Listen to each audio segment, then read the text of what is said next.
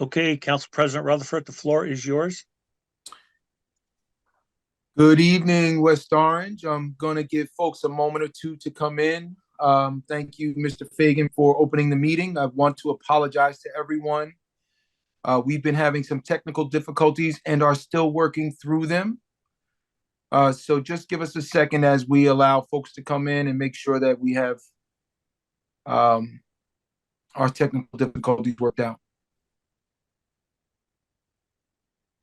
This would be the perfect time to play some music. Elevator music. Or Council President, and for me to wish you best wishes at the start of this new year as Council President.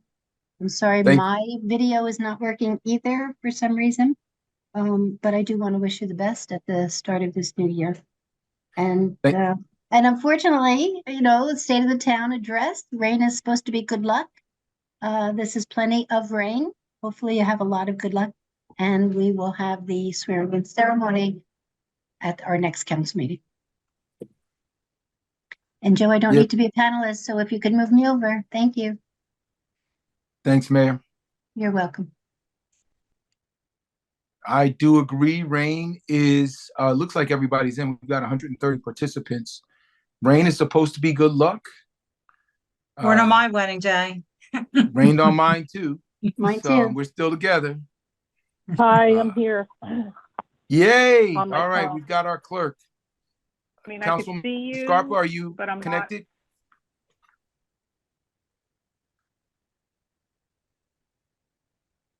Who was that who was just talking?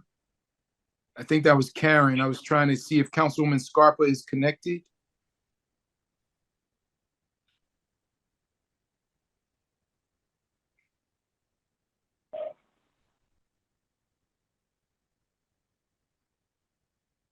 I don't know if you guys can hear that wind outside, but it is really howling. All right. We're going to let Councilwoman Scarpa come in, but I sent her the number. I think we should get started. The meeting will be called to order at 6:47 p.m., our first official meeting of 2024. Welcome, West Orange, and welcome, colleagues. Madam Clerk. This is to inform the general public that this meeting is being held in compliance with Section 5 of the Open Public Meetings Act, Chapter 231, Public Law 1975.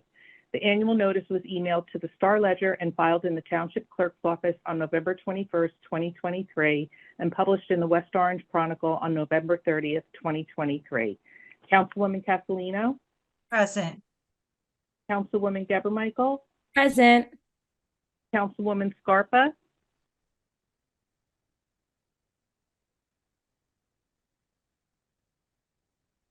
I'm gonna. She said she's going to call in. I'm going to see if I can find her here. Okay. Councilwoman Williams? Council President We can't hear Rutherford. you either, Councilwoman Williams. I saw her. I read her lips. Okay, Councilwoman Scarpa, can you hear us? She's muted.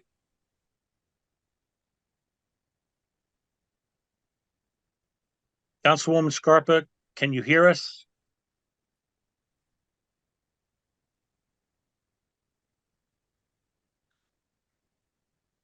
So am I correct in understanding I cannot be heard? No, we can hear you Now now. you can. Oh, okay, thank you.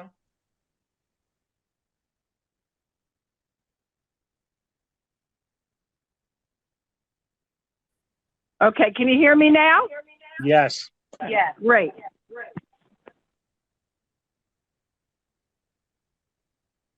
Okay, Council President. I'm here as well. There's an All we have on, Will Well, we everyone have on rise the for the conference Pledge of agenda- Allegiance? well, no, we do that during the public comment, public meeting. Oh. So during conference session, we don't really have anything on our conference agenda this evening, because we are moving the ceremonial swearing in, as well as the presentation of the gift to the outgoing council president to our next meeting due to the inclement weather. We thought it'd be nice to have people in person to see all of that. So that was moved from tonight's agenda to the 23rd of January. So right now, all we have is the council liaison announcement. Sure, we'll start with Councilwoman Castellino.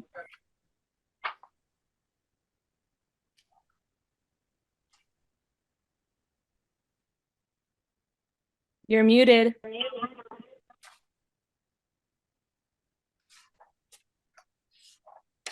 Sorry about that, folks. We got to get back in our Zoom mode here. We're used to being the public. So Happy New Year to everyone, and happy and blessed 2024. Congratulations to Councilman Rutherford being sworn in earlier today. Best of luck this year, and thank you to former Council President Tammy Williams for doing an outstanding job last year. I know it wasn't easy. These meetings aren't easy, as my council will see this year, but we do the best we can, and a perfect example tonight, just got to pivot. So here we are on this market. Very exciting news for downtown West Orange. So while everybody else was celebrating the holidays, our executive director and our downtown Amy McCampbell, her assistant, and our business owners were extremely busy. We were, are you guys hearing me repeat myself? We are hearing an echo. I think there we go. I was asking Councilwoman to mute. I think it should be good now. Is it okay now? Yes. Mr. Fagan? Okay, Yes. sorry about that, folks. So, so very exciting news. If you've been following us on Channel 12 News during the holiday week, Channel 12 News was downtown highlighting 6 of our businesses: Supreme Bakery, they went to Americana Diner, Vita Hair and Nail Salon, C&P Fine Treasures, and Uptown Printing. And their last stop was Nicholas Anthony's Family Kitchen. And I want to thank all our business owners for participating, being interviewed. The first interview was at 5:15 a.m. They played the tape all day, but production started at 5:15 a.m. and it was pretty cool seeing all this happen behind the scenes. But great stories for each owner. Supreme Bakery, they've been there over 55 years. Americana Diner, they're the only 24-hour diner that's open 24 hours in this area, because most diners close at midnight. Vita Hair and Nail Salon, celebrating, they're going into their 5th year.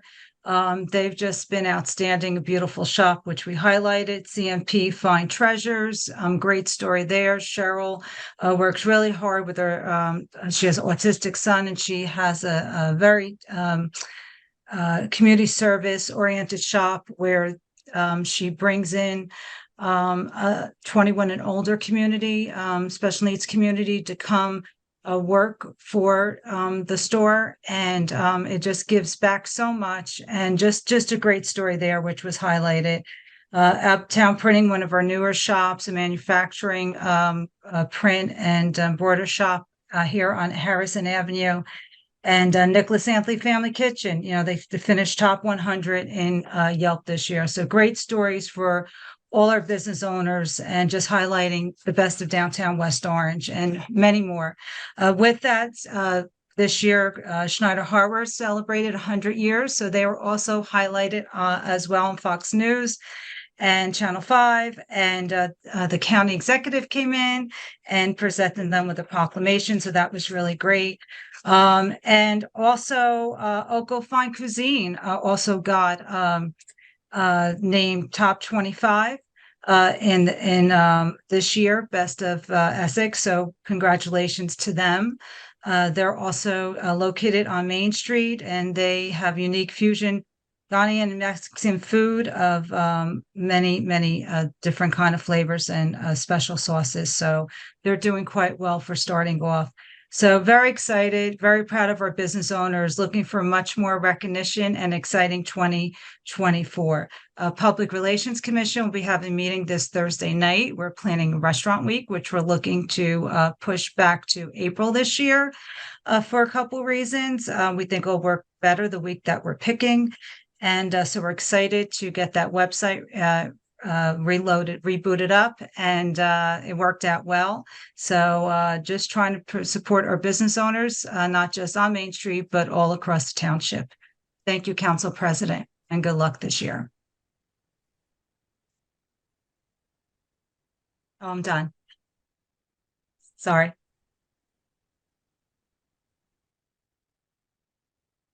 You're on mute.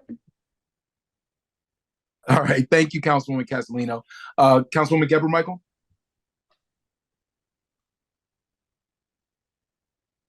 Good evening, everyone.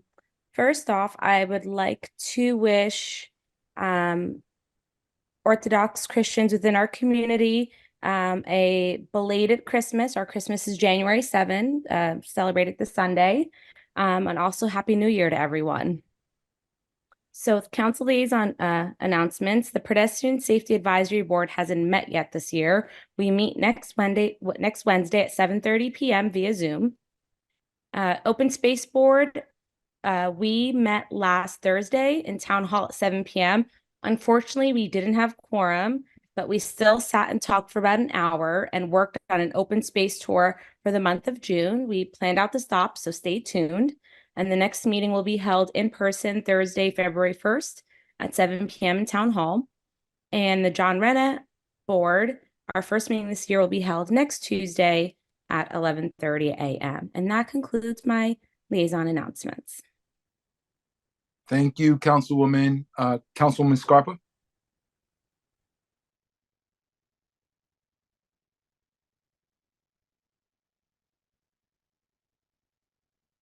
Can you hear me?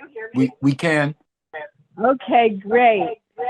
I first want to start out by thanking Council She has an President. echo because she has two Zooms open. She has the other one open that isn't muted. Oh, let's see if I maybe mute this one. Try closing Maybe I out can that mute one. it. All right, maybe I could close it. Just close it all the way out. Close your laptop all the way out. Okay.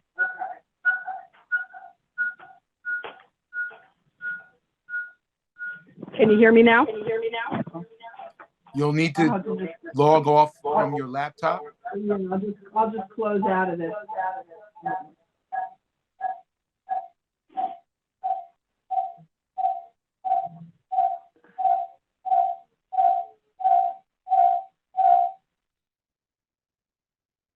Okay, can you hear me now?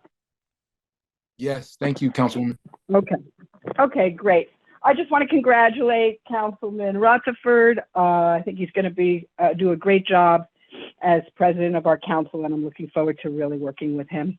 In terms of my council liaison appointments, both the environmental and the economic development meet at the end of the month, so we don't have too much news on them yet, but our senior citizen committee, the Older Adults Advisory Board, is on the move as usual. We are starting our winter cafe in January now. I encourage all of the seniors to look for it. It's going to be a nice opportunity for them to just meet and relax and have some lunch and have some interesting programming. And again, I want to shout out and thank Laura Van Dyke for the tremendous work she and Noelia have done to try to put this together for us. Also, I am excited that we have our 2 council consensus appointments, which we will be voting on later on. Impending matters, we have Rachel Hershey and Althea Tweeton, who both are seniors who have been working with us in many capacities for a while now, and I hope that both of them will be confirmed. And that's about it. Thank you, Councilwoman. Councilwoman Williams. So much. West Orange, Happy New Year. We are looking forward and exciting to a 2024 that we expect more and expect better. As far as my council liaison announcements are concerned, the Historic Preservation Commission meeting for January has been canceled, but you will see later on as we approach our agenda that there is a resolution on for a grant opportunity. as well as the Municipal Alliance. You will also see a grant opportunity on the agenda. We are just excited and looking forward to a strong and uneventful 2024. We're looking forward to making sure the municipality meets all of your expectations. And I just want to thank you for the continued opportunity to serve. Thank you, Council President. Thank you, Councilwoman. Quick update from me on council liaison appointments. First, Happy New Year, everybody. I am excited to start the new year off and work with each of you. So I'm looking forward to a successful year. I want to thank all of you for the well wishes, everyone that was in person today, and the accommodations that were made given the storm that we're dealing with to swear me in. So thank you, Madam Clerk. Thank you, Mr. Fagan, and all those that were present today. Briefly, we've been still working with the potential development on Main Street, the proposed movie studio with the developers Matrix. They have engaged engineers, civil engineers, geotechnical engineers, environmental engineers. They're doing all of the analysis around the space. They have engaged with multiple studio partners and are evaluating those opportunities. And they are working on the tax credits as well. And they have actually even started their site characterization and their layout. So the project is moving forward quickly. We're excited about the pace. There have been multiple visits to the space. I've participated in one of them. I want to thank Chief Abbott, the guys from DPW for being so accommodating and helping to make sure they have access when they need it. And so we're looking forward to continue working with them and having a successful project. They will be giving us monthly updates. But as always, if there are any questions in between, don't hesitate to ask. The planning board met last week, I believe, and we considered just one application. It was for a residential property in the Valley area. The proposed project at the golf course has been postponed. We're going to deal with that at the next meeting. A joint meeting will meet next week. And so I don't have any further updates on my council liaison appointments. And I'm glad because it's still just now 7:02. In spite of how late we started, we are still almost on time for our regular meeting. So if that concludes our council liaison announcements and we don't have any further business, I think we should start our public meeting. Council President, Councilwoman Castellino has her hand up. Sure. I can't see it. I'm sorry. Just real quick. I just feel bad because I did not mention, I skipped over Light Bulb Cafe. And I just wanted to mention he was one of the businesses that was profiled. And great story there. He started in the middle of COVID or the beginning of COVID and has worked really hard and is doing great in regards to his business on Main Street. So just thank you, Council President, for letting me mention that. Absolutely, Councilwoman. And you jogged my memory too. I wanted to welcome our newest Board of Ed member. Maria Vera was sworn in last week as well. And she is the new Vice President of the board. So excited that she is working there, and we're, as always, looking forward to helping with the schools wherever we can. And I know that you are the liaison, Councilwoman Castellino. So please let us know whatever it is that we can do to be helpful. Absolutely. I think that concludes it. May one other announcement, Council President. Yes. So I just wanted to take this opportunity also before we close out our announcements to acknowledge the West Orange African Heritage Organization and their wonderful Kwanzaa celebration that they're held at Washington School. That was standing room only, and we appreciate their contribution to the West Orange community. They do that independently and funded exclusively by their organization, but it is a community-wide event. So I do thank them for their service to the community and acknowledge that it was a superbly done event. Very nice event. Absolutely. Thank you, Councilwoman. I think that it for council liaison announcements. And yeah, that was certainly a wonderful event. Madam Clerk.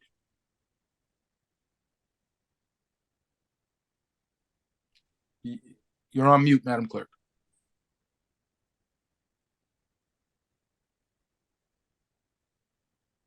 For those of you joining us from the public, we have been having technical difficulties. We do need you to bear with us tonight. Yeah. Can you hear me now? Yes, we can. Okay, thank you. So I just wanted to remind everyone that at the December 19th meeting, we recessed the meeting. So in order to follow the proper protocol tonight, I have to reopen that meeting. We're going to immediately recess it until January 23rd of 2024, and then we'll go into tonight's meeting, January 9th, 2024. So it's going to be a lot of roll calls, but just bear with me. So I'm going to open it now. This is to inform the general public that this meeting is being held in compliance with Section 5 of the Open Public Meetings Act, Chapter 231, Public Law 1975. The annual notice was emailed to the Star Ledger and filed in the Township Clerk's office on November 23rd, 2022, and published in the West Orange Chronicle on December 1st, 2022. Councilwoman Castellino? Present. Councilwoman Geber-Michael? Present. Councilwoman Scarpa? Present. Councilwoman Williams? Present. Council President Rutherford. Here. Is there a motion to recess this meeting until January 23rd, 2024? So So moved. Second. All in favor? Aye. Aye. Any opposed? The motion is carried. The meeting is adjourned. Now I'm going to open up tonight's meeting. This is to inform the general public that this meeting is being held in compliance with Section 5 of the Open Public Meetings Act, Chapter 231, Public Law 1975. The annual notice was emailed to the Star Ledger and filed in the Township Clerk's office on November 21st, 2023, and published in the West Orange Chronicle on November 30th, 2023. Councilwoman Castellino? Present. Councilwoman Geber-Michael? Present. Councilwoman Scarpa? Present. Councilwoman Williams? Present. Council President Rutherford. Here. Will everyone please rise for the Pledge of Allegiance? Pledge allegiance to the To flag the flag of the United States of America and to the republic which stands one one nation, nation under under God, God, indivisible, with liberty with liberty and and justice for for all. all. The council is now in their public meeting. Thank you, Madam Clerk. We will begin with our public comment. This public comment is for agenda items only. Just before we open up for public comment, though, I want to make an announcement I just received regarding schools tomorrow. So for those of you that are that have school-age children, this message is from the superintendent of the West Orange Public Schools. Due to the predicted storm impacting our township and in an effort to prepare our buildings to safely receive students and faculty, the West Orange Public Schools will follow the delayed opening schedule tomorrow, Wednesday, January 10th, 2024. This will allow the district to recover from potential power outages, storm damage, flooding, and/or leaks as a result of the weather. There will be a 90-minute delayed opening schedule. So West Orange High School will begin at 9 o'clock.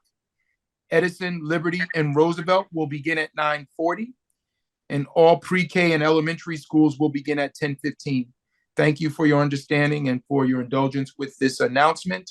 Public comment for agenda items only will begin now. Mr. Fagan. Can you see my screen, Council President? Yes, sir. Okay, I'll be brief. Welcome everyone to the Township Council meeting for January 9th. I am sorry we had some technical difficulties running in, and I just want to thank Megan Brill for helping solve some of them on the back end. Happy New Year, everyone. As we begin the new year, 2024, let us invent our new future. As Council President mentioned earlier, he was sworn in in a brief ceremony at council chambers by Judge Hackett, his daughter there, and his proud parents standing behind him. It was a proud moment for Council President, and I understand we will have a more formal ceremony when we return to council chambers. Today is National Law Enforcement Appreciation Day, so certainly we want to thank all our police officers who have been serving the West Orange community since June 28th, 1884. There is ongoing operations for tree trimming by PSE&G in West Orange. We don't have a precise schedule. They're working on their schedule, but just be aware and stay alert of possible tree trimmings from PSE&G crews. Thursday, January 11th, 6 to 9 p.m., council chambers. Mayor McCartney's open office hours. There is no appointment necessary. You can simply just show up. On Monday, January 15th at Liberty Middle School, there is the 12th annual celebration of Martin Luther King. William Barbie will be the guest speaker. That starts at 10 o'clock. Doors open 9:15. This information is on our website, by the way. Also, the West Orange Arts Council is reaching out for artists, calling all artists for African American elegance. You can contact details at woarts.org. Apparently, they're looking for to have a display during Black History Month in February. There is a free rabies vaccination clinic Wednesday, January 10th, 3 p.m. to 4 p.m., fire station number 4. That's on Pleasant Valley Way. There was another one that happened this past Saturday. It is wintertime. We had snow. Now we had rain. Just a reminder for those residents who can to clear a fire hydrant in front of their house 3 feet with a clear path to the street. It will help save property and lives. And thanks in advance from the West Orange Fire Department. Just a reminder that there is no soliciting in West Orange. A permit is required. So anyone seeking information about a permit, please contact the municipal clerk's office at the number shown. And this information, as I mentioned, is on our website. Also, senior transportation to the West Orange Library. You can call 325-4134. This information is on our website. It's best to call a day before to reserve a seat. As the holidays are now behind us, we're also discharging Christmas trees. You can call the DPW at the number shown to advise them it is at the curb. More information about this is also on our website. This continues to January 31st, the end of the month. Also, this is an important number here to report and receive power outages. Just text the word out to 47734 in the event you lose power or need to find out status of a power outage. Also, report streetlight outages to PSE&G. We've been getting many notices from residents on the report a concern on our website. And we have to advise them that they need to contact PSE&G. This is the phone number to do it. And please provide the poll number when doing so. That helps them greatly. 92 years of service. Congratulations, West Orange Elks, Post 1590. They have 92 years of serving the West Orange community. They began in 1932. Happy birthday to Maddie Wilkerson, who celebrated a birthday this week. Mayor was on hand to deliver a proclamation, 100 years old. Also, Council President, if I may indulge in a personal point, I have been appointed by Governor Murphy to the New Jersey State Historical Commission, been nominated by Governor Murphy, and my nomination has been approved by the Senate.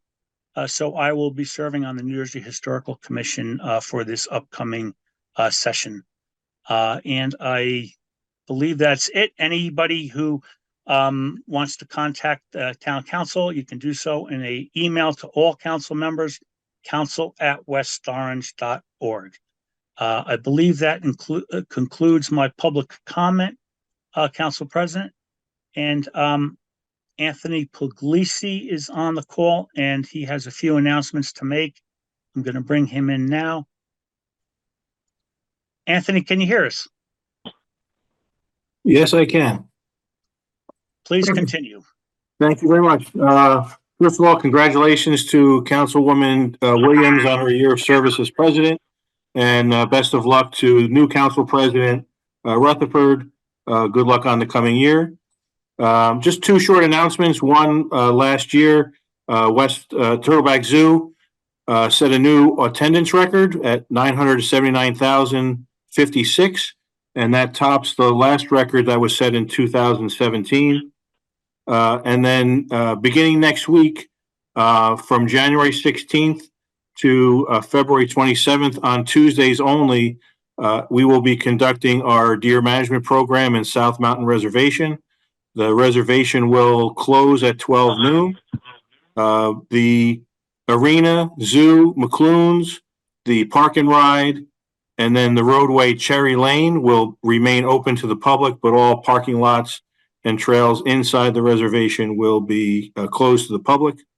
The last two dates of that list on February 20th and 27th are makeup days only. So if we do not cancel any days before that, we won't have the program on those 2 days. And if you notice, there are fewer days that the program is being held this year because we are in more of a maintenance mode than in previous years. All this information is on our website, which is EssexCountyNJ.org. And if you have any questions, just please let me know. Thank you very much. Okay, Council President, we have 231 people attending the Zoom meeting, and we have 16 people with their hand raised. Before I bring them into on public comment, would you like to make an announcement concerning what public comment is regarding this evening? Council President, before you do that, just a quick service announcement from the West Orange Office of Emergency Management and the West Orange Health Department. Tomorrow's garbage and recycling collection has been postponed. We placed this on the website. There should be a robocall going out. Our collector, Roselli company, is going to ask that if we put out our refuse and recycling out tomorrow evening, and they'll make every attempt to collect it by no later than Saturday. So we apologize for the inconvenience, but for the safety of the residents and the garbage being strewn about the town with high winds, we ask that all residents do not put out their recycling or their garbage tonight. Thank you. I'm sorry for the interruption. Thank you. That's all right, Mr. Smeraldo. And I received that robocall. It did instruct residents to put that have Wednesday collection to put their garbage out Wednesday night, and it will be picked up in the coming days. Mr. Fagan, with regard to public comment, we are going to do agenda items only. We're going to go back to the old format, starting with the next meeting. But tonight because the agenda has already been published, we're going to stay with agenda items only. We'll have non-agenda items. We'll have public comment for non-agenda items at the end of the meeting. But right now we're opening public comment for agenda items only. And I want the administration to be alert because we are going to have a different answering process tonight. So when public comment has concluded, we will direct all of the comments that require the administration to respond. We will allow them to respond first so that there's not the back and forth between the council members. And then after they're done responding, whatever they don't address that individual council members would like to address can then be addressed by us. Hopefully that'll help us shave off just a few minutes from the meeting. So Mr. Fagan, please call the attendees in the order in which you choose. Yes, thank you, Council President. Before I begin, I just want to mention that the announcement Mr. Speraldo made is posted on our social media, Facebook and Instagram, and is also posted on our website. So if anyone needs to double check that information, it is available at those venues. We have 23 people with their hand raised. Paul, can you hear us? Please state your full name and address for the record.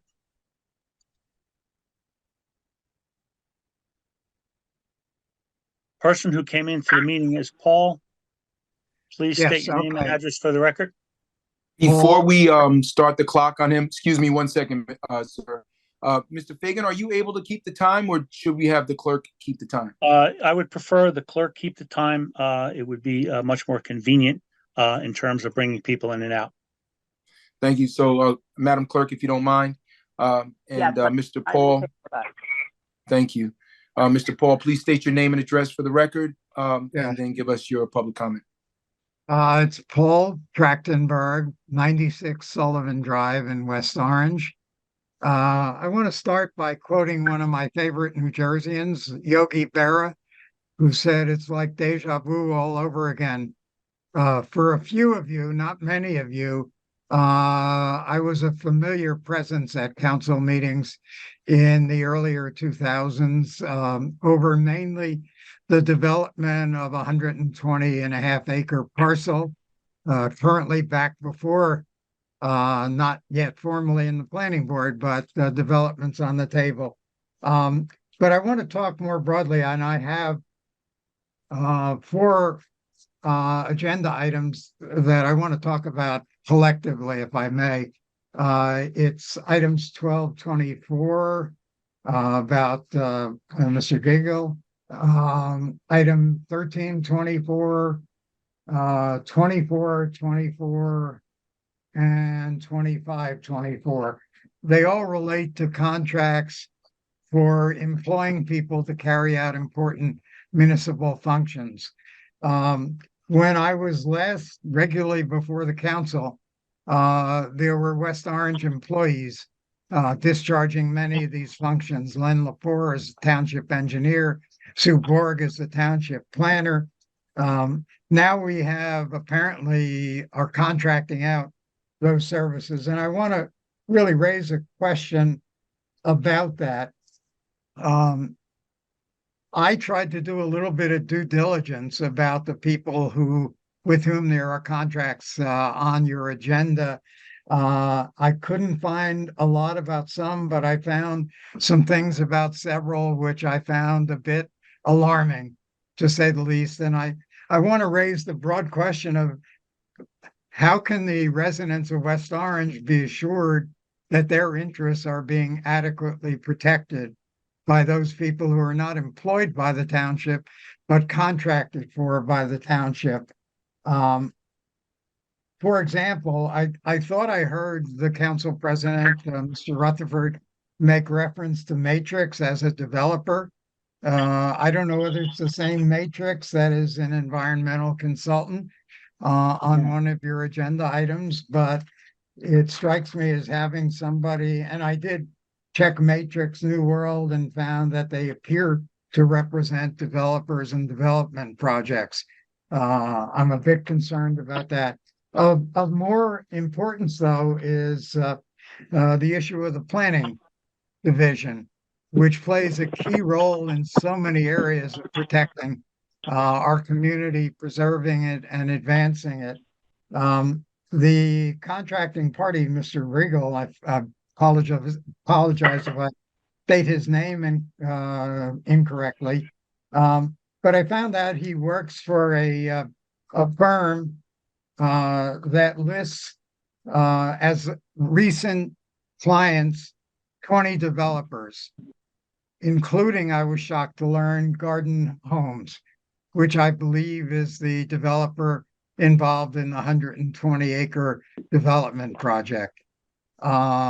I think we need to find a way to assure that not only those that are employed by the township, but those who enter into contractual relationships with the contract have been carefully vetted for conflict of interest and other issues that their outside employment raises. Incidentally, I even discovered that the assistant township engineer is listed as somebody employed 1 by minute remaining. an engineering firm, and the engineering firm indicates that one of its major assignments is dealing with major and minor subdivision developments. So I am concerned that the interests of West Orange citizens and the entire community are well served, not only by people we employ directly, but by people with whom we enter into important contracts, because these are all central functions: the engineering function, the planning function, the environmental function. Thank you for your time. I appreciate it.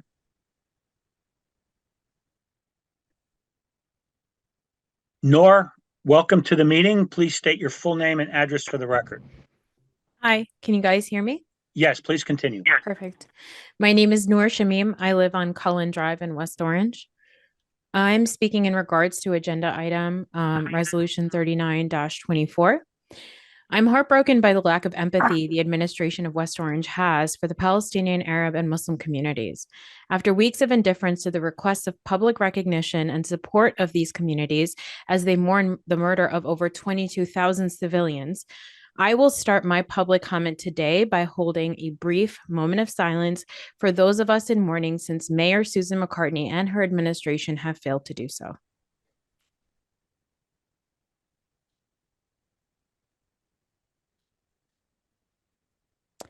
Thank you. I have attended multiple meetings in the last few months, HRC, town councils. I've even had small group meetings with the mayor and members of this very town council.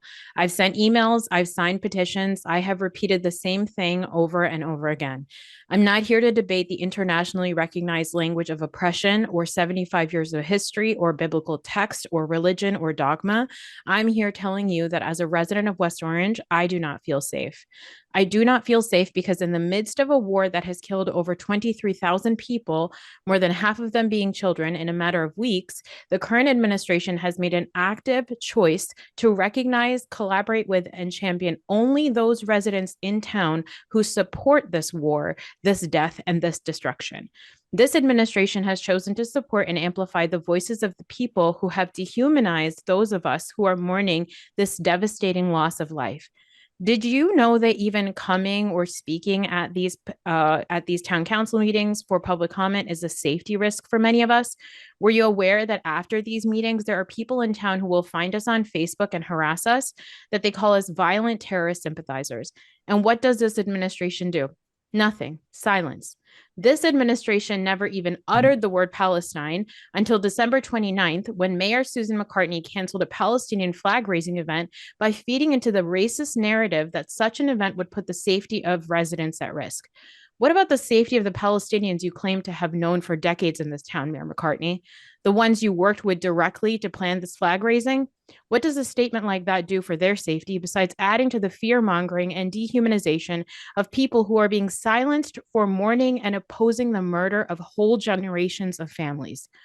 In the days following that statement, Susan McCartney spread a slew of misinformation, from the rumor that the flyer her administration received, approved, and posted was inciting hate, to the fear that outside Palestinians or Arab organizations that were attending the event would be violent. Besides the fact that these statements are unequivocally false, they're also rooted in anti-Arab racism and are deeply problematic. Now, I don't expect Mayor McCartney or the town council here today to solve the crisis overseas. I don't expect you to end the war. What I do expect you to do is to work with the communities of West Orange that have been vilified, dehumanized, and systematically silenced. Rather than voting yes on a resolution being proposed today that silences the criticism of a foreign country that has displaced over 2 million people and killed over 23,000, why not work in collaboration with the diverse residents of West Orange to establish a resolution that would keep all communities impacted by this war safe? There is a dangerous rise in Islamophobia, anti-Semitism, and anti-Arab racism, and it should all be treated with equal concern and care. However, the town is currently prioritizing the safety of only one while silencing others. And this war, like I said, is impacting multiple communities. So to only support one is impulsive, short-sighted, irresponsible, if not outright dangerous. We need a resolution that clearly states that humanity and safety of all residents of West Orange is a top priority. 1 minute remaining. Especially during a time when tensions are heightened. The actions of a foreign government should never be a reason for any West Orange resident to feel unsafe. While I am deeply disappointed in the actions of this administration, I am moved by the beauty and passion of the residents of West Orange, including Council President Rutherford and Councilwoman Geber-Michael, who came out on Friday to raise Palestinian flags. It was pure Palestinian joy. We raised flags, we ate treats, we sang songs, we danced debka, and yes, we resisted. We resisted our sadness, we resisted our mourning, and the constant dehumanization by celebrating Palestinian humanity and Palestinian joy. It was beautiful and peaceful, just as organizers had promised it would be. I hope council members and this administration and Mayor McCartney take a note from the residents of this town on what diversity and inclusion really looks like. It is not simply tolerating that we exist, but instead celebrating that we are here, ensuring that we belong, and prioritizing our safety. Your time is up. Thank you.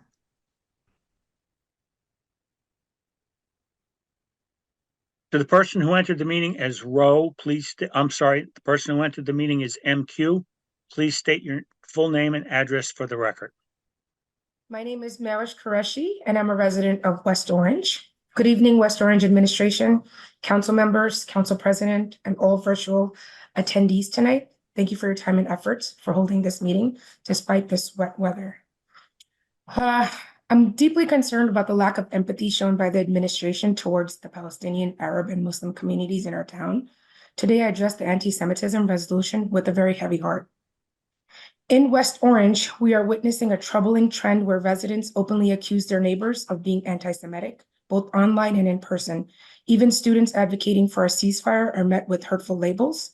It is disheartening to see Palestinian families losing their loved ones due to actions by the Israeli government, actions that this resolution seems to single out and unintentionally make it harder to critique. I've personally become a victim of these attacks to the extent that after more than 20 years of maintaining a social media presence on Facebook, I was forced to delete photos of me, my family, my children due to fears of potential harm. I admit this has instilled a sense of fear in me, but I am determined to voice my concerns over and over again. Today, I'm going to echo other sentiments urging the town to prioritize inclusivity and safety. In our recent HRC town council meetings, discussions amongst peers, amongst everyone around us, we have consistently voiced our concerns via email, meetings. I'm here today to express that as a West Orange resident, I feel unsafe. I feel unsafe in this town that I call my home for 8+ years. Public comment sections, like Noor says, have evolved into hazardous spaces. We endure unwarranted harassment, malicious accusations of being advocates for violent extremists. This administration's persistent silence in response is not only disheartening, but deeply unsettling and abhorrent. Quite frankly, it's disgusting. It's concerning that Mayor Susan McCartney only mentioned Palestine on December 29th when canceling a Palestinian flag-raising event.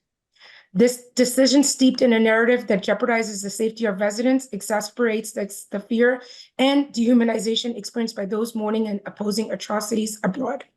We urgently need a resolution that puts the safety of all affected communities first. The dangerous rise in Islamophobia, anti-Semitism, and anti-Arab racism demands equal concern and care. Prioritizing the safety of one community while silencing others is short-sighted, is irresponsible, and it's very dangerous. Despite my ongoing disappointment with this administration, my heart is happy with gratitude for Council President Rutherford, Councilwoman Geber-Michael, West Orange, humanity. Their act of solidarity, raising Palestinian flags alongside us, was a profoundly moving experience. It's my sincere hope that the administration grasp the profound significance of genuine diversity, embracing our existence, fostering our sense of belonging, and ensuring our safety. Thank you.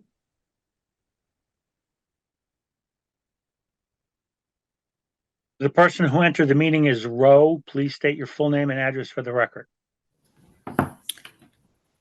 Hello, can you hear me? Yes, please continue. My name is Roe. Just for safety purposes, I would not like to share my last name if possible. I am a resident of West Orange. So I will also be discussing Resolution 39-24. which is being called an anti-Semitism resolution, but in actuality, this is an anti-freedom of speech resolution.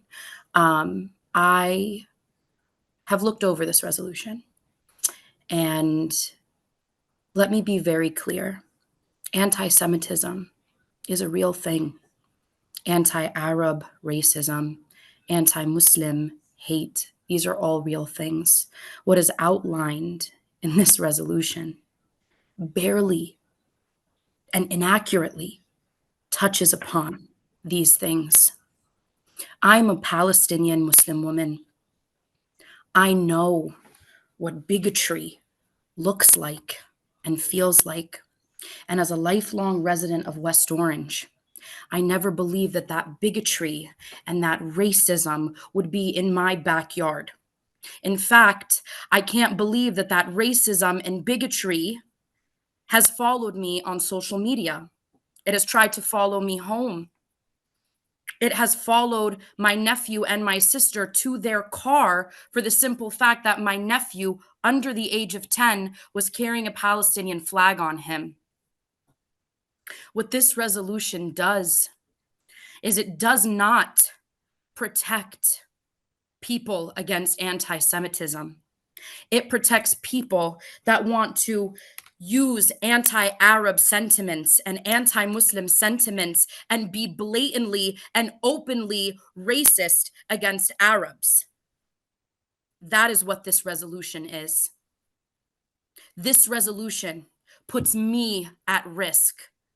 It puts Palestinians at risk, Arabs at risk, Muslims at risk. God forbid it puts anybody who looks like me at risk, whether they be Muslim or Arab.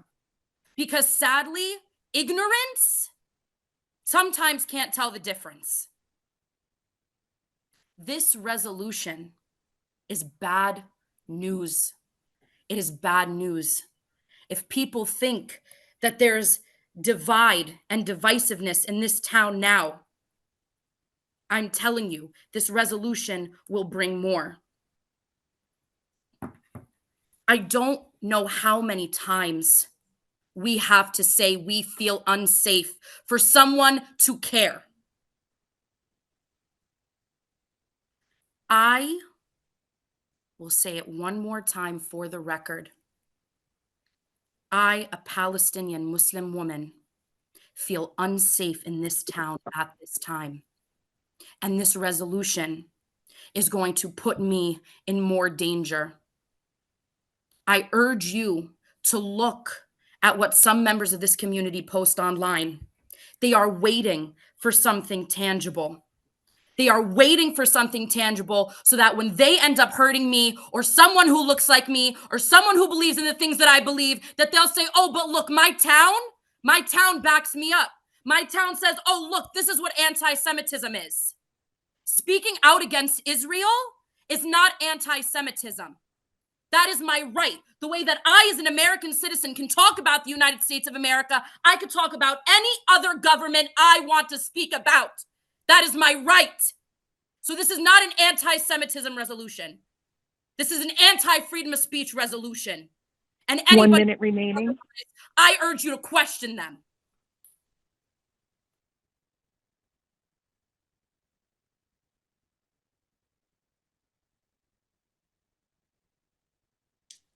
Mr. Fagan? Apparently she muted herself. Ro, you have 30 seconds. Would you like to continue? I think I've said my piece because I don't know how much more I could say before the people in this administration want to humanize me and stop demonizing me and my people. Thank you.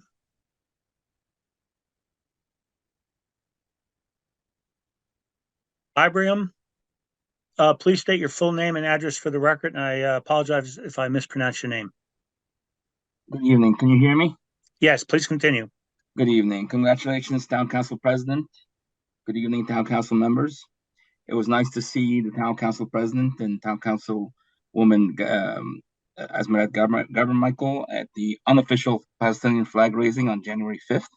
Pardon the interruption. Can you please state state your name and address for the record? My name is Ibrahim. I live in West Orange. I hope you enjoyed yourselves and tried some of the Palestinian sweets like kunafi, which was made authentically, like it was made in Nablus, Palestine. Maybe the mayor will get to taste the kunafi soon when we have an official raising of the Palestinian flag. I see that the petition is now over 1,400 signatures. We're still waiting for the mayor's statement empathizing with Palestinian residents with what's happening in Gaza. I want to speak about the anti-Zionism equates to anti-Semitism resolution that have been brought before you tonight. I know that anti-Semitism, Islamophobia, and anti-Arab racism is on the rise today, and we should fight together to combat this. But the resolution you have today does not do that. This resolution will actually create division, hostility, and bigotry, and will empower one group over another, especially here in West Orange. It will empower the Zionists. Zionism has nothing to do with Judaism. Judaism is one of the Abrahamic faiths, as Christianity and Islam is. As a Muslim, I must acknowledge and respect these religions as part of my faith. Zionism, on the other hand, is a nationalistic movement that originated in Eastern Europe and founded by an atheist and has nothing to do with Judaism. Not all Jews are Zionists, not all Zionists are Jews, and not all Jews support Israel. Zionism is a racist, fascist, colonial settler project. Zionism was the cause of my grandparents fleeing for their lives with their young family from Akka and Haifa in Palestine during the 1948 Nakba, or catastrophe. Zionism was the cause of them becoming refugees from their home. My grandparents were living a middle-class life in Palestine until Zionism came to their doorstep and destroyed everything they had. Their home and land was stolen from them, and they were forced to leave because of the terror and killings they experienced. Much like the genocide that's happening now in Gaza, they lived out the rest of their lives in foreign countries, never being able to become citizens, and always labeled as Palestinian refugees. Their children and grandchildren and great-grandchildren worked very hard to come to the United States and become successful citizens, but after much suffering. So you see, there is a reason I am an anti-Zionist. And as a United States citizen, you'll be curtailing my rights to free speech if this resolution passes. You will give power to the Zionists in this town to label me and anyone against Zionism as an anti-Semite. I am a Semite because I am Palestinian, and I speak Arabic. I have lived in this town for 30 years and have never been concerned for the safety of my family until now. My wife wears a hijab, and so do my daughters. They're visibly Muslim, and passing this resolution will make them even more of a target. I feel that this resolution that you have before you will send the wrong message to West Orange residents and create fear and division. If you want to combat anti-Semitism and Islamophobia and anti-Arab racism, you need a different resolution without including Zionism and Israel. Israel is an apartheid state that is responsible for the killing of over 23,000 human beings. And half of these human beings are children. When you equate anti-Zionism to anti-Semitism, you deny my grandparents, my parents, and me the right to criticize Israel for what they have done to us. Please replace this resolution with a better one for all of West Orange residents. Thank you. John Blanton, welcome to the meeting. Please state your name and address for the record. Josh, you have to call you back. Good evening, John Blanton. I received the phone call at the same time. Am I echoing? Yes, sir, you are. What do I have to do? Is there an open microphone on your laptop? Mr. Fagan, he sounds fine to me. I don't hear the echo. Okay, continue, sir. I'm sorry. Oh, okay. I hope it doesn't, I can go back to my 5 minutes. John Blanton, Forest Hill Road here in the township. First and foremost, I want to wish everyone a happy new year. Secondly, I want to thank Councilwoman Williams for your service, not only as a council person, but serving in some very difficult times as our chairperson over the last year. And I want to congratulate Councilman Rutherford for your colleagues thinking enough of you to vote you as the chairperson. And I wish you well with the continuance of the work that you guys are doing, work with the administration and the residents of our township as well as your colleagues. I want to address three different agenda items. The first one is 2834-24, 2834-24. It's regarding the all-way stop signs at Mitchell and Valley. And it appears that in the resolution, it's saying that these stop signs are going to be put up, unless I'm a little confused. They're already there. So I just wanted to ask what this is the logistics of this, because those stop signs are already there. My second question on the agenda is 9-24, Mr. Richard Trink's agreement. I just found out recently that you guys are in litigation. I don't know if it has something to do with this agreement, but I would also like to get some clarity, because it seemed like there was some back and forth with you guys in regard to Mr. Trink's agreement. My third concern is agenda item number 39-24. Without having to go into full detail, I have contacted each one of you, if you know individually, to tell you that I'm offended by this resolution. The only person I didn't speak to was Councilwoman Castellino. I want to reiterate that to you guys. If you hear it in my voice, I'm also representing my family members. And I have spoken and shared this resolution with religious leaders, public officials, educators, law enforcement officers, and others, not only here, but throughout the country. And I took West Orange out of it, and I asked them, I scanned it, and I asked them to read it and get back to me throughout the day with feedback. And everyone that got back to me had the same exact comment. And the recommendation I want to make to all of you, and I said this before, with the possibility probably of Councilman Rutherford, maybe. I know Councilwoman Asmaret and Councilwoman Williams would be too young. I'm a civil rights baby. And when people are isolated like this, and you give the appearance that someone else is more important than someone else's atrocities, it's appalling to me.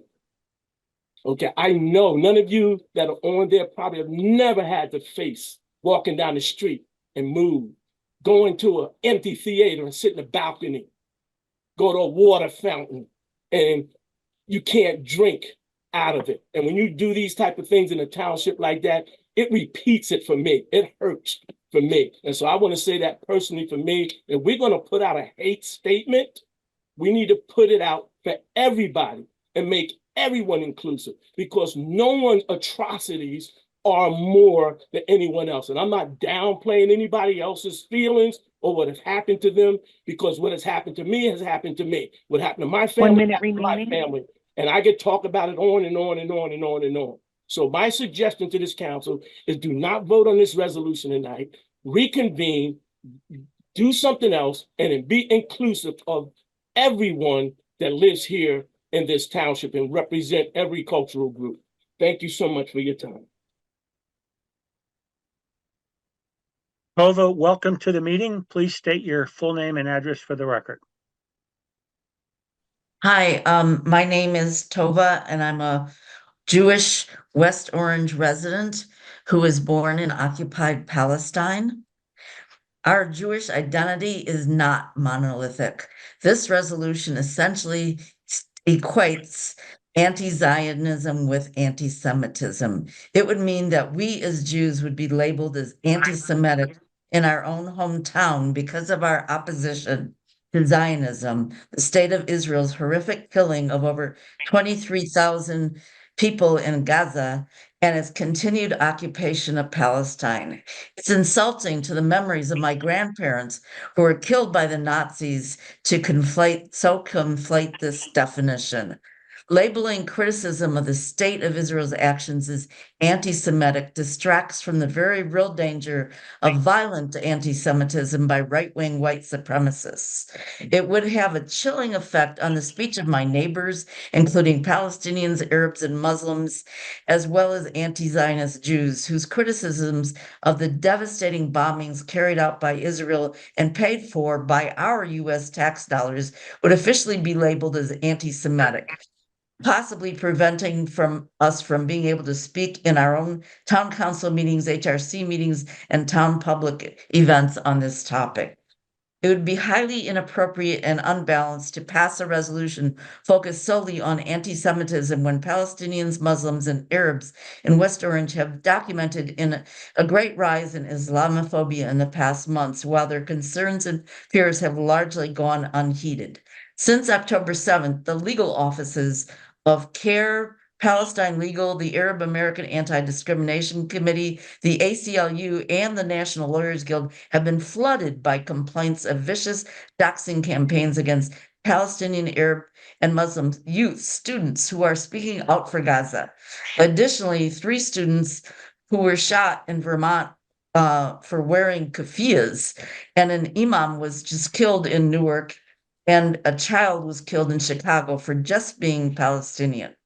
Statistics quoted in the resolution rely heavily on the ADL, which uses the IHRA definition of anti-Semitism in their compilation of anti-Semitic incidents, including the speech of Palestinian students on campuses across the country who were responding to the genocidal assault on Gaza by Israel. Our West Orange High School students' walkout for Palestine would have been included as an anti-Semitic act in these statistics.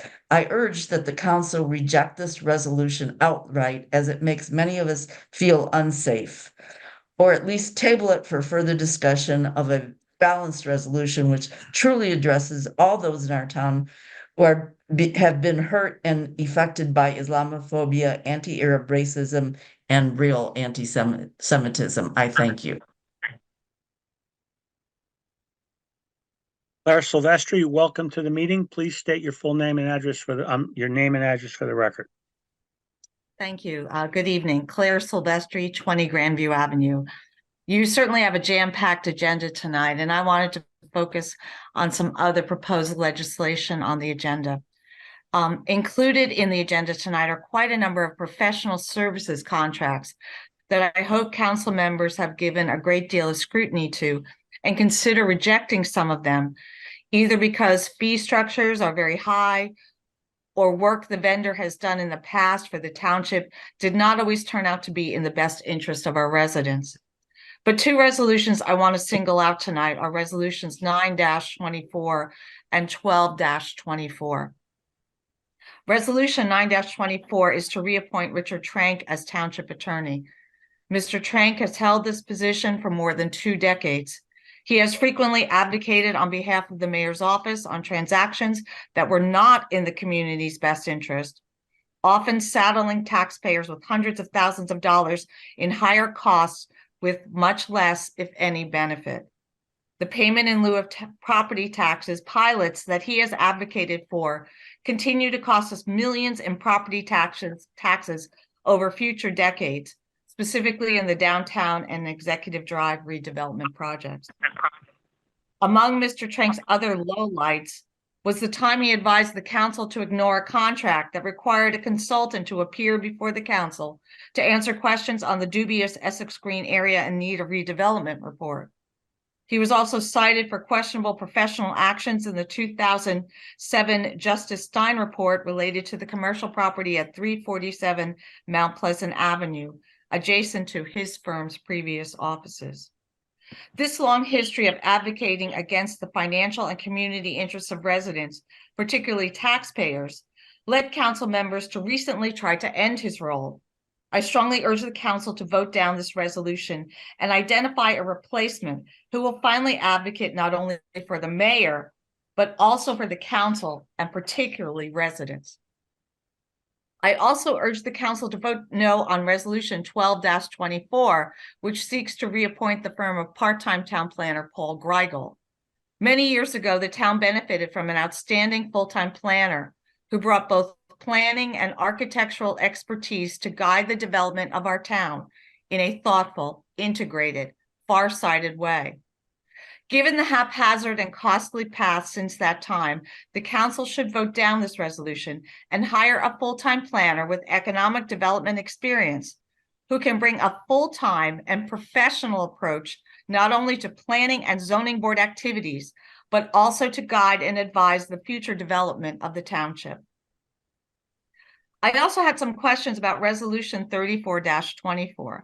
In reviewing the legislation, it indicates a need for engineering work to both replace Main Street corridor crosswalks and sidewalks, as well as to make parking lot and lighting improvements at 10 Rooney Circle, i.e. the library, for an amount not to exceed $75,000. The resolution indicates that 4 bids were received, but nowhere does it say that CME Associates, the recommended vendor, was the lowest bidder. Were they the lowest of the 4 bids received? If not, why wasn't the lowest bidder chosen? Also, my understanding is that engineering costs for a construction project are typically 5 to 15% of the total cost of the project. There are a few details about either of these 2 construction projects, but the $75,000 price tag for engineering seems to indicate that the total cost of whatever these improvements are could reach as high as $500,000. Could the administration please provide 1 minute more remaining? Thank you. Could the administration please provide more details as well as an estimated cost for the 2 construction projects individually? And finally, I want to once again express my support of Ordinance 2833-2023 to ban gas leaf blowers, and I hope council members will finally vote to approve it on second and final reading. Thank you. Natita Creamer, please state your name and address for the record. Hi, my name is Natanya. I live at 595 Northfield Avenue here in West Orange. I'm speaking tonight as a Jewish woman who is deeply committed to peace, equity, and justice. And I must express my deep concern regarding Resolution 39-24 on tonight's agenda, so that you have a sense of my positionality and the lens with which I'm speaking to you tonight. I want to share an experience that's been on my mind and heart. About 10 years ago, I read Penny Rosenwasser's book, which is called Hope into Practice: Jewish Women Choosing Justice Despite Our Fears. And I was part of a group of Jewish women in Brooklyn who came together to dig deep into the impact that being Jewish has had on our social justice work. We discussed how anti-Semitism has shown up in our lives and how that connects to the spaces where we occupy positions of power and privilege as well. I've been reflecting deeply on these learnings and discussions, and in the face of what is happening in our town right now, I am absolutely clear that my Jewish identity and my Jewish values are what calls me to speak out against this resolution tonight. We must strengthen community as we build solidarity in our social change efforts, but this resolution will have the opposite effect. This resolution is ostensibly about combating anti-Semitism, but as a Jewish woman whose ancestors and family members have withstood overwhelming anti-Semitic acts for generations, I am deeply concerned that far from combating anti-Semitism, this resolution will serve only to further distract and divide our town, because it relies on a definition of anti-Semitism that equates and conflates anti-Zionism with anti-Semitism. For the past 3 months, in the midst of witnessing profound and heartbreaking devastation and destruction in Gaza, I have simultaneously been bearing witness to harassment, hate, microaggressions, macroaggressions, and dehumanization of my neighbors in West Orange. That includes Palestinian, Arab, Muslim, anti-Zionist Jewish neighbors, and many allies who have been courageous enough to speak their truth and to call on town elected officials to see, hear, respect, support, and protect every member of our community. This resolution will further silence not only Palestinian, Arab, Muslim, and anti-Zionist Jewish voices, but anyone who wants to speak out. And it fails to acknowledge the rise in anti-Arab racism in West Orange. In addition, a town resolution that silences the criticism of any country by using misleading definitions of anti-Semitism is dangerous and overshadows the real threat of anti-Semitism happening every day in this town and throughout our country and the world. This resolution will contribute to an unsafe atmosphere in West Orange by further emboldening only certain pro-Israel voices in our town. It would be highly inappropriate and unbalanced to pass a resolution focused solely on anti-Semitism in West Orange at this time. It would also result in curtailing free speech for all of the residents of West Orange right at the moment when open dialogue is desperately needed. As has been said, the Jewish community in West Orange is diverse and Jewish thought is not monolithic. Many Jewish residents like me consider our Jewish identity to be deeply tied to specific values, not loyalty to any state. Islamophobia and anti-Semitism are on a deeply concerning rise, and the town prioritizing the safety of only one group while silencing others, given the larger geopolitical issues impacting communities, is irresponsible and racist. The town should be working in collaboration with all communities to establish a resolution that keeps all communities impacted safe. The actions of a government and/or group should never be a reason for any resident to feel unsafe. We hope you will pursue other avenues for addressing the deeply painful rise in anti-Semitism and Islamophobia in our town. As a Jewish resident of West Orange, I oppose the adoption of this resolution as it will actually cause more harm to our community. The proposed anti-Zionism equals anti-Semitism resolution will further silence and compromise the safety of Palestinian, Arab, and Muslim community members and allies in West Orange. I would support a resolution regarding hate in our community that adds a substantive and meaningful anti-Islamophobia component. I ask that you, our town council, stop the resolution in its 1 current minute remaining. If you feel an anti-hate resolution is necessary, replace it with a resolution that condemns real anti-Semitism as well as Islamophobia and all forms of racism. Thank you for your time and consideration. Rachel, welcome to the meeting. Please state your name and address for the record. My name is Rachel Cohen, and I've been a resident of West Orange since 2017. I'm also speaking about the agenda point on Resolution 39-24. I come from a long line of social justice-minded Jews who, after fleeing the pogroms in Eastern Europe, made their home in the Boston area and later in New York City. You must vote no on this resolution if you truly stand against anti-Semitism and other forms of bigotry, and if you stand for peace and humanity. And I'm going to lay out 3 main reasons why. First, I want to say in no uncertain terms that the resolution you have before you is not an anti-Semitism resolution. As others have said tonight, it would more appropriately be called an anti-free speech resolution because it equates any criticism of the state of Israel with anti-Semitism. Listen to how absurd that sounds. We know there's a real rise in anti-Semitism in our town, in our state, in our country, and in the world. And it is not coming from those who stand in solidarity with Palestine or who criticize Israel. It's coming from far-right neo-Nazis and white supremacists, many of whom consider themselves to be Zionists. This resolution so obscures the very idea of anti-Semitism that it could actually serve to undermine, and as others have said, distract from the very real danger of violent anti-Semitism or of anti-Semitic hate and bigotry. It will do nothing to heal the growing divisions and tensions in our town, and in fact, it will inflame them. Secondly, this resolution will further silence the voices of our beloved Palestinian, Arab, and Muslim neighbors, making them once again feel unseen and unheard in the midst of unimaginable grief at what is taking place in Gaza. This town responded with tremendous compassion to the atrocities committed on October 7th.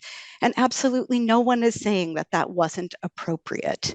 But since then, how many times do we have to say it? More than 23,000 Palestinians have been killed. The overwhelming majority are civilians, half are children. 80% of Gazans have been forcibly displaced.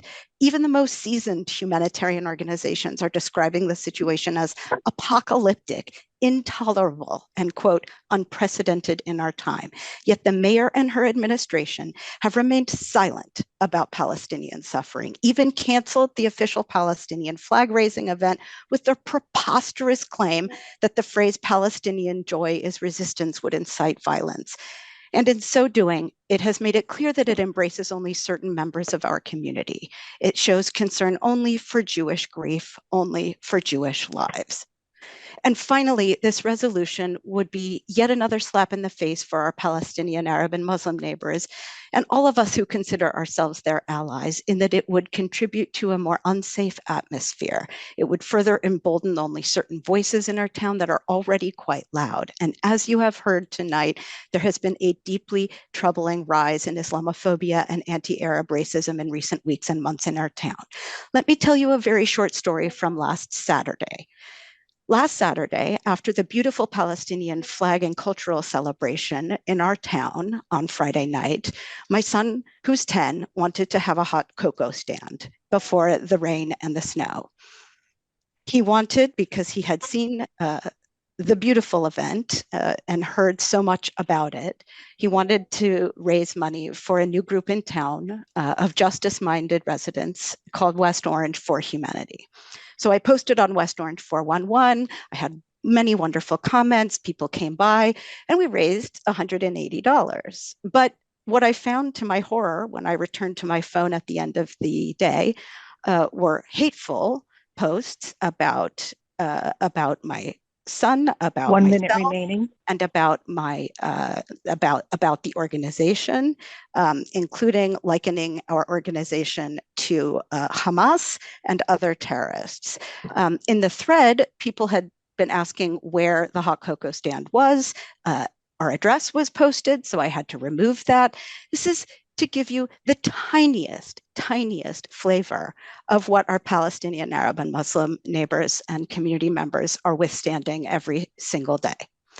Acknowledging and celebrating the humanity of Palestinians and calling for an end to the genocidal military campaign in Gaza, really, it can only be twisted into anything even close to anti-Semitism when the current crisis is taken completely out of its geopolitical context, when Palestinian lives are devalued, when Palestinians are actually dehumanized, and when, hear me here, when Jewish grief is weaponized in the service of an ethno-nationalist state. your time is up.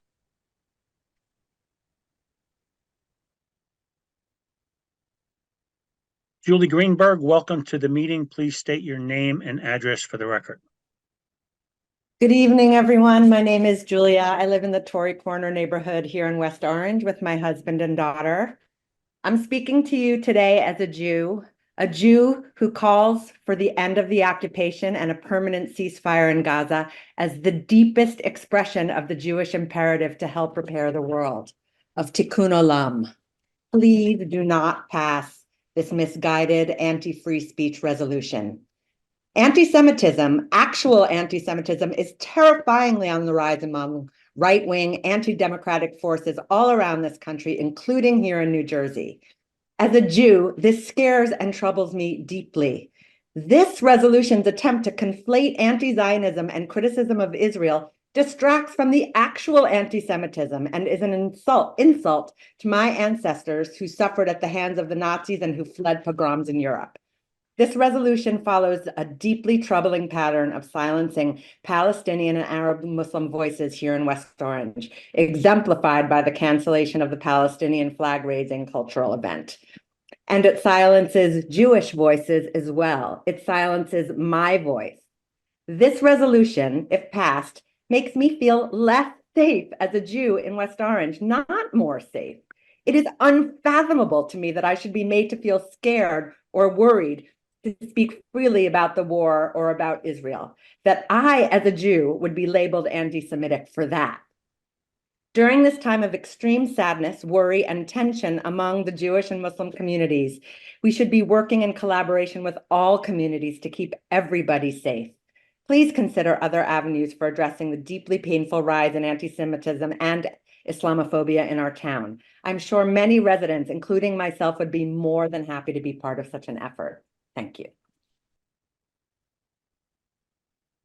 Jeremy Chatsky, please state your name and address for the record. I'm Jeremy Chatsky on Watson Avenue here in West Orange. Please continue. I'm also going to speak on the same resolution. I am new to West Orange, having just moved here with my wife and daughter at the end of the summer. One of the things that attracted us to the area was the diversity of the population. We wanted our daughter to grow surrounded by different kinds of people and viewpoints. Needless to say, we were distressed at the clumsy way the town attempted to silence the voices of some of our neighbors by canceling a Palestinian flag raising ceremony at Town Hall that they had already issued a permit for. Now I see the town is considering a resolution equating criticism of Israel with anti-Semitism that would say to me, a Jew whose grandmother barely escaped Germany alive, much of the family was not so lucky, that the town I moved to officially considers me an anti-Semite because I feel that Israel is committing a genocide in Gaza. I'm aware that there are many of our neighbors in the West Orange Jewish community who strongly support the actions Israel is taking, and of course that is their right, as much as I disagree with that. But please don't think that they speak for the entire West Orange Jewish community. They don't. And please be aware that if you pass the resolution as currently worded, you are not doing this on behalf of the Jewish community as a whole. The resolution, as currently worded, is flawed in many ways. Because it links criticism of Israel to anti-Semitism, it is clear that its intention is not to actually tackle the very real problem of anti-Semitism, but to silence those who oppose Israel's actions. The resolution cites the IHRA definition of anti-Semitism, but that definition is so flawed that Amnesty International, Human Rights Watch, B'Tselem, which is the biggest human rights organization in Israel, and the ACLU have all urged it not to be adopted. And even the person who drafted it has called for it not to be adopted after he saw how it's been so cynically weaponized. I could go on about the flaws in this resolution, but I'd like to step back and say I'm sure that it's clear to everybody who's listening into this that anti-Semitism is on the rise. In my short time here, I've met other anti-Zionist Jews as well as Palestinian and Arab American neighbors. I know I speak for all of us in saying we must combat real anti-Semitism. If there are neighbors here who feel unsafe on the streets because they are Jews, because they are walking into a synagogue, because they are wearing a yarmulke, I know everybody on this call wants the town to address that, regardless of what their views on Israel are. And I have to assume that everybody on this call can clearly see how Islamophobia is also on the rise. I'm sure I must speak for everyone when I say that no matter what we might disagree about, nobody wants Palestinians, Muslims, or Arabs to feel unsafe on the streets of West Orange because they are walking into a mosque or wearing a head covering. I must be speaking for everyone when I say that we are horrified by the hate crimes that have taken place in our country, like the 6-year-old Palestinian American girl stabbed to death, or the 3 Palestinian college students shot in the streets. So there is a clear and frankly simple choice ahead of us. You can pass this resolution as it stands and clearly state to all that the voices of a portion of the Jewish community are more important to you than the voices of other Jews, Muslims, and Palestinians in the community.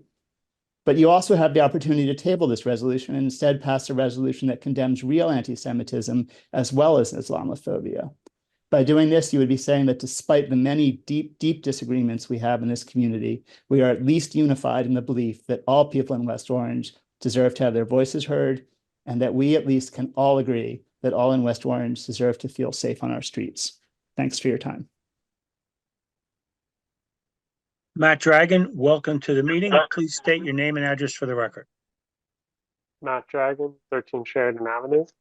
I'm willing to share my full name and address because as a white atheist man, I'm not made to feel unsafe by the actions of our township and our neighbors, as previous speakers have shared they are. My comments are on Resolution 3924. Just to establish where we're at in the moment in West Orange, we have township residents openly calling neighbors anti-Semitic on Facebook groups and in real life. We have residents driving by students walking out to call for a ceasefire and screaming Nazis at them. We have Palestinian families watching their family members be murdered, sometimes one by one, sometimes in whole multi-generational households at once, by the very Israeli government that this resolution seems to single out and make it harder to criticize. You might think this resolution doesn't have an enforcement mechanism. It's not an ordinance. It's more of a supportive gesture. It's really just symbolic. But that's not how it will be applied. In passing this resolution as written, those looking to divide, those looking to shut down discussion, those looking to silence will be empowered to say, look, West Orange agrees, your criticism of Israel is anti-Semitic. Or look, the mayor and the council are on my side. Your statement is anti-Semitic. You've already been played on the objections to and canceling of the flag raising. You were on the right path and were pushed in the wrong direction because of who you listened to and what you chose to uncritically accept as truth. Don't fall for it again. There are two mentions in the resolution about not applying double standards to Israel. This is good. Israel isn't special. It should be expected to follow international law, and its government should be expected to follow Israeli law. Yet there are at least 2 points where Israel is seemingly held to a different standard than every other country under the resolution. Quote, by claiming that the existence of a state of Israel is a racist endeavor, and quote, drawing comparisons of contemporary Israeli policy to that of the Nazis. The language here is interesting. Quote, a state of Israel, as in a theoretical idea that exists outside of any context, is not a racist endeavor. But, quote, the state of Israel is unquestionably a racist endeavor. So is the state of the United States of America.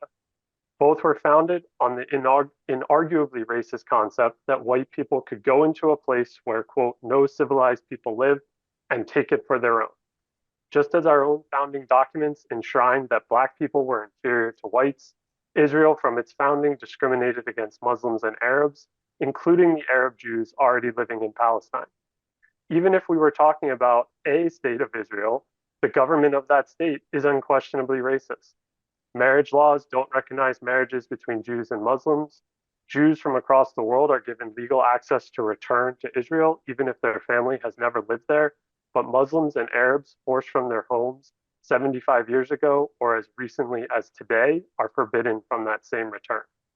Arabs must use different roads, must pass through different checkpoints, are subject to highly invasive searches both of their person and their homes, while Jews are subjected to none of that treatment.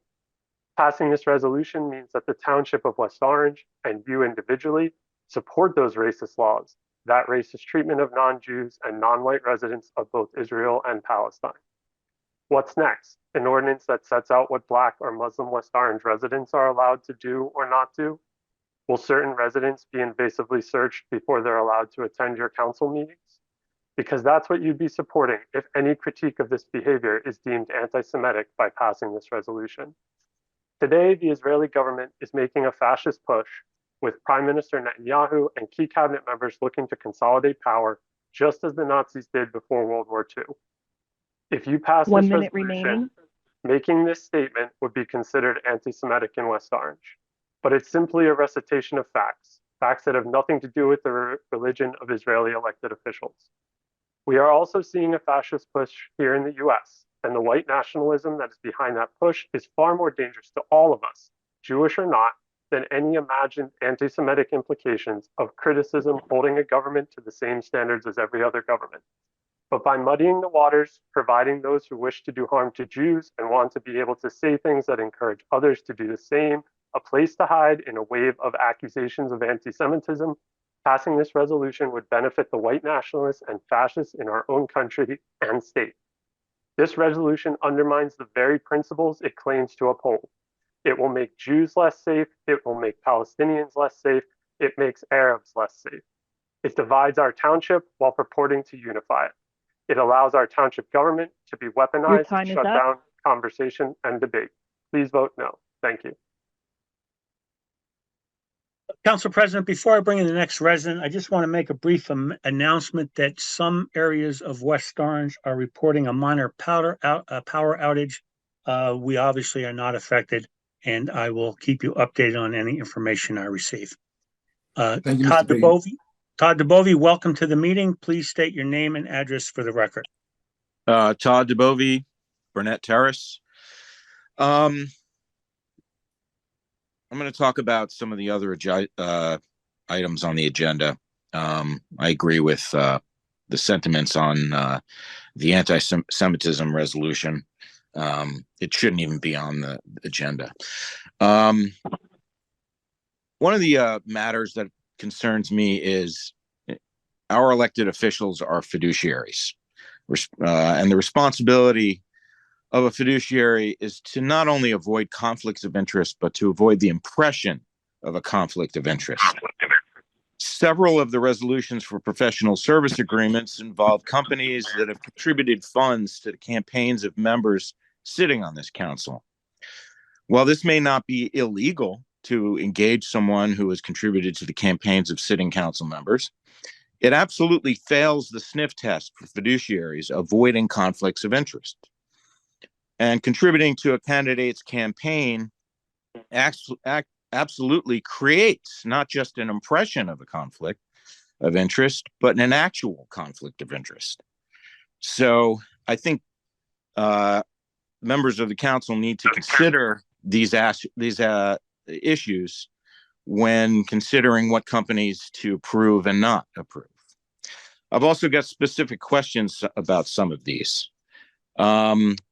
There are, I think, 4 items for appraisers.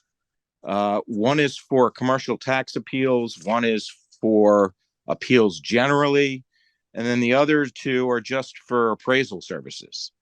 Why do we need all of these different appraisers? So that's a first question. The resolution to approve Willents as bond counsel needs to be considered. Willents drafted the redevelopment agreement for the downtown redevelopment area, and myself and a number of other people have reviewed that agreement. And some of us have real estate expertise, myself included, and that agreement failed in numerous instances to protect the interests of the taxpayers of this town. And on that basis, I feel that Willents has shown in practice that they don't deserve to continue to represent the taxpayers of this town. There's a resolution calling for a forensic psychologist. Forgive me, but I don't even understand what the forensic psychologist is. So my question is, why do we need a forensic psychologist on staff or under contract for the town? The budget item for which totals about $40 million, or which represents about 40% of last year's budget, which was around $100 million. Why are we putting forward a temporary budget when we should be producing a budget, the full year budget, in one shot?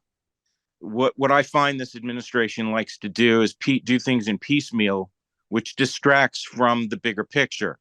And I think the comments tonight have shown that this administration lacks perspective on the bigger picture. And here it continues in our financial dealings, namely this budget. So I think that needs to be looked at. Richard Trank resolution. First of all, that shouldn't be on the agenda, considering the fact that the litigation between the council and the litigation has been unresolved. There's no decision yet been issued. Therefore, it doesn't belong here to be considered. There's plenty of arguments to suggest that Richard Trank doesn't deserve to be the town attorney. And I support that feeling. That's all I've got on the agenda items for tonight. So thank you very much for hearing me. AR, welcome to the meeting. Please state your full name and address for the record. Good evening. My initials are AR for the record, and I would like to omit my full name and address for safety. I will share, though, that I am a new resident in West Orange and was disturbed to see that shortly after the attack on October 7th, the state of Israel was given full affirmation from the United States to, quote unquote, defend itself, even if that defense meant that upwards of 23,000 Palestinians would be killed and displaced in the process. In solidarity with all of the civilians killed, Palestinian, Jewish, Black, and white students at our local high school and residents in this town bravely demonstrated. These demonstrations reflect the answer to the society that we wish to see: united, fair, loving, and forward. Moving forward with this resolution to equate criticism of Israel to anti-Semitism will not only divide this town further, but move this town and global culture further to fascism. Yes, this issue is a global affair, but will have implications from local to international council. It is never a good sign or practice to restrict freedom of speech, especially when it comes to the criticism of a government and government officials.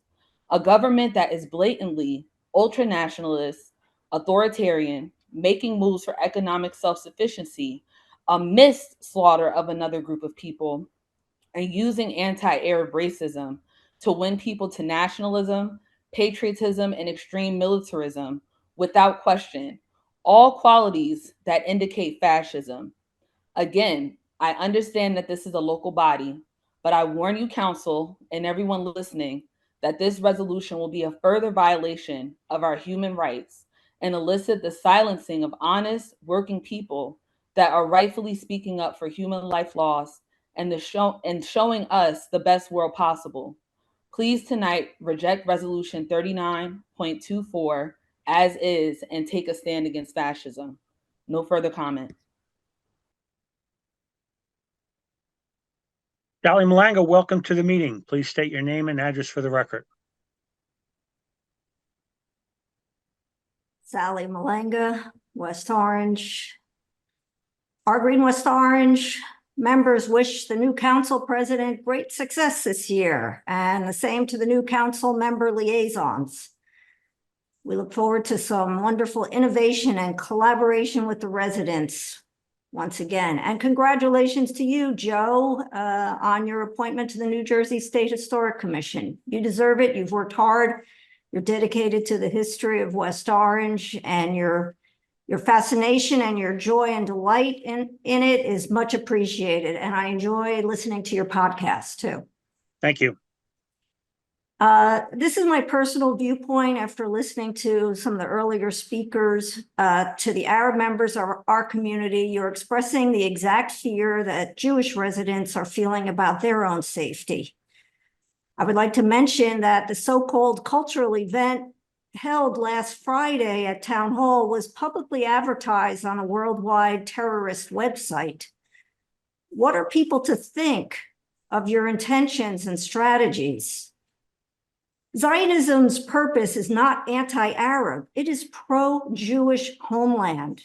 So to my Arab neighbors, while some Arabs may have lost their land, you forget to mention that all Arab nations declared war on Israel in 48, 67, and 73, and ongoing violent attacks only because Jews organized and declared a government and nation first.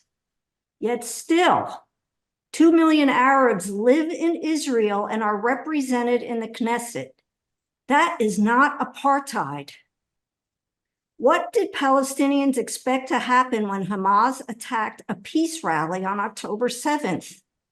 Jews live under the threat of perpetual anger and violence. Jewish houses of worship here in New Jersey and West Orange must have security guards. Nevertheless, there must be a resolve amongst all of us to keep everyone safe. And that comes from a fair assessment of history and responsibility be taken on all sides, with the extreme views and rewriting of history being discarded. On to other agenda items. Our Green West Orange members support the passage of the gas-powered blower prohibition. It remains the most polluting piece of equipment on the planet, and we need to adapt to sustainable practices in order to protect ourselves from the wild weather, including that which we are experiencing tonight that's keeping everyone home. Residents will be grateful for the passage of this ordinance, even though we must wait until 2026 for a full prohibition. I would also like to request a no vote for Paul Greigel as planning director. For all the times our Green West Orange members have attended zoning and planning board meetings, we sorely lacked an independent voice to make the projects better. In my experience, Mr. Greigel has not been willing or able to improve upon development proposals, leaving it to the residents to make that effort. So it would be great to engage a planner willing to object and strengthen the proposals. Also, requesting an alternative environmental consultant who can help us protect the remaining land in West Orange, which is urgently needed to prevent flooding. So thank you very much for your consideration. Sheila, welcome to the meeting. Please state your full name and address for the record.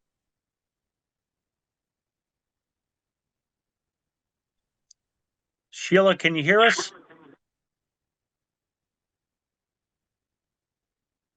Sheila, you are muted. Please unmute yourself and state your full name and address for the record. Hi, it's Sheila Lefkowitz, West Orange, New Jersey. Please continue. West Orange should be a safe and safe. I'm going to start again. West Orange should not just be a safe community, but a welcome community for all. Tonight, I asked the town council to pass a resolution to confront, condemn, and combat anti-Semitism. From its first paragraph, this resolution recognizes that hatred targeted against any persecuted group is not to be tolerated. It does not shut down free speech. Only something like making threats and shouting obscenities would cause someone to possibly lose their right to free speech.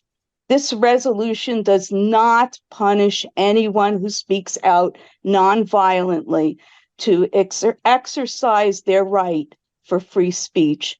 Similar resolutions have been passed by surrounding New Jersey towns, and no one's right to free speech has been diminished there.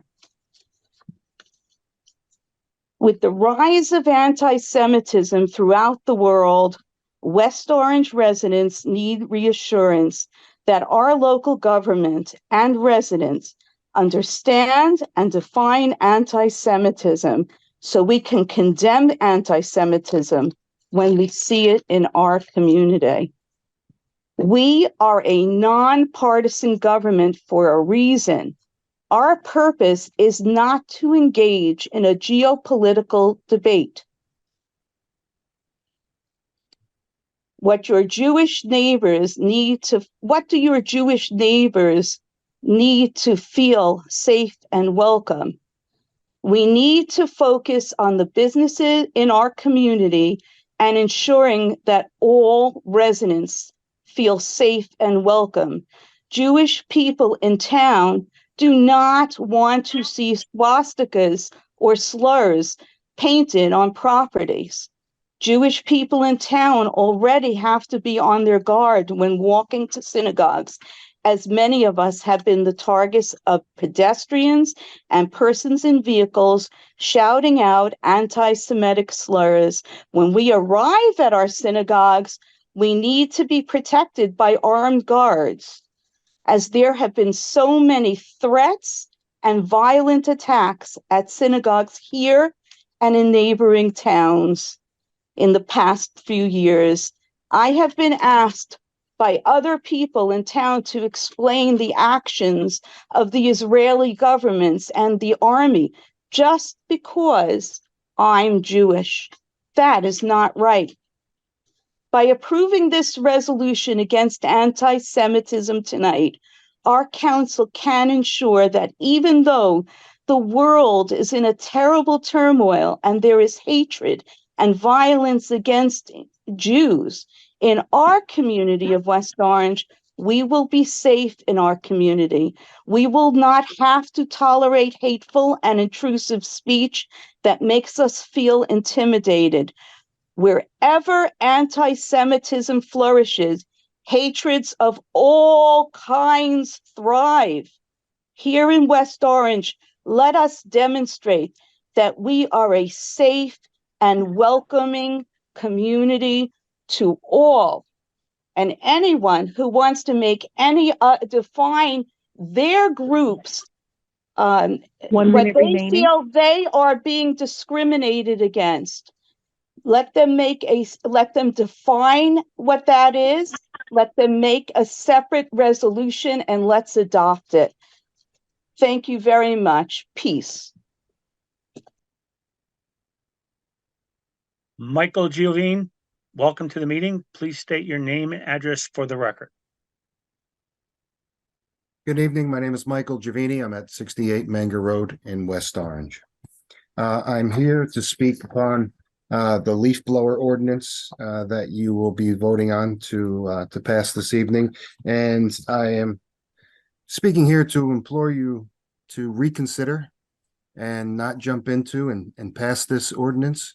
The season has come to an end, and being in business for all the years that I have been in business, this is the first year where in the other municipalities we have been restricted from using the gas blowers. And as pretty much predicted, it was a dramatic increase in cost to all my clients in those communities where we were no longer able to use the blowers.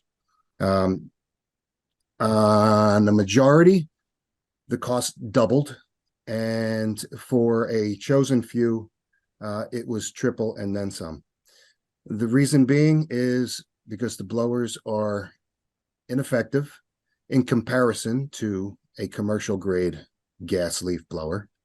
Electric blowers are fine if you are a homeowner, but you need several batteries to keep charged. I have a double battery pack leaf blower that we use, and at full strength, which you need during the month of November, that battery lasted roughly 30 to 40 minutes, and then both batteries were discharged. Fortunately, I do have generators on board our trucks that constantly charge and constantly run all throughout the day to maintain the charge of these batteries. There have been some cold mornings in November where the batteries would not charge because of the drop of the temperature. This is an ineffective way to do business. As a homeowner, it may be fine, but as a business owner, you are hampering our business and our attempt to be profitable. And it is coming to the cost of the residences, my clients themselves. We talk about the blowers and how they are pollutants to the air and to the environment. I'd like to know exactly what blowers you're referring to. All our blowers have passed the highest EPA standards. Therefore, they are safe to use in the United States. So I'm just wondering how a group of people, or even some of the town council, can supersede the EPA and make their own determinations over what the EPA clears to be safe for the country. They state that they blow toxic pollutants in the air. Again, I want to know which ones you're referring to, because a 2-cycle gas blower uses oil. Maybe those are the ones you're referring to. But what about the 4-cycle gas blowers that just run on a regular gas motor, the same motor that is going to be attached to the product that is using the turbine blower, and the same motor that is attached to a lawnmower?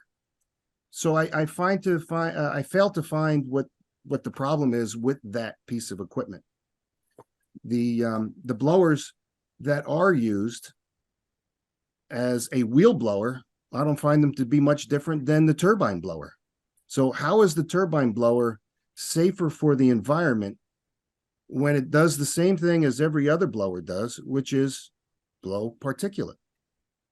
Even electric blowers blow particulate matter. So some of the findings in the science I find to be quite flawed. And I know that starting in 2024, we're going to be having a temporary use of the gas blowers. We're looking to start at March 15th. Again, not only are you restricting the use of the product that we can use, that we have to use, but now you're restricting the time frame when we can use it. In March, we need the entire month to get our properties cleaned up. The only time that we would start around March 15th is if we have inclement weather that keeps us out until March 15th. Other from then, we really need to start March 1st. Again, you're handcuffing the business owner in a way that he could be profitable and serve his clients properly. So in closing, I just asked, take a look at the dates and make corrections to the dates. We need to start March 1st. And I do implore you again, not to move forward with it because the electric products are not at all compatible for a business and a commercial entity. Thank you. Myram, please, welcome to the meeting. Please state your name and address for the record. Hi, how are you? My name is Miriam and I live in West Orange. I asked the members of the council to adopt the IHRA definition of anti-Semitism. It shouldn't have to be official, but the continuing rise in hatred says otherwise.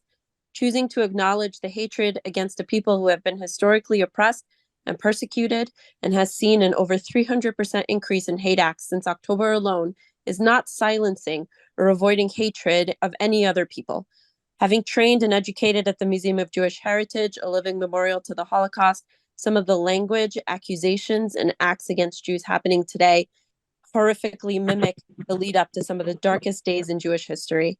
It's a scary day when our history textbooks are replaying in modern times.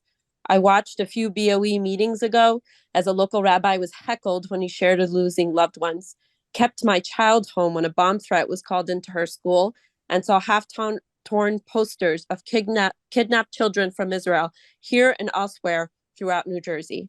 From verbal and physical attacks against Jews at malls, or even protests with visibly anti-Semitic posters, chants, or attacks against Jewish synagogues or schools. I have personally experienced acts of anti-Semitism here in West Orange.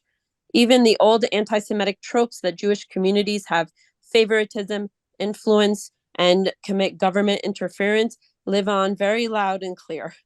This idea that symbolically protecting Jewish lives means hurting others is not only incorrect, but also deflecting from the very real issues at hand. Please make a statement that this town stands against anti-Semitism and that Jewish lives do matter in West Orange. Thank you. I apologize if I'm going to mispronounce your name. Farha Chokol, welcome to the meeting. Please state your name and address for the record. Can you hear me? Yes, please continue. Good evening. My name is Fariha Chogle, and I'm actually a resident of Maplewood, but I'm here to oppose the resolution 3924. When I stand against atrocities of Russia, I'm not called anti-Russian. When I stand against the atrocities of China, I'm not called anti-Chinese. When I speak against white supremacy, I'm not called anti-white. But when I dare even whisper against the barbaric actions of Israel, it's interesting that we are immediately labeled as anti-Semite, self-hating Jews, or Holocaust deniers by these running out of excuses anti-human Zionists. I will pause for a few seconds for you to reflect on this narrative and propaganda of words that they unleash.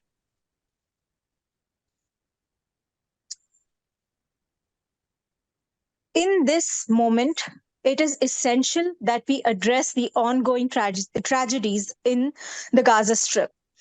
Parents are still forced to witness their children being burned, crushed, and shot to death. We all have witnessed the horrifying images of men stripped to their underwear, blindfolded, beaten, and humiliated. Children are still becoming orphans. People are still starving, and homes, jobs, schools are non-existential, while the Israeli government officials are openly talking about the genocide and ethnic cleansing of the Palestinian people by forced expulsion and giving the land to the Zionist land stealers. The lives of the Palestinians have been reduced to a living hell, endured through 75 years and 3 months of brutal occupation by the Israeli apartheid regime. This oppression must stop. The latest murder toll stands at 22,185, and the official number stands at 7,000, but God knows how many people are stuck under the rubble, decomposing. Every hour in Gaza, 15 people are killed. 12 children have been killed since this public meeting started. 35 people are injured. 42 bombs are dropped. 12 buildings are destroyed, and now over 70% of all buildings inhabitable. These figures would give anybody a pause, but yet the Biden administration continues to provide unwavering political and financial support to Israel. The United States of America stands alone on the world stage, isolating itself from its own population. This strategy is neither beneficial locally nor internationally. The administration has once again bypassed the government protocols to fund, aid, and abet the ongoing genocide in Gaza. It is evident that this administration primarily serves the top 1%, while the 99% are seemingly non-existent in their eyes. Now, it is up to you, the local representatives, to put the administration in its place and to remind them of their duty towards the people they have sworn to defend. Basic human rights should not be an exception, even for societies that are not perfect. It is time to take a step towards saving humanity and honor the lives of Palestinians who have suffered far too long, whether it is in Palestine or anywhere else in the world. Don't let the bullies win. It is your chance to stand on the right side of history. Please rethink your one-sided resolution, and please do not isolate your constituents and their right to free speech. Thank you. Richard Groves, welcome to the meeting. Please state your name and address for the record. Richard Groves, West Orange resident. First, I want to congratulate the new president, Councilman Rutherford. I know you're going to do some great things moving forward. Can I be heard? Can you guys hear me? Yes, please continue. I have reached out to some of the other members on the council regarding this 3924 resolution. I didn't hear back. I heard back from Bill Rutherford and Councilman Williams, Councilman Rushford. And I have to say that I am appalled by the singularity of this resolution. Not its essence regarding intolerance of hate and bias, but the overly overt deference to one group, the Jewish community, in a town of many groups who also have faced hate, bias, and discrimination. And for perspective here, at first glance, not from, and from a distance, I'm identified as African American. No matter where I am in the world, as such, I can be subjected to bias and discrimination, and have been. Now, this is not the case if you are not of color, generally speaking. Yet I have not seen a resolution regarding bias for people of color. I say people of color because I want to be inclusive of those who identify as such.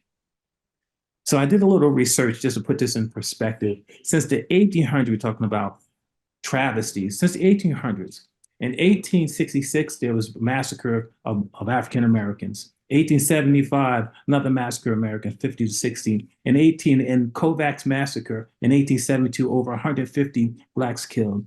In 1898, in Wilmington, North Carolina. 1906 in Atlanta, Georgia. In 1919, East Street, Louisiana. In 1919, Elaine, Arkansas, over 200 people. They actually called this period Red Summer. In 1920, Tulsa, Oklahoma, over 3,000 people murdered. 1923, Rosewood. You may say this happened long ago, but it still happened. Should it be called anti-Black? Should there be a resolution for anti-Black? What about the Jim Crow laws, the Black Law, elimination of affirmative action, redlining in the United States that was officially held by the federal government? So let me bring it closer to this timeline. 2015, Mother Emanuel Church, in Charleston, North Carolina. A guy came into the church, sat in the pew, and then he commits to kill 9 people in the jail. Is there a resolution for that? Bring it closer, 2022, up in Buffalo, East Side, the top supermarket. A gentleman walks and kills 11 out of 13 were Black in this area. Should there have been a resolution that we said no hate crimes then? I'm so tired of this bias or this deference for this community in Israel, who, if you read historically, read the history, it's horrible, horrible. And let me just say this all breeds just resentment in a community that is built up. According to the most recent state US Census, we have a population of roughly 47,000 people.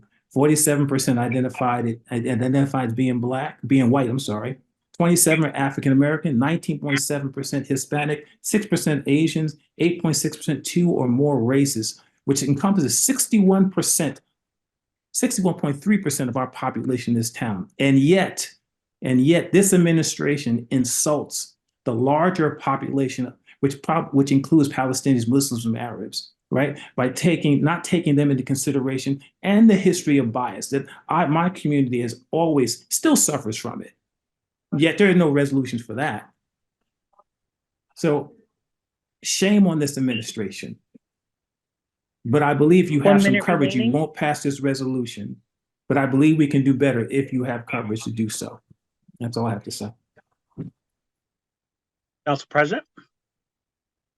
Thank you, Mr. Fagan. I understand we have at least 25 more hands raised. Is that still an accurate number? Yes, Council President. There are 292 attendees and there are 27 hands raised currently. So for those that are wishing to share in public comment, if you are going to comment on the gas blowers, which is up for second reading tonight, there will be separate public comment for that. We certainly do appreciate how many people are here and how late it'll be, but for the sake of getting through the agenda tonight, if you are commenting on the gas blower ban, which is on for second reading, we will have a separate public comment just for that ordinance when we get to it. So if you would please hold your public comment on the gas blower ban until we get to that second reading of the ordinance. Thank you, Mr. Fagan. Please continue. Lisa Davis, welcome to the meeting. Please state your name and address for the record. Good evening. My name is Lisa Davis, and I'm a resident of West Orange. Like others have expressed, I too do not want to give my address because of the issue of safety. I want to first of all say that I agree with much of what has been said about how problematic Resolution 39/24 is. And as a Black person whose ancestors were kidnapped and brought into this country, I can tell you right now that my experiences with West Orange that others have relayed are not, those are not my experiences. I've never really felt safe, as some other people who were Black have mentioned. Wherever we go, we wear who we are on our sleeve. I'm very proud to have never wanted to not be any other way. But I have been, and because of my color, I know what lurks beneath the surface in these towns. I'm originally from East Orange, but I've lived in Maplewood, lived in West Orange, and I can tell you that my mother was threatened with arrest and a $500 bail when she was blind, when she, for over a cracked sidewalk in West Orange. That's just one of the examples. But what happened on October 7th brought from beneath the surface is so very troubling. As so many tactics are happening to delay the much necessary conversations and the much necessary concern for what is happening in Palestine. All the delay tactics comes with death, with people just dying every single day and being blown away.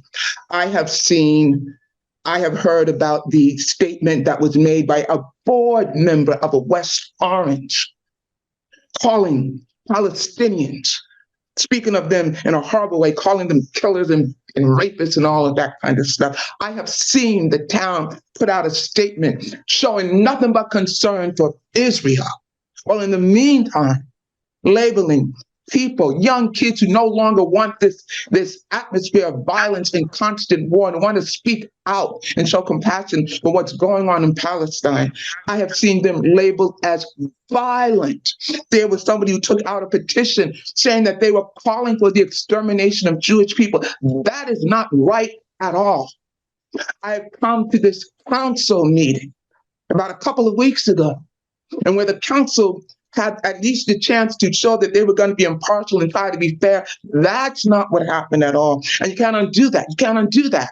But to sit here in this council meeting and be forced to wait 5 hours and then to be voted down that we couldn't speak. And then after we did leave, to see that they opened up for public comment, and that and to hear these horrible accusations that people were making against us, against those who spoke at that rally, it is just unconscionable. And especially since no one who looks like me on the city council would be on that city council if it were not for people like Martin Luther King, like Malcolm, like all of these people now celebrated, just celebrated like it's just some decoration, for standing up for civil rights and for diversity for all people to be included. We wouldn't be talking about no diversity in West Orange at all if it were not for these people. And to see their names, to see what they represent be made a mockery is just insufferable. I saw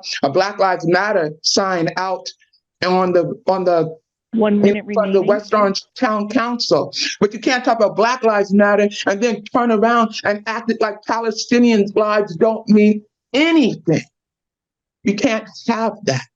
We cannot have that. I agree with those who say that this resolution should not be adopted.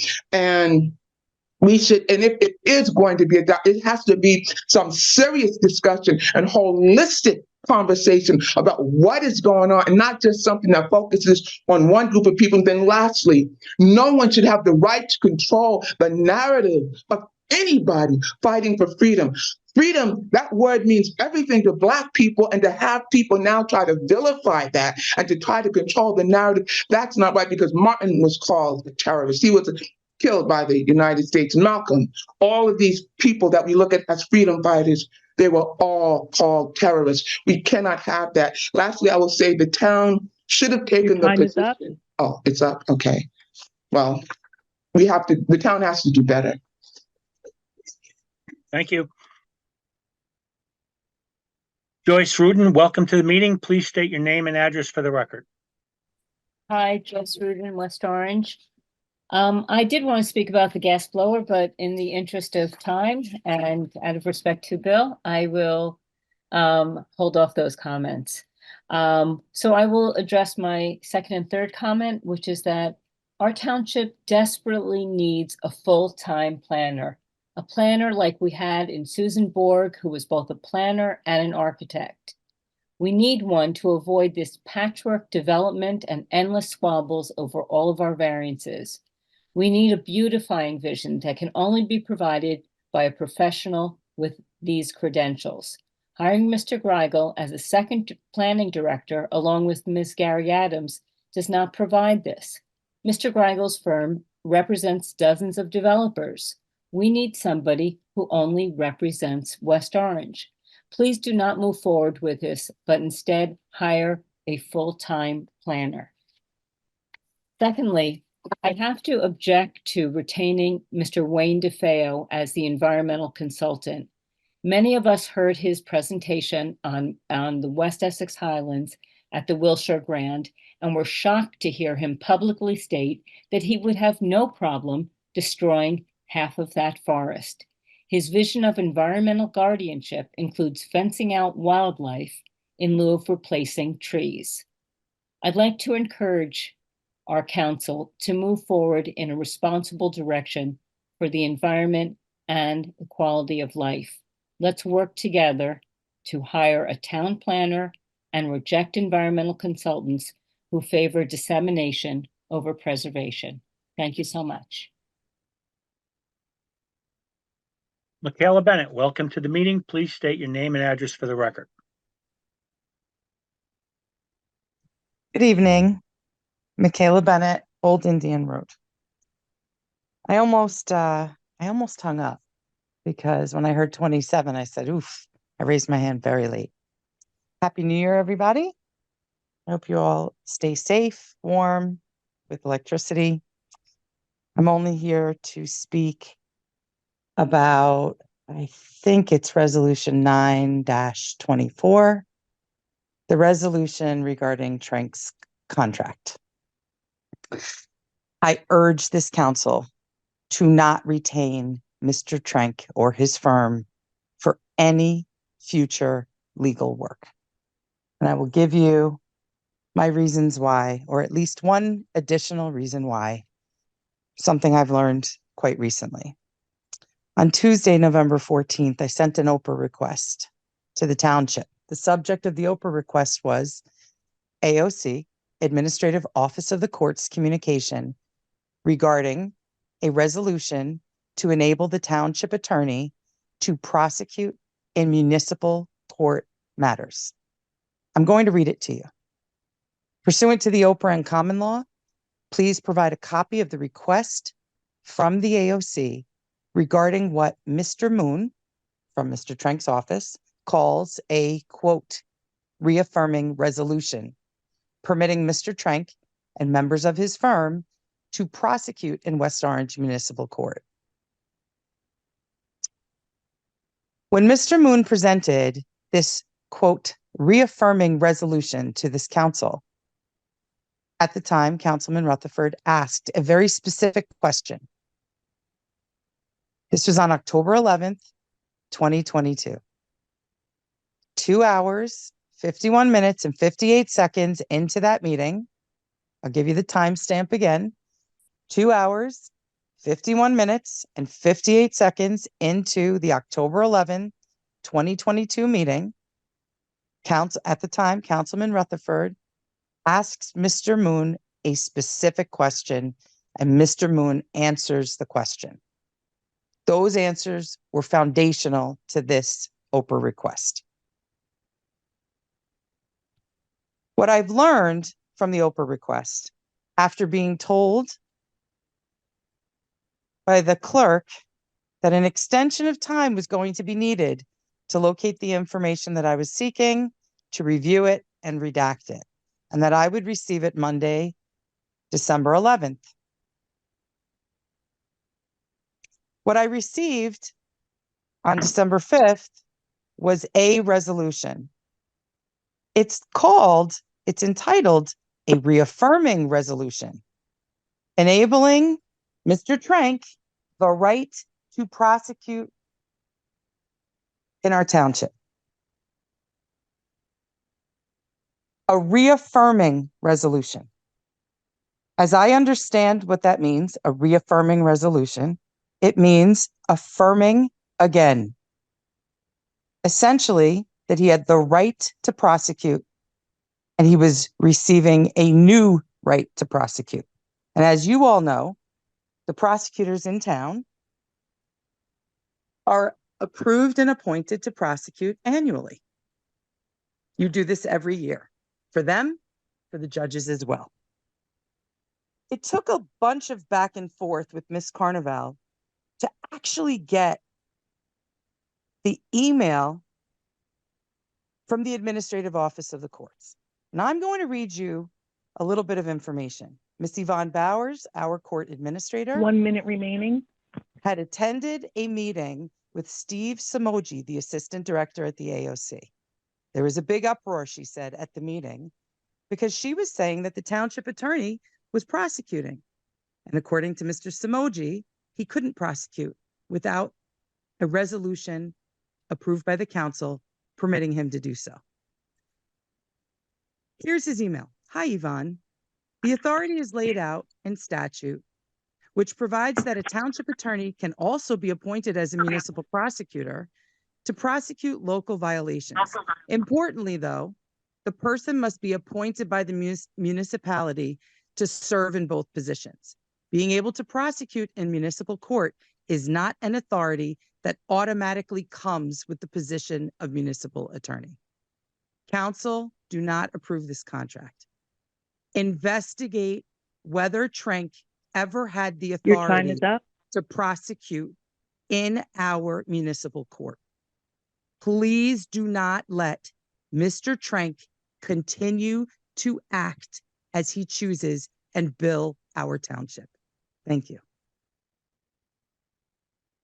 Doreen, welcome to the meeting. Please state your full name and address for the record. Good evening, Doreen Richmond, Stanford Avenue, West Orange. Please continue. Thank you. I appreciate that Ms. Davis mentioned Dr. Martin Luther King. His day is coming up for our observance.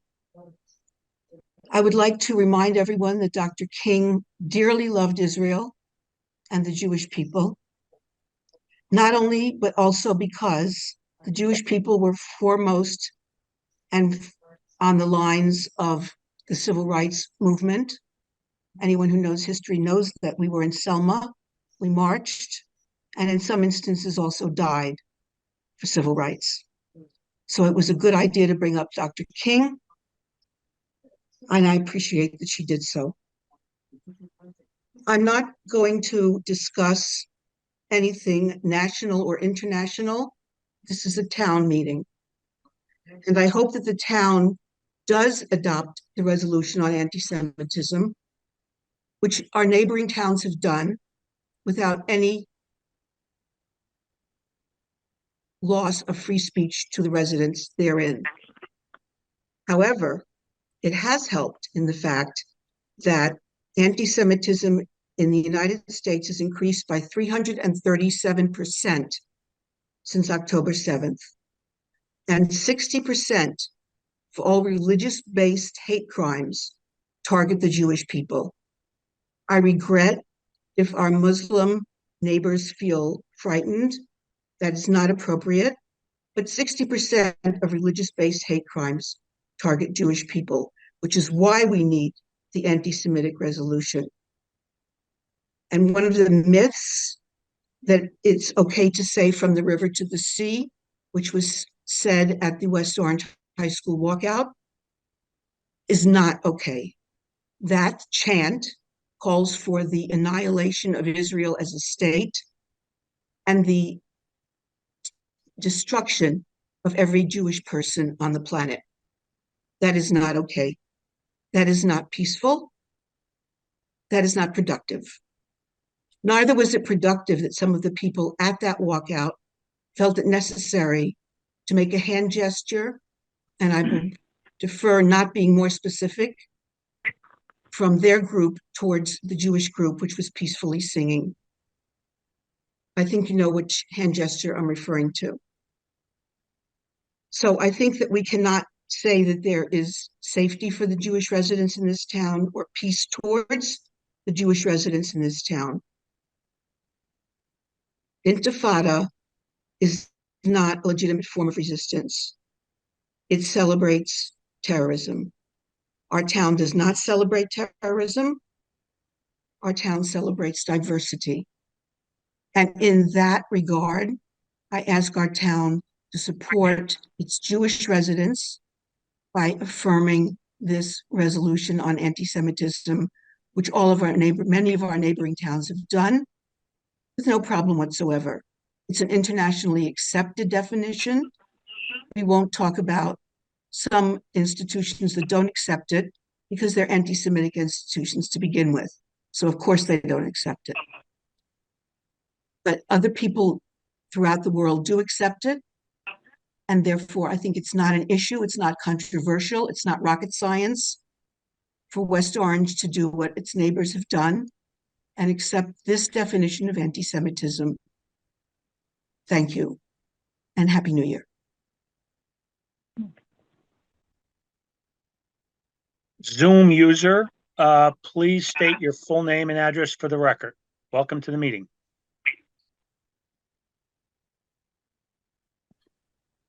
Hi, Joe Rosazada, West Orange, New Jersey.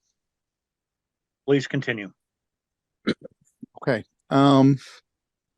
Last week I was privileged to go to Israel, actually. I was actually in the south where I saw the houses that the Hamas, the terrorist organization, burned. Kids that were living, they were playing, and burned them alive in a room. I have pictures of this. I saw it with my own eyes. I've seen what has been going on there. I went to the music festival where everybody was with peace. We prayed there. We had an evening prayer.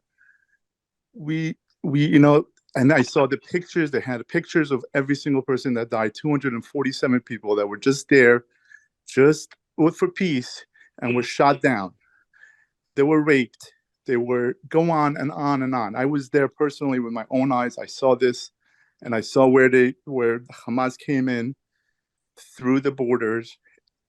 And what I saw was should ever see, nobody should ever go through. I came from Iran. I escaped from Iran to come to America, to come to West Orange, New Jersey, where I live, to live peacefully and not be discriminated and not go through anti-Semitism. I am a person that telling you exactly what happened to me as a person that lived in that region. The way I was taught math is if I kill one American and I kill one Jew, how many did I kill? As a 4-year-old, that's how I learned math. So I strongly recommend that I can now walk down the street, my kids walk down the street in West Orange, and somebody coming and saying, "You're dirty Jew," or it's coming and saying, "Ceasefire," or in front of my eyes, taking a poster and ripping it down. We live in America. We are in a place where we should not be living like this. I should not be walking outside to go to my synagogue and be worried, or my kids be worried, or going to a rally where I'm singing to God and somebody gives me a gesture, a finger to me. Why is that okay? Why are we saying that that's fine and let's not go to the resolution? This resolution must be passed. And if we don't pass it, we have to, as the advertisement said, we have to answer to a higher authority. We do, because this is absolutely ridiculous that I had to live in West Orange, New Jersey, walk around and be scared to walk around. And my kids who have going to the parks or here and there, be worried, oh, what are they going to come home? How are they going to come home? And I cannot live in a place like this. And I hope that you guys tonight will pass this resolution and we will never have to go through what I've gone through in my life as a young person. And the videos that you have seen, yes, there have been a lot of kids, a lot of civilians that have died in Palestine, and I feel bad. But if you look at them, you ask them, they will tell you it's not them. It's Hamas that puts them in that position. It puts them in front of them and then goes back and then shoots at us. It is something that it's black and white. It's obvious. And if you open your eyes, you can see this. It's all over the place. Everybody knows it. Everybody sees it. But I've seen it with my own eyes. And I was there last week. Last Tuesday, I was there. And I saw exactly what happened. So I beg of you, I plead with you that don't let this West Orange be part of the whole, like the Middle Eastern or whatever it is, that we have to be scared to walk in our streets. Please pass this resolution tonight. Thank you. Noah, welcome to the meeting. Please state your name and address for the record.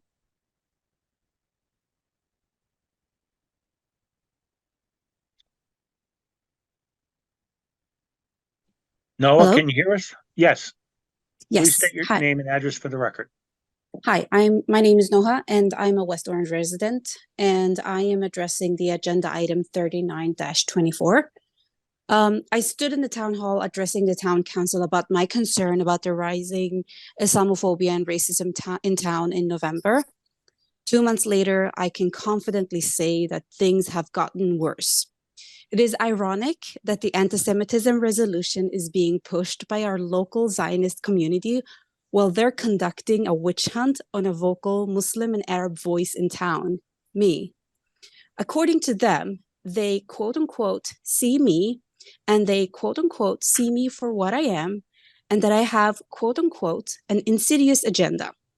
The tremendous effort made into monitoring me has even led to people who once blocked me for telling them off to unblock me to dissect each and every word I utter or type. The various attempts of tarnishing my reputation are mind-boggling by those who want a resolution passed to protect themselves, putting words into my mouth, such as I am past Hamas, and that I am a Hamas supporter, and that I carry a terrorist flag. Since I'm being here, recorded, and watched by everyone in town, I will say clear and loud for the record. I am past condemning any form of acts of terrorism done by people claiming to practice my religion. It is not fair to burden me with the responsibility to speak on behalf of them. As a matter of fact, no Muslim should carry that burden. To ask a Muslim whether they approve any acts of terrorism is based on pure racism and Islamophobia. Asking your Muslim neighbor whether they condemn Hamas or not is indeed a question rooted in racism and Islamophobia. Because why on earth would they applaud that? Why would your neighbor in town actually be happy to see anyone being harmed? The only answer is that you have a bias towards people like me and expect them to applaud those atrocities. I refuse to allow anyone to burden me or any other Muslim with a question whether we condemn Hamas, ISIS, or any form of terrorism. I should be able to peacefully practice my faith as my given First Amendment right without taking responsibility for extremist ideologists. There's an appalling rise of Islamophobia nationwide. According to the Council on American Islamic Relations, there has been a 216% increase in reported bias incidents ever since the October 7th attack. Consequently, our local imam, Hassan Sharif, in the neighboring town in Newark, was murdered for yet unknown reasons. But it is easy to make the connection. Unfortunately, West Orange is not immune to this phenomenon. Manifestations of anti-Arabic and Islamophobic attitudes are showcasing not only on our local online communities, but also within this very town hall. Despite our joint effort to engage with a conversation with the mayor on how to show the Palestinian community support they need during these difficult times, she decided to be swayed by the Zionist community of believing that our intentions of the Palestinian flag raising was dangerous and hateful. No other cultural event has been fought and scrutinized by our communities, such as the Palestinian flag raising, which indicates the town's attitude toward your local Palestinians. Mayor McCartney has had ample chances to show solidarity towards both communities, but have decided to take a one-sided stance by canceling the Palestinian flag raising. Additionally, community members have reached out to me in regard to stalled Egyptian flag raising applications. They were told to choose February 28th as its Independence Day of Egypt. However, the Egyptian Independence Day is July 23rd, not to mention the Ramadan event application that was submitted in December and is being dragged and dissected. So let me be clear on one thing. No one in this town wants a Jewish neighbor to be hurt or discriminated against, including myself. We're all a part of this village. By living the true standards of hate has no home here, the town should be working in collaboration with all communities in West Orange to establish a resolution that keeps all communities impacted by this war safe. I will hope you will pursue other avenues for addressing the deeply painful rise of anti-Semitism and Islamophobia in town. I have high hopes for our West Orange community. Seeing the passion and love of the residents of West Orange, including Council President Rutherford and Councilwoman Geber-Michael, who came out on Friday to celebrate Palestinian joy, gives me hope. Thank you. Andrea Sultan, please state your name and address for the record. Welcome to the meeting.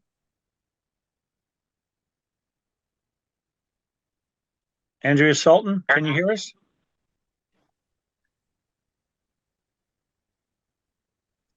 Andrea Sultan, can you hear us? We have to move on. Last call. Andrea Sultan, can you hear us?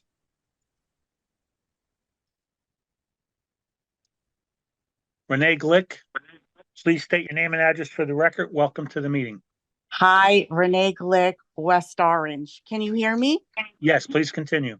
Okay, just to give you a little personal color, my grandparents too, as many have indicated on this call, have survived the Nazi death camps.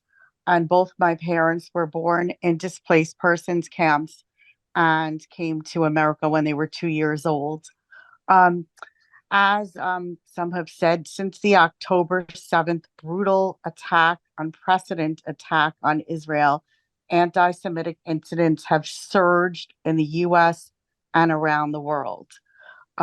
And just to equate anti-Semitism and anti-Zionism and anti-Semitism, to clarify, when Jews are targeted and attacked and Jewish institutions are vandalized for Israeli policies and actions, that is unacceptable. That is anti-Semitism.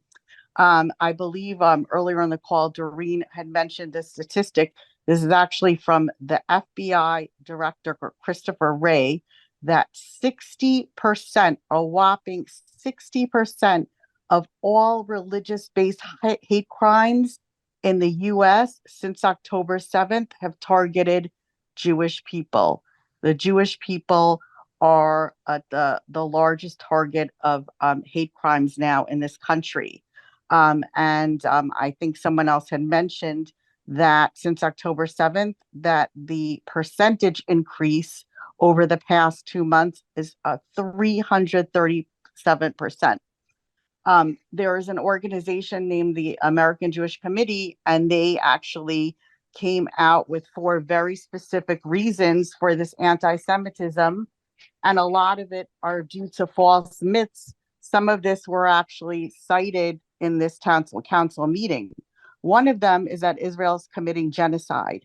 We all mourn the loss of innocent Palestinian life, but genocide was first coined in response to the Holocaust. It refers to acts committed with the intent to destroy a national, ethnic, racial, or religious group. The Palestinian population has in reality quintupled since 1967. So calling Israel's actions genocidal is a modern day blood libel that purposely distorts the Holocaust. The genocidal actor is in reality Hamas, whose charter in 1988 calls for the murder of Jews worldwide. This is one of 4 myths being perpetuated, again, which makes the reason all the more strong that we need this anti-Semitism resolution passed. The other, which I've heard tonight as well, is that Israel is a white settler colonial state. The opposite is true. Jews have called the land of Israel home for millennia, as proven by historical and archaeological evidence. The majority of Israelis are people of different ethnicities, colors, backgrounds from the Middle East and North Africa. The other 2, I won't go into detail with the other 2. Again, this is the reason for the rise in anti-Semitism and why it's so important, but it's from the river to the sea chant, which basically is a rallying cry for the erasure of the state of Israel and the Jewish people, and the use of the word intifada, which is, again, calls to globalize the intifada, means a celebration of the brutally violent terror campaigns against Israeli citizens. So again, just to sum up, I think it is dire because of these statistics and because of the alarming rise in anti-Semitism. The numbers brought forth nationally and as well as incidents on a local level, that this resolution be passed. Thank you. Thank you, Mrs. Glick. Mr. Fagan, how many hands do we still have raised for public comment? Council President, there are 29 hands raised for public comment. So for those that are still waiting to voice your concerns, it's now 9:22. If each of you took the 5 minutes that you're allotted, it would be 11:30 before we finish public comment, and we do have an agenda ahead of us. For our sake, please, we understand the depth of impact that this particular resolution number 39-24 is having. And we are prepared to have some robust conversation about it when we get to the agenda. But for the sake of actually being able to get to the agenda, please, if what you have to say has already been said, please just allow it to stand. If You can, and if you feel you must speak tonight, please abbreviate your comments because we do have a ton of work to do. And the other concern is that as this storm gets worse, and we've already had power outages, some of which have been on this call already, some of the council members and administrators have had power difficulties, as have other residents. I would hate for us to go so late that we're not actually able to do the work because we end up losing power or having members that cannot contribute because they lose power. So please, if you can, do not repeat what's already been said. If you feel you must continue speaking about 39-24, please abbreviate your comments. Thank you to the rest of the commenters and to all of those that have already gone. Mr. Fagan, it's back in your hands. Thank you, Council President. It appears we've lost Councilwoman Gerber, Michael, possibly to a power outage. I will check with her while this next speaker is on. She has lost power. She is trying to reconnect. So you can continue, but that is the exact issue that we're trying to avoid. Thank you, Mr. Fagan. Thank you for clarification. Mitch, welcome to the meeting. Please state your full name and address for the record. Schwartzbach, we're actually sharing a computer, so thank you for listening to me. I will try not to repeat what some of the people on this call have already said so eloquently. I am here in support of the 39-24 as well. And I just would like to add a little bit to that. Can you just state your name and address for the record? Oh, I'm sorry. It's Monica Schwartzbach. I'm in West Orange. I think that some of the comments that we've heard in the beginning of this is exactly why we need to have this passed. Some of the lies that have been told, and I'm not going to repeat everything that Renee Glick has said and that other people have said, but using terms like genocide, using terms like apartheid when it is 100% untrue. When we hear the term Free Palestine, what does that mean to us? That means that they would like to genocide us. And when we stand up against some of these rallies that we had, and we know that these are words that are going to be used, that cuts us to the quick. That is anti-Semitism. And we go to these rallies, the Jews will go to these rallies, and they'll stand and they'll, nicely sing a song. We stand for the hostages, and people have come by and screamed insensitive things and insanity, like ridiculous things at us out of hate. Why does there have to be hate? On October 7th, I woke up and I heard of some of the most atrocious things, and I too was in Israel, and I saw the Nova Expo, and I saw the tents that were ripped, and I saw the shoes like you were looking at a Holocaust museum. You cannot imagine. And October 7th, when we heard about the horrors of what they did, the raping of the women, cutting off their breasts and raping them while they were doing that, burning babies in front of their mothers. I won't go into even worse things. I knew Israel was going to have to react. And I knew that people were going to immediately, once Israel reacts, start screaming anti-Israel. I did not expect it to happen on October 7th. Just imagine for a moment, if the Palestinians and the rest of the world stood by and said, this is not acceptable.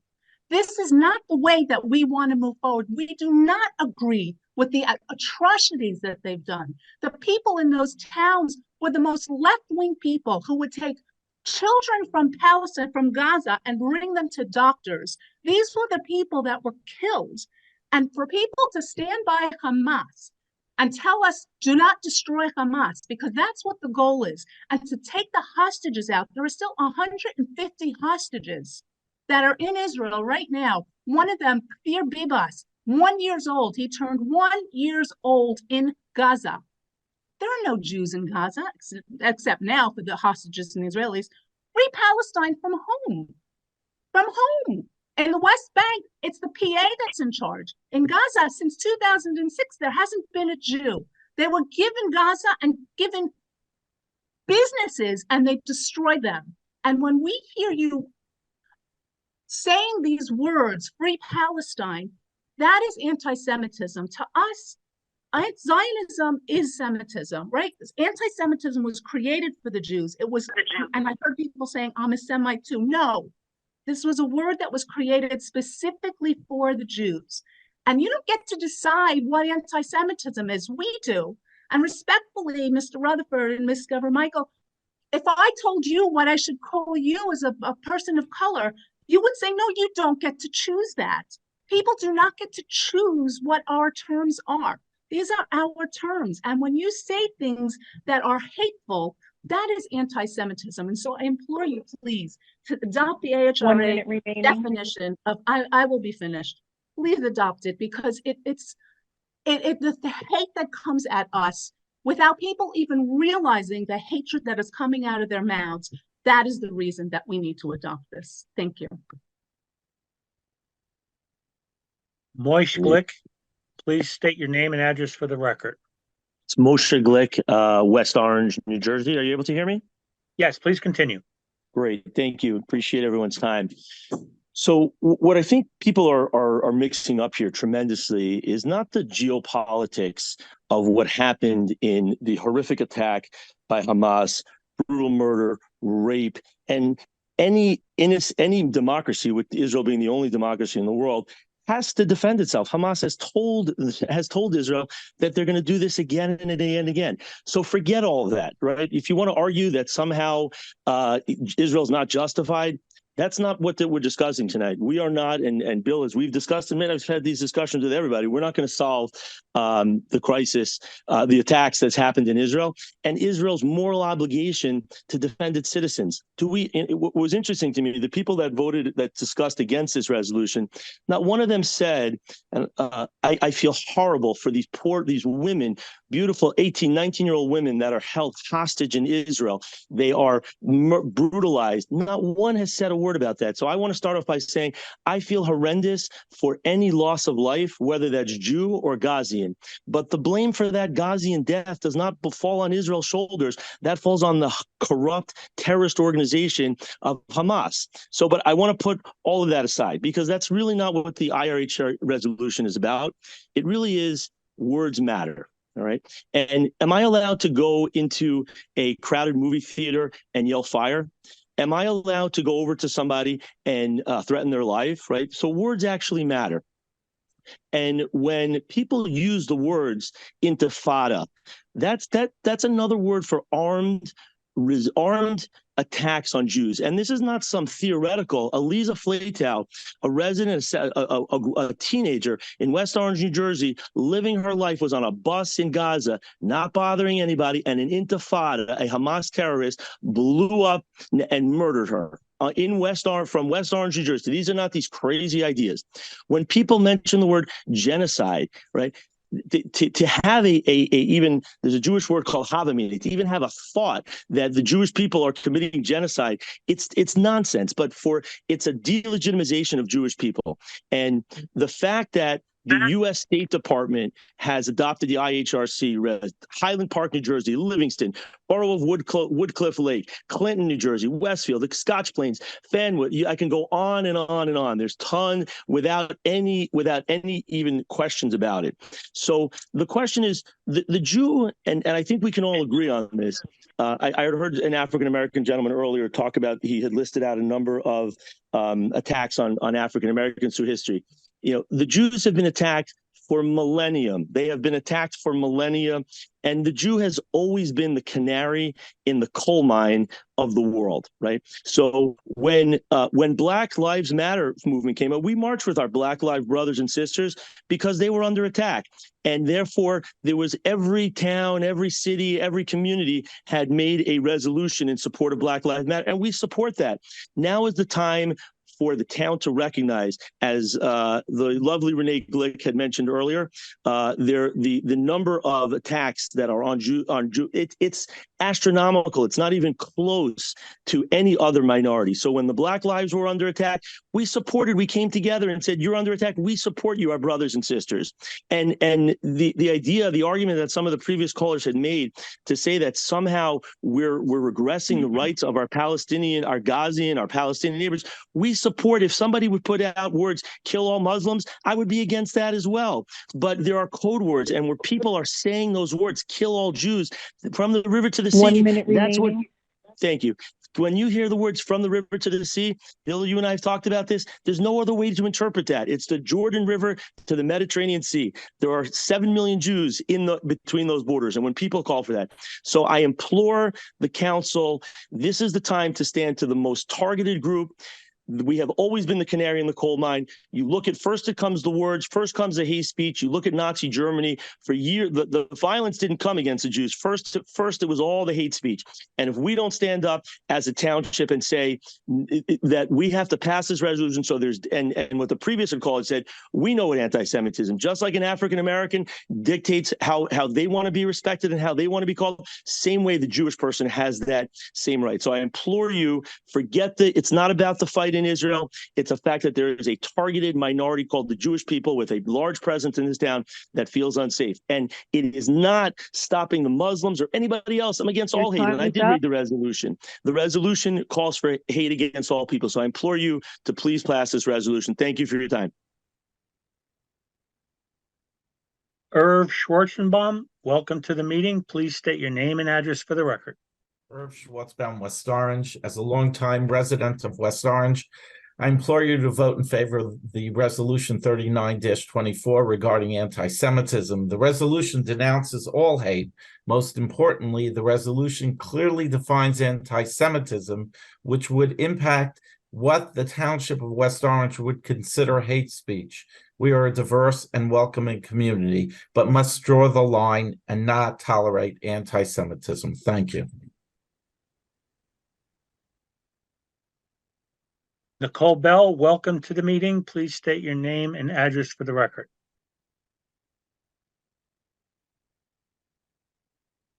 Nicole, you're muted. Please unmute yourself. State your name and address for the record. Hi, I'm Nicole Bell. I'm an almost lifetime resident of West Orange, and I almost dropped after Councilman Rutherford asked for, can you hear me? Yes, please continue. Yeah, I almost dropped after Councilman Rutherford asked for not repeating the comments previously until the last few people spoke, because I think the problem that we're having is exactly what some of the last people said.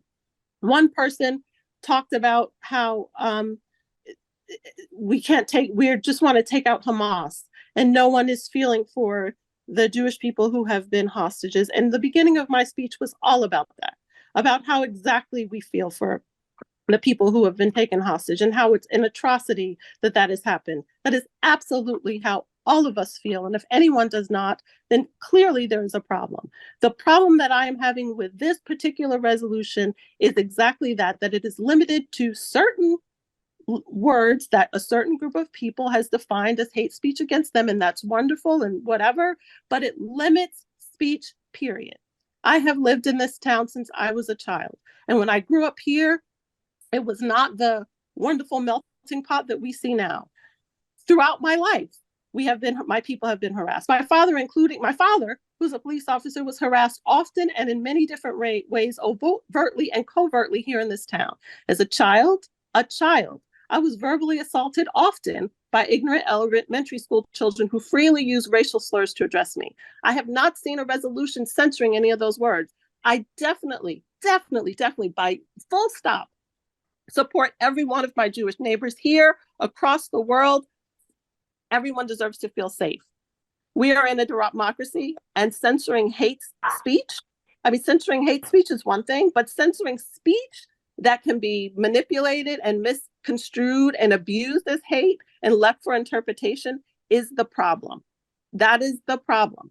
I'm very proud of the diversity in this town. We have people of all nationalities, faiths, living, working, worshiping together. That's wonderful. And we should be a model for the rest of the world. The resolution negates all of that. It is dangerous and divisive, and it needs to be scrapped, in my opinion, but at least rewritten, to recognize that there are many different groups living here whose lives are threatened daily by ignorance and hate, many of whom spoke tonight. To respond to some of the earlier speakers, as a Black woman, I'm struggling not to be offended by some of your comments, because I most definitely know about historic oppression and about living in threat of perpetual hate and violence, not just words and gestures, but institutional oppression and real unprovoked violence. My people have learned to live unsafe, not just in the streets or in our houses of worship, in our grocery stores, in our cars, in our homes, sleeping peacefully in our beds. No one, not Jewish people, not Arab people, not Muslim people, not Black people, none of us should feel unsafe. And that's what we should be fighting for here, a resolution that makes everyone feel safe in this town. Democracy, love, humanity, freedom should be extended to everyone, not just a select few. And I'm sorry. I implore the rest of the council to follow the model set by Councilwoman Rutherford and Councilwoman Geber Michael to do what's right, regardless of the potential ramifications politically. Reject Resolution 3924 and rewrite it. Include everyone. And make sure that it does not, if we're going to talk about relieving hate speech, let's talk about all lives matter. That to me is a racist speech. Shall we also say that that's not something that we should use? I don't think so. We need to be very careful about what we include and make sure that it's not language that can be abused by people who are radical on either side. Using this conflict has become an opportunity for hate-filled individuals on both sides to advance their agendas. And I urge town council not to allow itself to be used by either side. It is unacceptable for anyone to use what's happening in Gaza as an opportunity to target the Jewish community and escalate anti-Semitism. And it's equally unacceptable for anyone to use it as an opportunity to fan the flames of Islamophobia and blame other Muslims in general for the acts of a few. I ask that we please do not ratify this resolution tonight. Thank you. Andrea's iPad, welcome to the meeting. Please state your name and address for the record. Hi, my name is Andrea Beer. I live in West Orange, and I'm a Jewish resident of West Orange for 38 and a half years. I ask that you approve the IHRA anti-Semitism resolution so our council can ensure the safety of Jewish residents. Hate should not be welcome here in West Orange. I just returned from Israel, and I was able to go to the Nova Festival where youth was celebrating life and music, and went to a kibbutz near the Gaza border, residents who took care of the Gazans and took them to doctor appointments and thought they were friends, and saw the burned homes, incinerated homes actually. And we know what happened on October 7th because Hamas videoed what they did. We know about the brutality of the rapings and the beheadings and the mutilations and the hostages that were taken. And now let's come to West Orange. I went to Verona Park, and having people that were pro-Palestinian yelling at us when we were singing From the River to the Sea, they were yelling at us. That's a rally crying for genocide against Jews, and I'm a Jew. And I feel that when I go to synagogue, I should not have to worry. I have to worry that people are yelling out of their windows at me because they could clearly see, whether, my husband's wearing a kippah or I am dressed in a dress and walking on Sabbath. I should be just as safe in my own town. Israel has a right to defend itself after the Hamas attacks on October 7th. Where all this anti-Semitism came from on October 8th, I just don't get it. I never realized this was like this in this town of West Orange. And I have to say that when we were under attack in the United States, September 11th, on September 12th, we didn't care what anyone said, we protected ourselves. But I just want to say that as far as our community, we are a diverse community. But anti-Semitism and hate has no right in this community. And when you tell me that Palestinians have a right to voice what they want to say at a rally, that rally was not peaceful on their side. We were singing, they were not. And the West Orange Police Department and the Verona Police Department and the Sheriff's Department were all there. And they can tell you how peaceful we were, okay? So I would just like to reiterate that Jews need to feel comfortable in this community. We pay the same taxes. We're a peaceful group. There's not any record since October 7th of any violence from the Jewish community. And I would just like to know that this resolution will be passed and that you will stand with your Jewish brothers and sisters. Thank you. Rabbi Zwickler, welcome to the meeting. Please state your name and address for the record. Eliezer Zwickler, West Orange. I just want to say, first of all, that we all live here and we all need to live here. And we all need to live here peacefully. And I support free speech, but I do not support hate speech. And the difference between free speech and hate speech is what you say in your words. As was mentioned before, words matter. Tonight is about having a moral compass. That which was said before, so much of which was historically incorrect and disingenuous. And that which so many people spewed tonight, and the language I think as a resident of West Orange I'm sort of embarrassed of, is the reason why we need a resolution, because it's not okay. Aside from the fact I have no idea why our rules in the town allow for people from other towns to come in and stir up the pot in our family and our community. We all live here. We all love this place. We need to live here peacefully together. And that means that we all need to be protected and respected. Not to rewrite history, not to slander. There were quite a few people who spoke about 23,000 Palestinians who were killed and did not even mention a word about the atrocities that started everything on October 7th. To look at how many 23 Arab states in the world and probably less than 100 Jews live in almost 22 out of 23 of them. The Jewish people are the indigenous people to the land of Israel. We have the artifacts to prove it. We have the archaeological findings to prove it. Don't tell us that we're not. The Jewish people in our community here in West Orange, we are a people of peace. We're a people of love. We just want to be protected like everyone else. We just want to practice our religion, be able to walk to synagogue without being screamed at Free Palestine or ceasefire. Children coming over to me on the Sabbath and telling me people rolled down their windows, honked at them and screamed at them. It shouldn't happen to anyone. And we need to ensure, as the adults, to protect the children and the future of our community. You're all right. There's too much of the geopolitics that's been spent here in West Orange, and it shouldn't be. Let's move on from here. Let's move on and make sure that everyone could live together, that we all take a breather, that we all relax, that we're all able to look at each other and move on with our lives and take care of the township's business. Anti-Semitism shouldn't exist in West Orange. Anti-anything shouldn't exist in West Orange. We should all be here to live as a community of people who want to be able to respect each other and to continue to thrive as Americans who are proud of the nation that we belong to and proud of the community that we are. Thank you.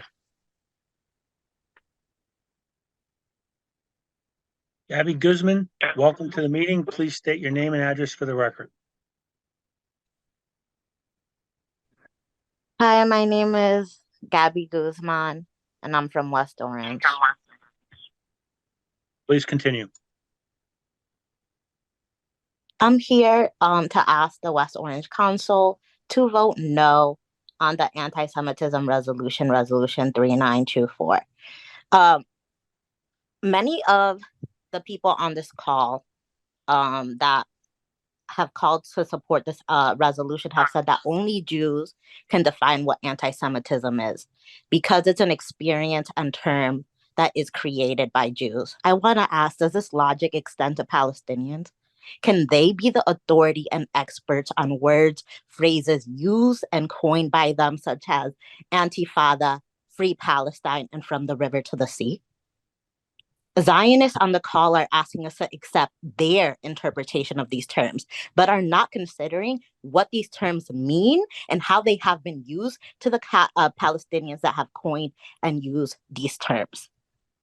So I'm just asking, if you're going to use that logic, extend it also to Palestinians. What does Antifada mean in Arabic? Uprising. And yes, I also want to talk about how some on this call have said that there have been instances of hate speech and hate symbols targeting Jews because of Israel's policy, and that is anti-Semitism. And I agree.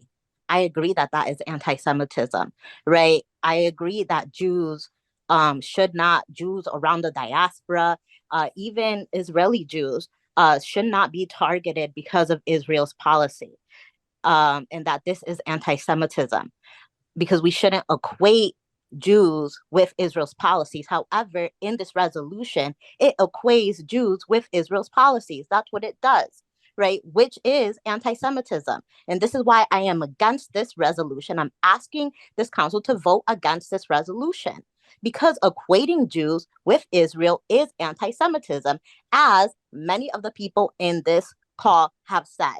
And I'm going to talk about the specific point in the resolution that does this. It says this is quote, denying the Jewish people their right to self-determination by claiming that the existence of State of Israel is racist endeavor. And then there's another one that says, drawing comparisons of contemporary Israel policy to that of the Nazis. What do these two statements say, essentially? What is the essence of these two statements, right? It's essentially saying that if you critique Israel as a racist endeavor, as a racist state, if you critique their policies, right, in a certain way, then that is anti-Semitism.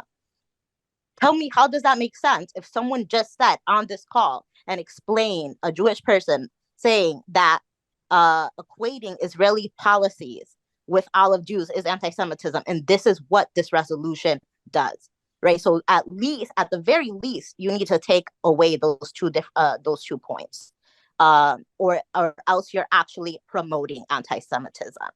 All right. It should never be considered anti-Semitism to call Israel state racist. And I'm going to talk about why, right? I'm going to talk about a term called apartheid. Apartheid is a term that originated from the South African government's systemic oppression of Black residents, a crime against humanity under international law. At its core, it refers to policies intended to elevate one group over another with the goal of maintaining the dominant group's hegemony.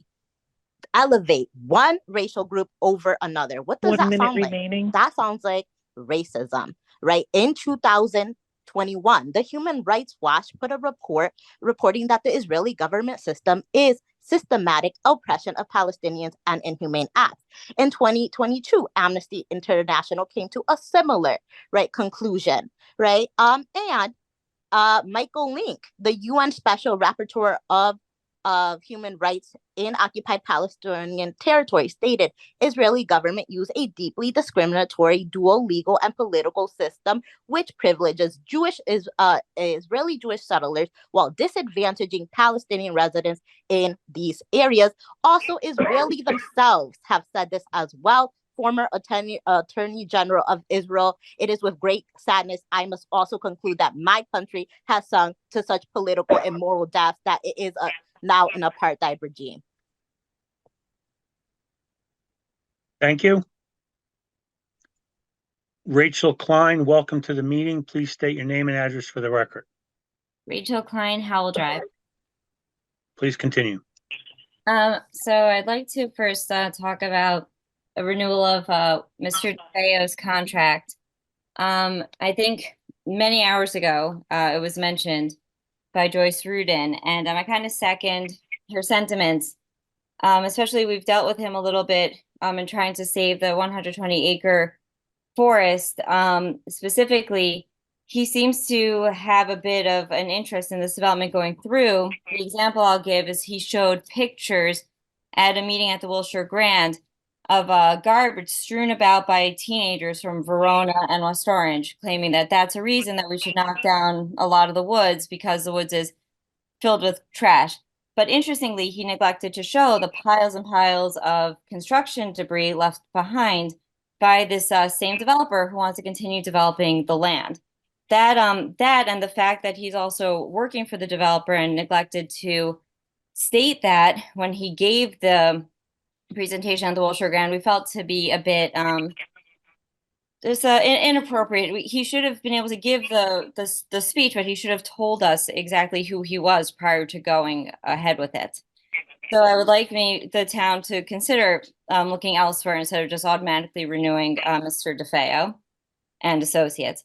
Also, I second what Joyce and I believe Sally said about a town planner. We definitely should look to employ a town planner and not just continue contracting the work out. I think the endless developments in town would definitely be under review if we had a town planner. And it's been 14 years since we've had a town planner, and in the last 14 years, and development has just boomed without any consideration for the effect it's going to have on the town down the line. Now, briefly on the anti-Semitism resolution, I believe you should adopt it. I find one statement really sat with me. It really offended me that we have people in town who believe that because they appear to be Arab, therefore they are a target. Well, we have brown and black Jews in West Orange. So I really don't understand their logic and why that would be a reason not to adopt an anti-Semitism resolution. If the Muslims in the community want to adopt an anti-Muslim resolution, draft it, propose it. We will not call in and say it should not be adopted. If the Black community feels that way, same thing. We are not talking about the other communities because we cannot speak for them. We are speaking for ourselves. As the Jews of West Orange, as someone who grew up here, who lives in Elisa Flato's house, a Jew murdered by Islamist terrorists. This is ridiculous to listen to people talking about how we should be putting forward other people's initiatives. Put it forward yourself. I will personally not call in against it. And lastly, I need to just say, when our tax dollars go to Israel, I really am tired of these lack of facts being spewed. Israel gets our tax dollars. Then Israel has to purchase back from America weapons for their defense system only. They are not purchasing munitions. They are not purchasing bullets. They are not purchasing bombs. They are purchasing very expensive munitions for the Iron Dome. And that is why it's ridiculous, this conversation about American tax dollars. I don't want to repeat anything else anyone else has said, so I will leave it at that. Thank you very much, and congratulations, Councilman Rutherford. Good night. Cheryl, welcome to the meeting. Please state your full name and address for the record. Cheryl Monk, and I'm a resident of West Orange. I'm asking the council to approve Resolution 3924, a resolution that speaks out against calling for, aiding, or justifying the killing or harming of Jews in the name of a radical ideology or an extremist view of religion. Anti-Semitism is real and should be addressed by our local government. I recognize emotions are high, so I think it's helpful to reiterate what this resolution does and does not do. This resolution does seek to condemn anti-Semitism. This resolution does not mean the town is condoning hatred or discrimination against any other group. The resolution does seek to curb harassment on the basis of actual or perceived Jewish origin, ancestry, ethnicity, identity, affiliation, or faith, which is a persistent, pervasive, and disturbing problem in West Orange, as the resolution states. This resolution does not seek to curb free speech. It seeks to confront and denounce anti-Semitism, discrimination, racism, hate, and violence, incidents of which have escalated since October 7th. Likewise, passage of this resolution does not mean similar resolutions condemning Islamophobia, anti-Arab racism, hatred against African Americans, or other forms of hatred should not be passed. These types of resolutions can be drafted, proposed, and passed as well. The town council's role is not to adjudicate what's happening in Gaza. This resolution is about decrying anti-Semitism that's happening here in West Orange, and it is about taking a stand as other neighboring towns have. It is about saying anti-Semitism is not okay, and we will not tolerate it here. I ask that you approve this resolution denouncing anti-Semitism. Thank you. Jan.9, welcome to the meeting. Please state your full name and address for the record. Thank you. It's Rabbi Yoni Glatt. I live in West Orange, and I believe I was mentioned in passing previously in the meeting. I was that rabbi who was a victim of anti-Semitism at the school board meeting. Just because I was wearing an Israel flag and said I was a rabbi, before I even had a chance to say anything else, I was pretty viciously heckled. I've been called a kike before. I've been called a Jew bastard before. But what I heard from the crowd at the West Orange High School was worse than anything I ever experienced as a Jew. Now, since that school board meeting, I've been having conversations with many local religious leaders, with local imam, humanist reverends, with city council leaders, Council President Rutherford, you might recall, we met a few weeks ago. And I've been meeting with students, former and current, from West Orange High School. And I can tell you that anti-Semitism 100% exists in West Orange. Now, in some cases, it's benign. In others, it's unfortunately fully vitriolic. I've seen firsthand where the seeds of anti-Semitism have been planted and are slowly being developed by misinformation across social media, misguided peers, and some local educators. Indeed, one of your high school educators, who is a kind man, had no idea who Menachem Begin was, but is spreading false ideologies about Israel. This is deeply distressing, as this educator is highly influential to the students, and he has no idea who one of the most successful and significant Jewish Arab peacemakers of all times is. And I spoke with some of your former students and current students who tell me that they're not anti-Jewish, they're just anti-Zionist, or they're anti-Israel. But they have little to zero understanding of not only the overall history of the land, but also of its importance in the role of Judaism. The word Zionism is only 130 years old. And so many people who spoke tonight talked to us about us after Zionists. I'm a Jew. And Judaism existed for 3,000 years before the word Zionist was ever created. Our religion has been established by our texts, by the Tanakh, what we call the Old Testament, and by our prayers, our services. The fact is that 90% of the Old Testament either takes place in the land we now call Israel, or is about the Jewish people returning to the land of Israel. Every service that you would go to in West Orange or pretty much anywhere else, whether it's a Orthodox, Reform, Conservative, Hasidic service, every single service, every single day mentions Israel repeatedly in those services. The idea of this land being our eternal homeland is embedded in Jewish history and in the DNA of most Jews. I wouldn't know how to be truly Jewish without the idea of Israel. But the facts about our religion are not known to not only your students, but to many of the adults in West Orange and to, I think, many of the people who spoke tonight. Instead, they wrongfully see the Jews of Israel as colonizers, usurpers, even terrorists. When in reality, the vast majority of Jews in Israel and in the world simply want to live in peace. I ask you to ensure that your students are properly educated on these matters, and that we have more conversations with adults as well to quell the spread of anti-Semitism that is, in fact, slowly but surely pervading the minds of our residents, and especially our youth. More peaceful conversations need to be had, more dialogues leading to peace need to occur, and a complete, well-rounded education has to happen for us to truly achieve a dialogue of peace. So there was a speaker earlier, and I think her name was Noha, who said she's getting witch hunted, which is terrible and should not happen. Council President, if you could connect me with her, I would love to sit down. And to anybody else who is feeling that this is a one-sided and that Israel has no Zionists and we have no say. Let's sit down. Let's have a peaceful chat. I hope we could achieve these goals. It was 675 years ago today that all the Jews of Basel, Switzerland were burned to death, all the adults, because the local community turned on them, even though the Pope told them not to. Now, that's an extreme example, but today is that anniversary, January 9th. I would hate to see something even close, 1/600th of the Jews that died there, ever happen in West Orange. But history has showed us that things like this repeatedly happen to Jews across the world. And we can avoid that if we just have more dialogues and try to learn. Your time is up.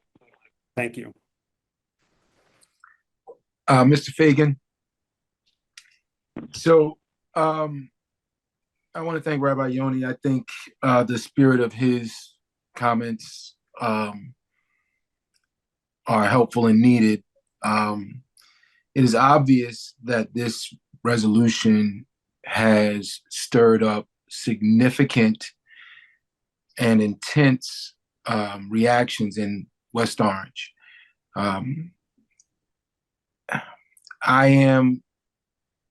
I recognize that we have to have free speech. I recognize what our role as council members are, to listen to the community and understand what those feelings are. As I've said to multiple council colleagues today and other days, we've been, and I applaud my colleagues because each of us have been having our own conversations with various parts of the community. So I applaud that. I think that is what's needed. And we have heard and understand where West Orange is on this issue. And it is obvious that there is not agreement.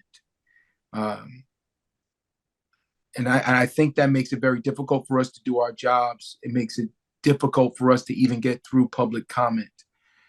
And as much as it pains me to do this, I think we have now, after 3 hours and approximately 40 public commenters, with, I think, the exception of maybe 5, all of them have been on Resolution 39-24. So we do understand that much more work needs to be done to understand the history and the culture of our Jewish neighbors and friends, our Palestinian or Muslim neighbors and friends, and this issue in particular. But this is not the forum to do it. And I want to ask the public commenters, for our sakes, the opportunity to kind of begin the healing process, which I am intent on doing. I think my colleagues are willing to help in that regard. I think the administration recognizes that this work is needed. So for the sake of being able to get through the rest of this meeting, if you are commenting on 39-24, please send in your comments via email to council@westorange.org. I am loath to cut off public comment. I don't think that is the role of government, even if it takes us till 2 a.m. But I also understand that what we're doing in this moment is not the healing process. And I think that's where we need to get to. So please, if you're commenting on 39-24, the anti-Semitism resolution that is on the agenda tonight, please email your comments to us, and I will pledge to respond to each one of those comments individually. I will not send you a form letter. I will read your message. I will respond. I will do that. And I'm sure my colleagues will respond to some of them as well. And just so you know, we've got thousands of emails on this issue in our inbox right now. So please, if you're here for public comment and you want to comment on 39-24, please submit those comments via email. The email address is on the screen now. And if you're going to comment on something else that's on the agenda, please feel free to do so, so that we can get to doing the business that you all elected us to do. And it's now after 10 o'clock and we haven't even started. So please, I make that request, and I hope that you trust me enough and trust my intentions enough. And I've met with many of you over the last several weeks. I think we have an understanding of where we're coming from and how we're trying to approach addressing this issue. Please, for the sake of being able to get through the rest of the agenda, email those comments, only continue comments, if they are on an item other than 39-24. Thank you. Council President, I don't agree and would like to make a motion to let people continue to talk about this issue. This is an important conversation to have, and this vote is being taken tonight. And I think this conversation is very important. I second that. All right, let's take the vote. So the vote is, to stop public comment right now. No, the vote is to continue. So I appreciate your comments and the plea to the community, and respectfully, I've sat here many meetings when the prior council president was pretty much I have to say dismissed for that same kind of plea. I think the way they handle this, I appreciate your advocating for this to the public. And yes, for the sake of time and for healing, I totally agree. But I think if you want to send an email, send an email. And if you want to still speak, they should be able to speak. But yes, please be mindful of the time. Well, that's exactly what I said. Let me be very clear. I did not close public comment. I asked people to voluntarily send in their comments on 39-24. And I think that approach, that's the best approach that I could come up with. It's already 10:09. At some point, we have to actually do the work. I agree. So the request that I made was to have public commenters self-select whether or not they would continue either verbally or in writing. And now the councilwoman has a motion to keep public comment open. I think that motion is wholly inappropriate because there is no motion to close public comment. But if you want to take a vote, there's something that you want to. Can I say something, Council President? You're Sure. not closing public comment. Like you said, you simply asked if residents would send an email. If they don't want to, they can keep their hand up and still speak. Public comments isn't being closed. He's just made a suggestion. If they still want to speak about it, they can. There are 22 hands up right now. And there were 27 when I started. You can listen to all 22 people. We're just going to go another 2 hours till midnight and then do business. He's not closing public comments, Councilwoman Scarpa and Councilwoman Castellino. It's simply a suggestion. And if they choose to speak, they can still speak. There's no need to take a vote. He simply made a suggestion. That's it. And I hope we are all taking notice of how divisive this particular issue has been. We certainly need more work. Whatever is done tonight is not going to solve the problem. Like, the problem is much deeper, and it's obvious the problem is much deeper by the intensity of the comments. And this resolution will be able to address. So, Councilwoman Scarpa, what was your motion? I just want to make sure that anyone who would like to speak on the resolution on anti-Semitism has the opportunity to voice their opinion. So is there something wrong with asking people to email the comments in? They can email if they'd like, but I want them to be able to speak tonight if they choose to. All right, so we're not so. in disagreement. Mr. Fagan, please continue. And again, I make the same plea. If you are commenting on 3924 and are willing, please email to council@westorange.org what those comments are. If you're commenting on something else, we certainly do encourage you to continue with your public comment. And if you choose not to email, you have that right as well. Mr. Fagan, it's back in your hands. Thank you, Council President. Susie's iPhone, please state your full name and address for the record. I'm on my council meeting. I can't talk. Okay. Hi, can you hear me? Yes. Okay. My name is Susie, and if it's okay, I'd like to refrain from giving my information as well, in fear of my information being out there. I would like to start with saying that the resolution 3924, I absolutely think that it should be approved tonight. As a Jewish person, American Israeli Jew who has family in Israel, I know what anti-Semitism is, what it looks like, and it's for us to be able to tell you what anti-Semitism looks like. We would never come on and tell people what their racism looks like for their nationality. And it's appalling to really hear people tell us that we shouldn't feel the way we feel. We would never do that to any other race. We would always stand up for other people who are being hated on or discriminated against. And we'd hope that people would stand with us now too. One of the things I'd like to bring up that wasn't brought up was what was, and it all does tie into the resolution, was the things that being said at the West Orange High School walkout.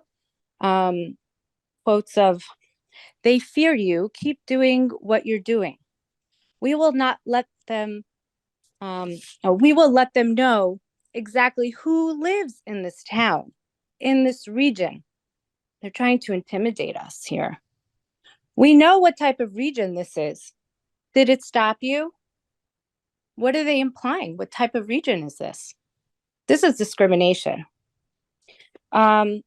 Obviously, they said from the river to the sea, Palestine will be free. And we've spoken about that and how we feel. And these are words that are straight out of Hamas's mouths.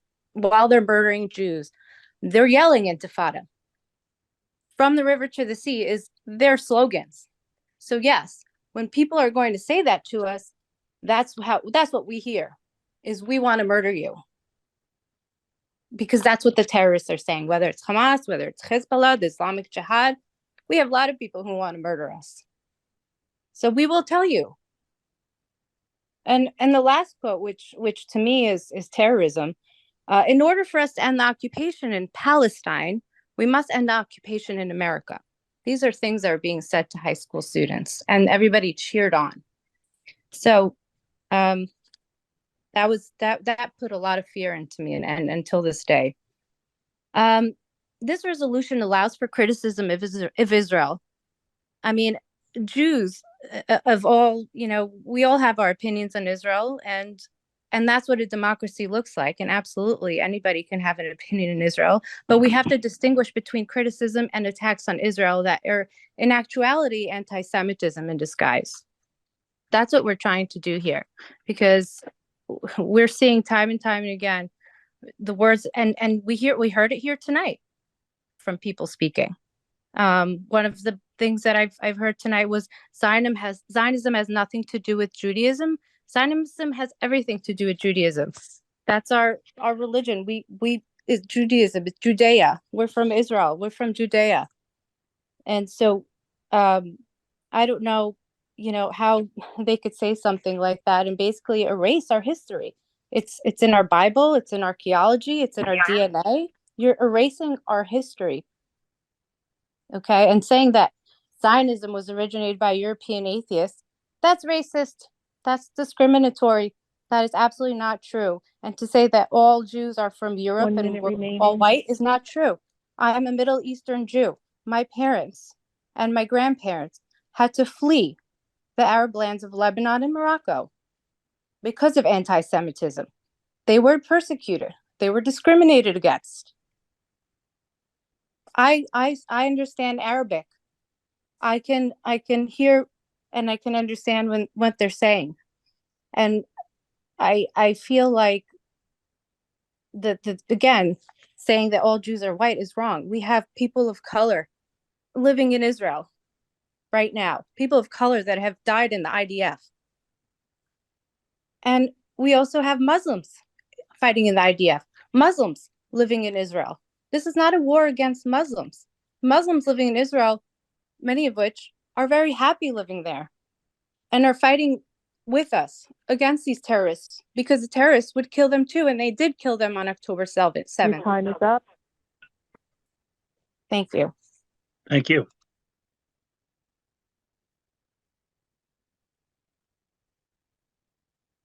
Rachel Hershey, I'm sorry, Amy Gallatin. Please state your name and address for the record. Amy Gallatin, West Orange, New Jersey. Thank you for your time.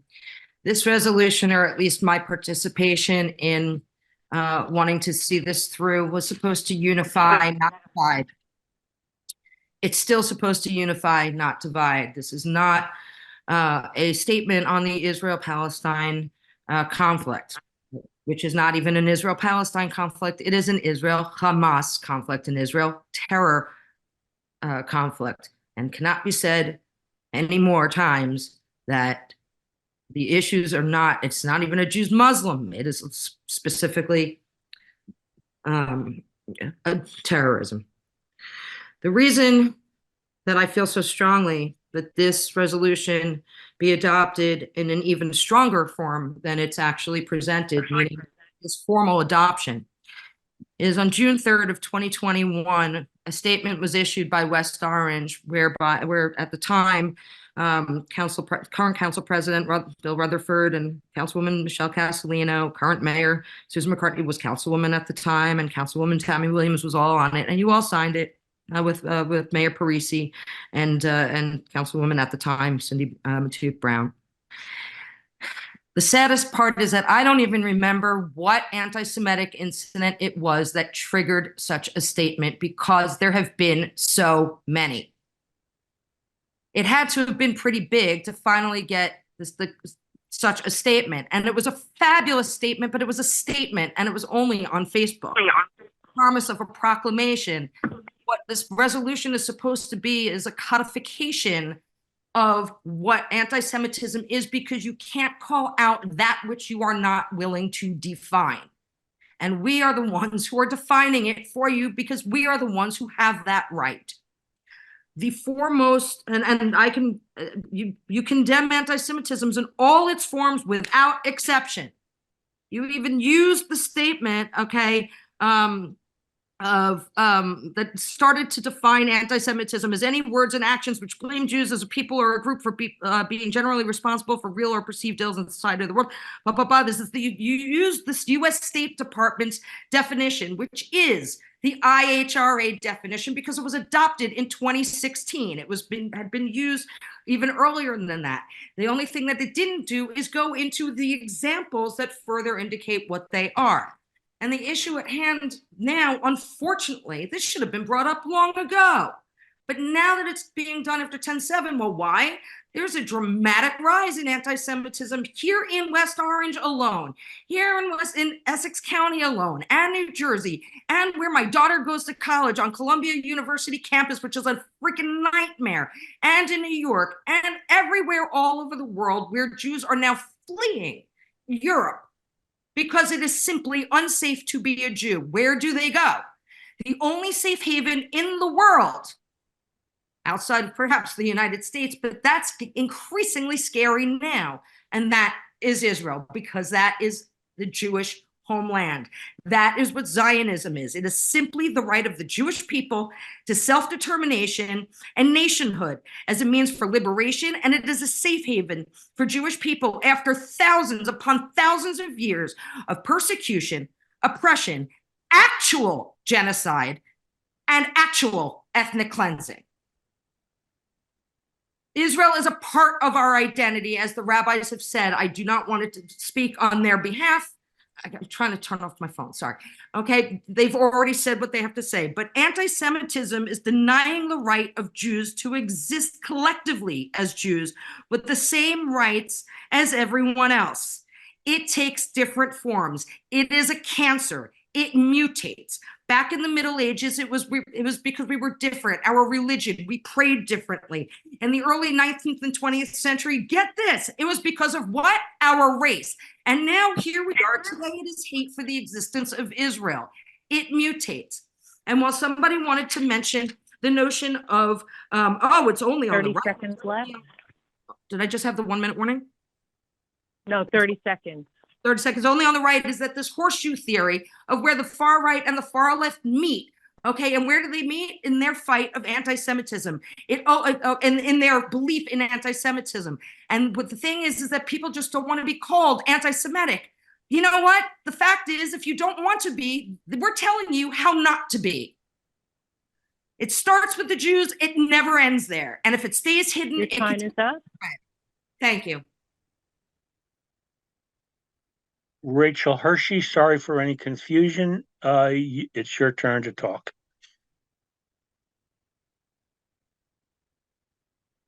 Rachel Hershey, can you hear us? Rachel Hershey, please unmute yourself. It's your turn to talk. Last call, Rachel Hershey.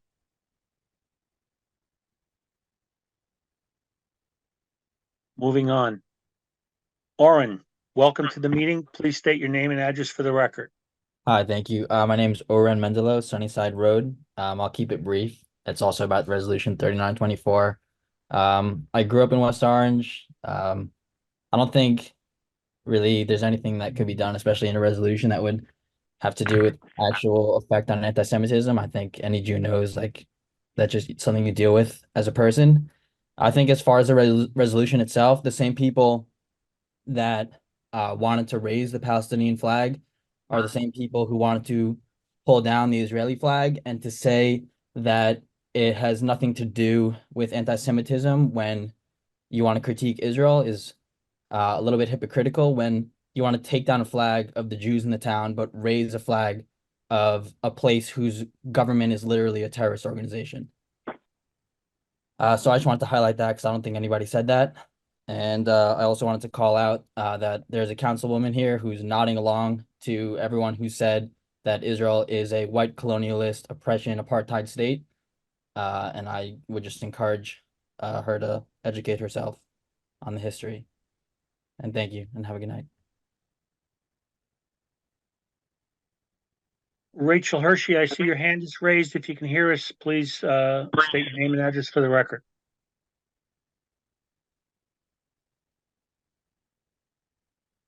Moving on. Sharif Mazel, welcome to the meeting. Please state your name and address for the record.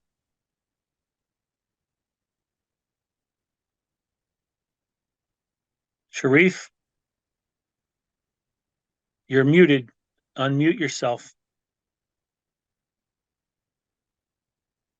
Last call, Sharif. Moving on. Tez Roro, welcome to the meeting. Please state your name and address for the record. Good evening, Tez Roro, West Orange resident. Thank you all for hearing the community. I know that it's tough to stay up late. It's actually 6 a.m. where I am. I've been on for a couple hours as well. So this town ordinance, while it's a town ordinance, it's a West Orange ordinance, it is influenced by a global conflict, right? We certainly probably wouldn't be having this conversation if this was not for this conflict and its divisive impact that has been felt in our local communities. So I ask that everyone that's listening have an open mind and heart as I share my personal experience here. So I am an immigrant. I've been living in the U.S. for about 25 years. So have no stake in the game, so to speak, right, on this conflict. Didn't even know what it was about when it happened on October 7th and had to do some research. I have never experienced anything like this on a personal, professional level, never. The loss of innocent lives and families being separated and held hostage is unimaginable, especially as a parent. And I feel for all lives that have been impacted. After the October 7th attack, as an outsider, right, these are my observations. This is what it feels for someone who's actually having the cognitive space to actually understand this conflict. There was no space for civil dialogue. In fact, freedom of speech wasn't so free. It comes at a cost of being labeled, being canceled, being censored, and being attacked. For the first time ever, I found my freedom of speech limited, and I'm not alone in that. And that is a problem because I consider myself a community builder, and I value my ability to engage in civil discourse if I choose to, right? It takes immense courage and risk calculation to have any dialogue on this topic for those whose moral compass and consciousness won't allow them to stand by. The town took a stand on this issue by standing with our Jewish community. There has been so far, day 96, I believe, no acknowledgement over the 20,000 loss of live people or support for our Palestinian and Muslim neighbors who also live in our community who had nothing to do with this attack. On the contrary, we know that the high school walkout was postponed, children were being threatened to be doxxed by adults, and the flag raising was canceled after approval. Both our Jewish and Palestinian neighbors and all of our neighbors deserve to feel safe and protected because that is West Orange, a mosaic of diverse cultures and faith.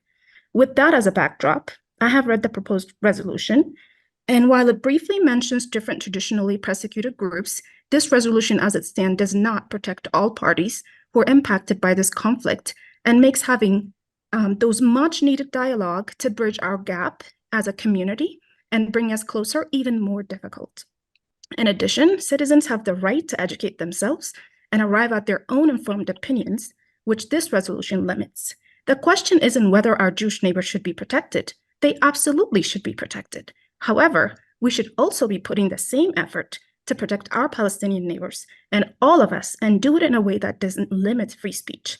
The town should really prioritize initiatives to truly make everyone feel safe and protected, and this resolution does not achieve that goal. I'm happy to provide resources and examples of how other communities and other municipalities were able to do this. While your political careers will be a blip in your life, your moral compass and consciousness will hold you accountable every minute of the day. Thank you. Council President, it appears we have lost Councilwoman Williams. I've tried reaching out from her and could not reach her. It looks like we've also lost Councilwoman Scarpa. I've reached out to her as well and have not heard back. Let's continue with public comment. What I said, for those of you that don't know, and I said this to our clerk earlier, I believe I said it to Mr. Fagan, may have said it to my council colleagues, because tonight is such, the 3924 is such a weighty resolution. I am not prepared, even though we have a quorum, and it's getting late, so my brain's not working well. I am not prepared, and I don't think we should take a vote on any of these things if all of us are not present to raise our voice.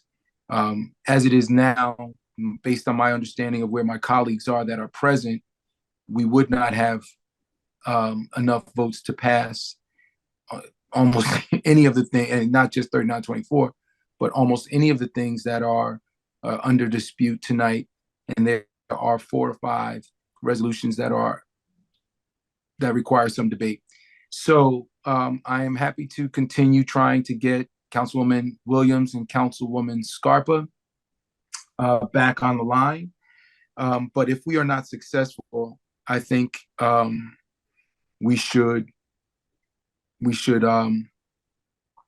adjourn and reconvene. I mean, take care of the conference, the consent agenda, and then reconvene at a time as soon as possible. Obviously, we have notice requirements and such, but we can discuss that privately, but get it back on as soon as possible, because Councilwoman Scarpa deserves to be heard on this, and so does Councilwoman Williams.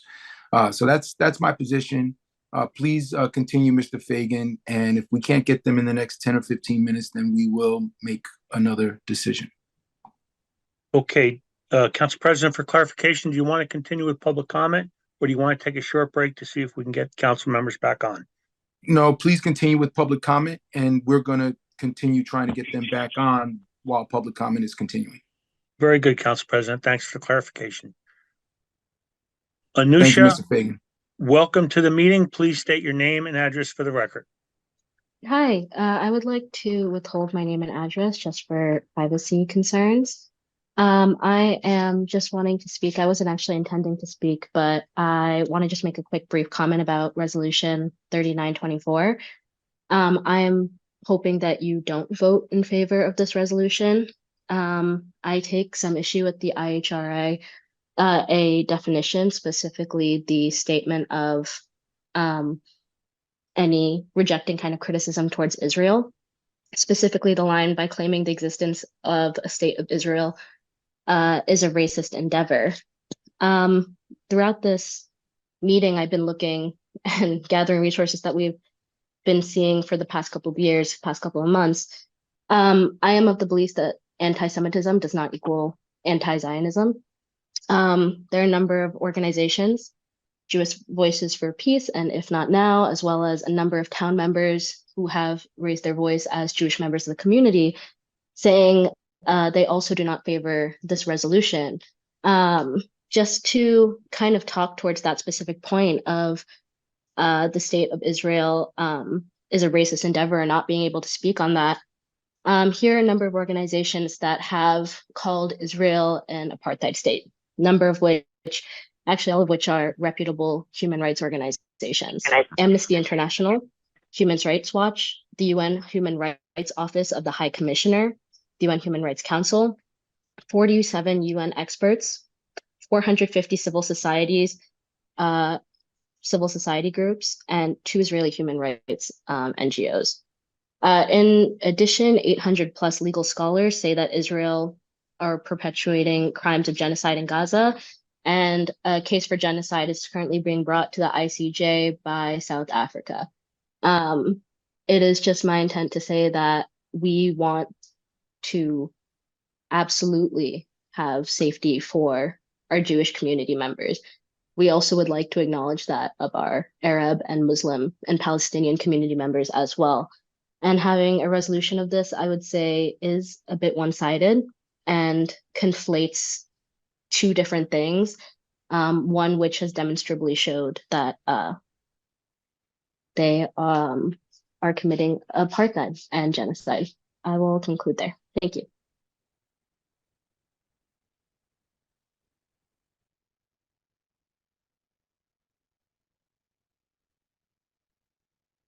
Council President, I have not been able to contact Councilwoman Williams, and I am advised that there are various power outages in West Orange. And I just want to repeat something earlier. As far as PSE and G is concerned, if anyone can text the word out, OUT, to 47734 to receive reports on outages or to report an outage in West Orange. I'll repeat that.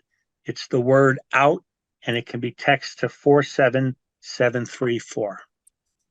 Council President, with your permission, I will bring in the next public speaker. Yes, sir, please. Jane Kistner, welcome to the meeting. Please state your name and address for the record. Thank you. My name is Jane. I prefer to state my address for safety reasons. Thank you for your time. I'll try to be brief. My background, I lived in 2 countries before coming to the United States. One is Ukraine, one is Uzbekistan. Ukraine is a graveyard to 20 Jewish family members who were buried alive, while their neighbors, very much like our neighbors, even though they may be sympathetic to the cause, are very, very quiet. We have witnessed Jewish people for peace being not afraid to speak for other causes.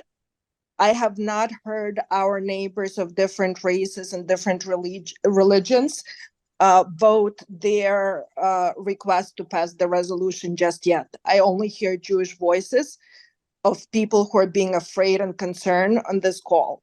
This is very disappointing because we supported Martin Luther King marches, BLM marches, any other pro-human issue marches. We were alongside with every human cause that was dear to our neighbors.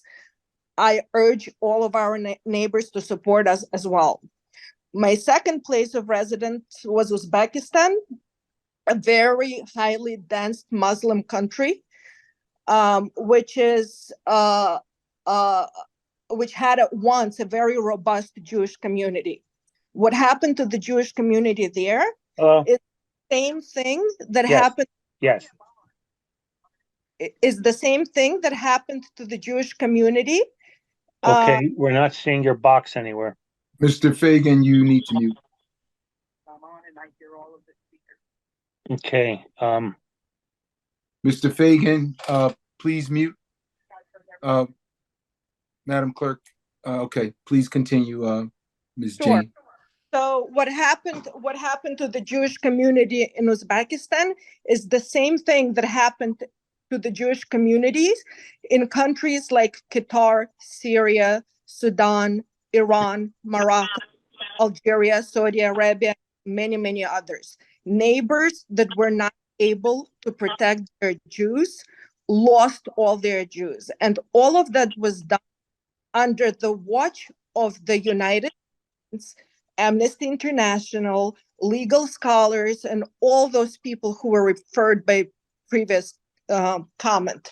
So for all these organizations to be cited as somebody who really cares about the Jewish cause, they really don't, because all of these countries lost their Jews. They're highly anti-Semitic. And to address the anti-Zionism, anti-Israel, and anti-Semitism things, when I hear that they're not related, there is not 100% relation, but one thing for sure: when anti-Zionism starts, anti-Semitism follows. They go hand in hand. Another thing that I want to mention is that wars are not proportionate. That when somebody at a peaceful music festival rapes women, burns children, kidnaps citizens, and mutilates humans of that country, the country has the right to defend itself.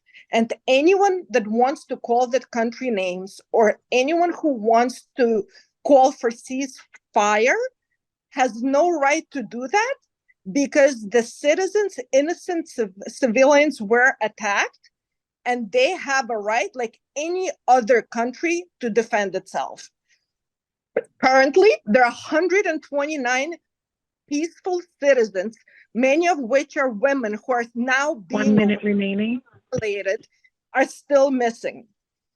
US citizens are in captivity right now. We have New Jersey residents that are held hostages in Gaza right now. The war that started by a brutal attack on Israel caused a lot of turmoil that's happening today in West Orange, in New Jersey, in the United States. We do not feel safe. And Council President Rutherford, I wanted to address one comment that you mentioned. I don't think we're trying to solve a conflict today. You said that it will be very difficult to solve the conflict. We are not asking to solve the conflict. We are asking to protect Jewish people. This is a resolution about anti-Semitism. We want to feel safe. We want to feel safe in our homes, and we are asking for that, not to solve the conflict. your time is up.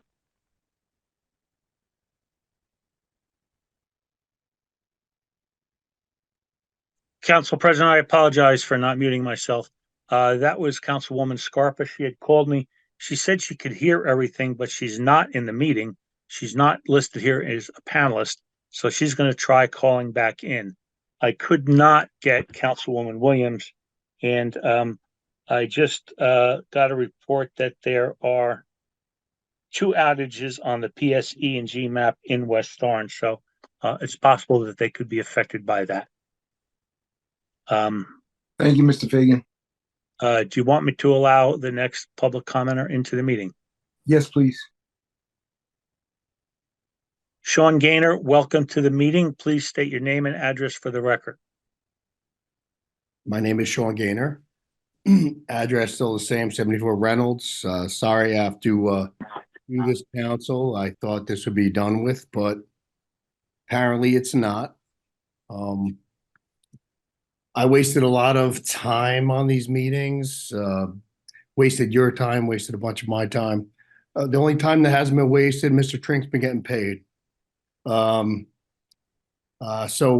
I'm trying to have some truthful response about my pension payment. Mr. Gross is not there tonight, I see. So if he's not there, whatever, I'll just say my piece. Doesn't matter if he's there. The last time he was there, he did not speak the truth. I will say Mr. Gross said that he paid my pension and told all of you and me and everyone on the meeting that Mr. Gaynor has that information. That is an outright lie. I never received that information. That is a lie. Please, if you can, send me a copy. And please copy the council and the mayor and anyone else receipt of payment of my pension, because I paid it almost a year ago. This is January, I believe, 13, 14, 15, whenever I made that payment. It's almost a year now. Still not, I know it takes time with, pension stuff, but it's almost a year. Few days to be a year. He did not make that payment that I know of. He never gave me that information, which he lied. So I'm sure as a great CFO or chief of staff, whatever his title is these days, he's a very responsible guy. And he's smart enough to get a receipt for any kind of payment. So I want a date stamp time, please. Tag the email on the council people to stop saying online to everybody else that I've received this information, which is not true. I see Pete Smeraldo's there, and he is the assistant. And I consider a friend. So maybe he could speak on that if I was ever paid on the pension and what date and time that happened. So I consider Pete a friend. Hopefully he can maybe he doesn't have knowledge of it. I'm not sure, but I know John Gross said that I had that information. I didn't like that he said that because that was untrue. I never received that information that I was paid. And it's still, my pension payment reflects that I was not paid. Also, I don't think that voting on Trink tonight to be back for another year would be a great idea, being that we spent many, many hours already with the other stuff going on and everyone's not on board tonight. So if we could just push that back a bit, I'll be seeing Mr. Trink on Friday. But I just would think that everybody should be there for a vote such as this. And I would appreciate that. So thank you for your time once again. I'm sorry I got to call in. I'm retired. I want to be done with this. I don't want to deal with the Township of West Orange, but unfortunately, we're still here. There's people saying things that are untrue. And I would just like for everything to be on the up and open and, just the truth to be spoken. That's all. But thank you, council. I know there's a lot of stuff going on in the world that's more important than this kind of stuff, but this affected my life greatly. It really did. I never was promoted. There was people that got promoted, making me sign apologies that 1 minute remaining. There was no spots open. People got promoted. Nobody ever promoted me when there was no spots open. I died number one on the deputy chief list. I know I did not get the vaccination, and it is what it is. But, I didn't, whatever. So it is what it is. I love that town. I grew up in that town. I gave 26 years of helping people in that town. I had cancers. I had everything from being a firefighter. So that's all.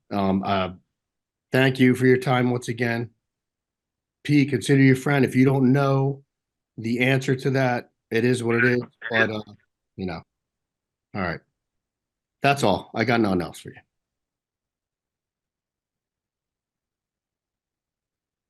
Larry, welcome to the meeting. Please state your full name and address for the record.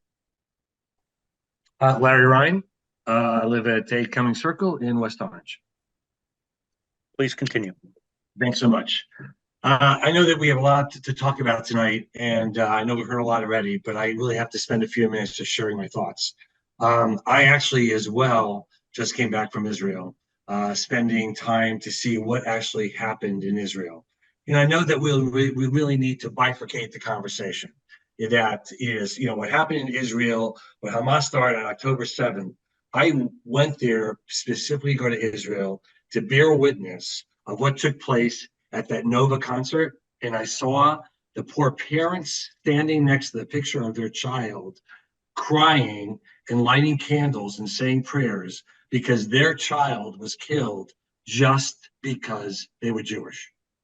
Then I went to visit the kibbutz that did the exact same thing, where I saw the horrors happen, where they burned houses and cars and trees, and people's lives were torn apart, and just because they were Jewish. And Hamas started all of this.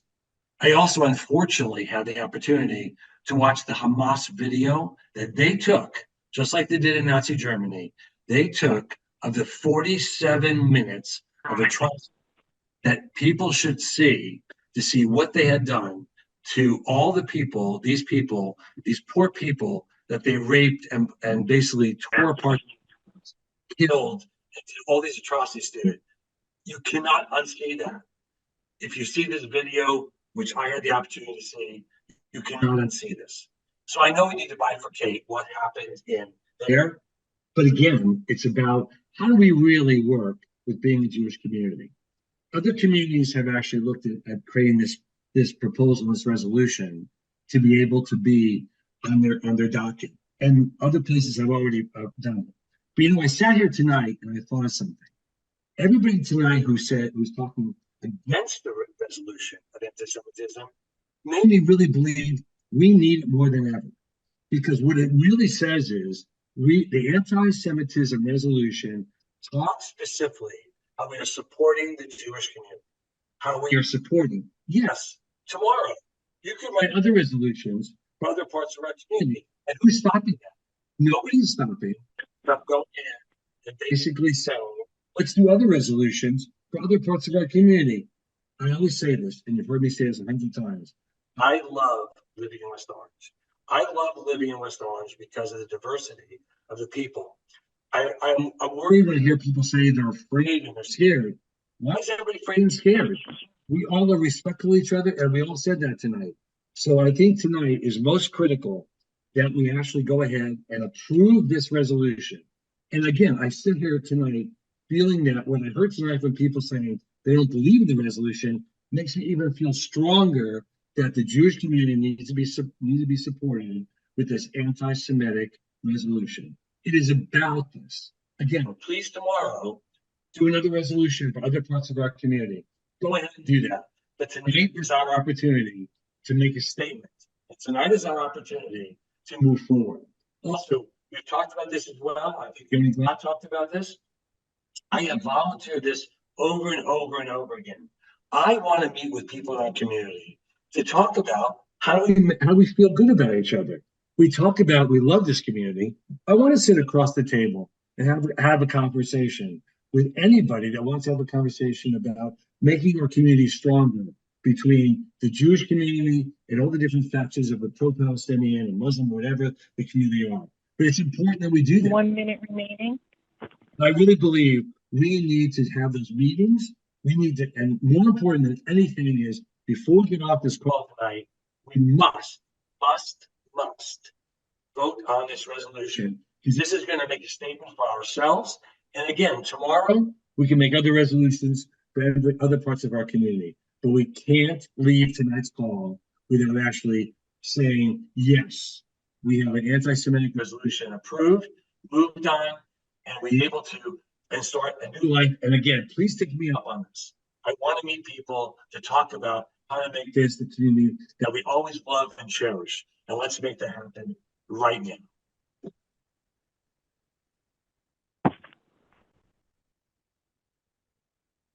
Council President, I was able to find Councilwoman Williams, but I cannot find Councilwoman Scarpa. I have a phone She's number. on her phone. Yo, you do have a phone number? Okay. I have a phone number that she's on. She's not on her phone. But I cannot. There are two phone calling, and neither one of them are the number that was given me. I'll work on that. You continue with public comment, and I'll try and get the accurate number for her. Thank you, Council President. Yep, thank you. Jason Buskin, welcome to the meeting. Please state your name and address for the record. Thank you, Jason Buskin from West Orange. Thank you for the time tonight. I know it's been a long night and hope everyone is staying safe in this weather. I want to echo a little bit of and I'll try not to repeat what other people have said, but I want to echo a little bit of what both Dr. Glick and Rabbi Zwickler said earlier, Rabbi Glott, that words matter. And something that the council president said earlier is that he wanted to make sure that the depth of the impact of this resolution is understood. And I think I'm beginning to understand that, or actually more be bothered by that, because what I don't understand is why there is so much impact by this resolution. What I don't understand, as someone who moved here 6 years ago, is why is it so hard for this town to condemn anti-Semitism? Why is it so hard for the people in this town to say Jewish lives matter?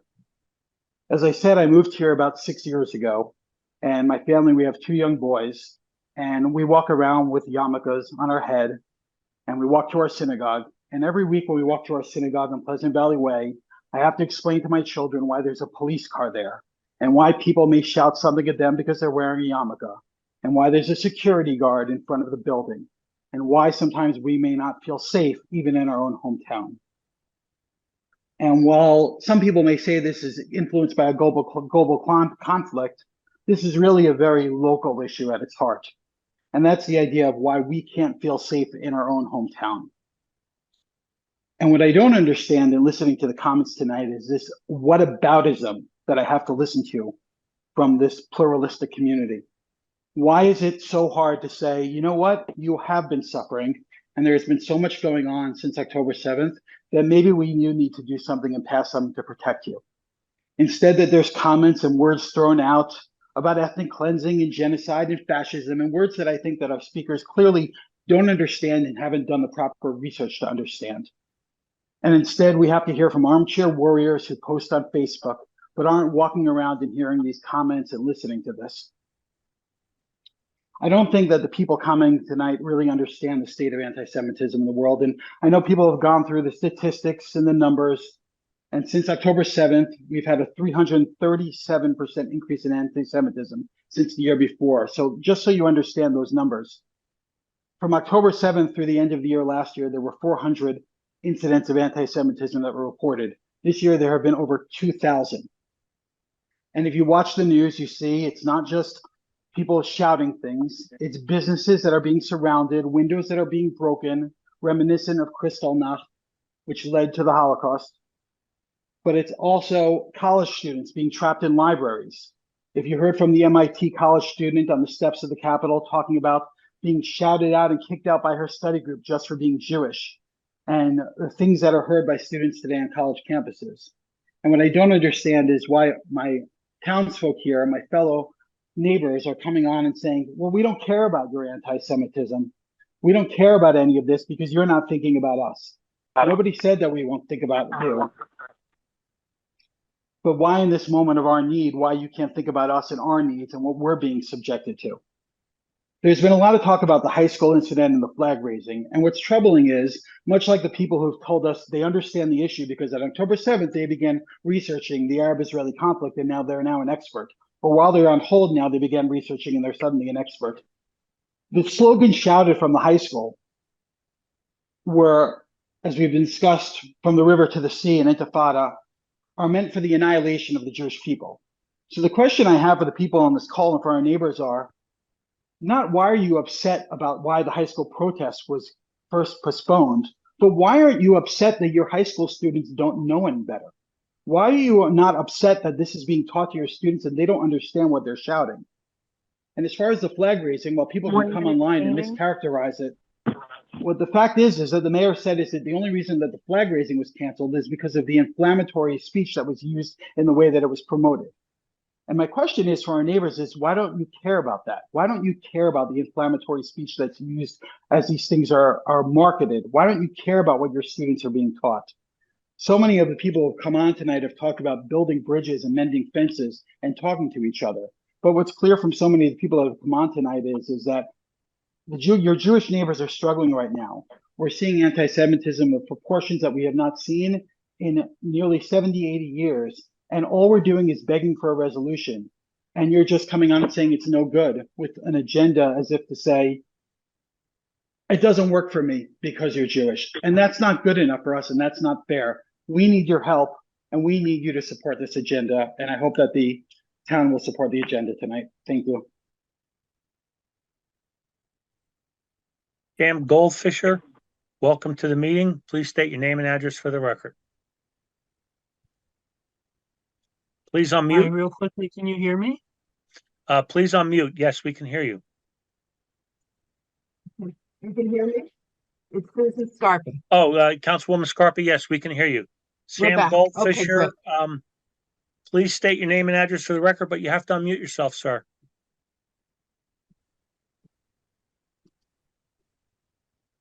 Last call, Sam Goldfisher. Okay, I have to move on.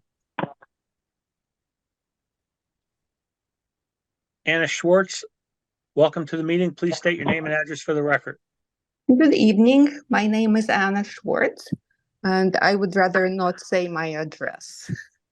I was deeply disturbed to hear so-called anti-Zionism rhetoric and completely false statements made today about Israel being an apartheid state. Zionism means recognizing the right of Jewish people to have a state.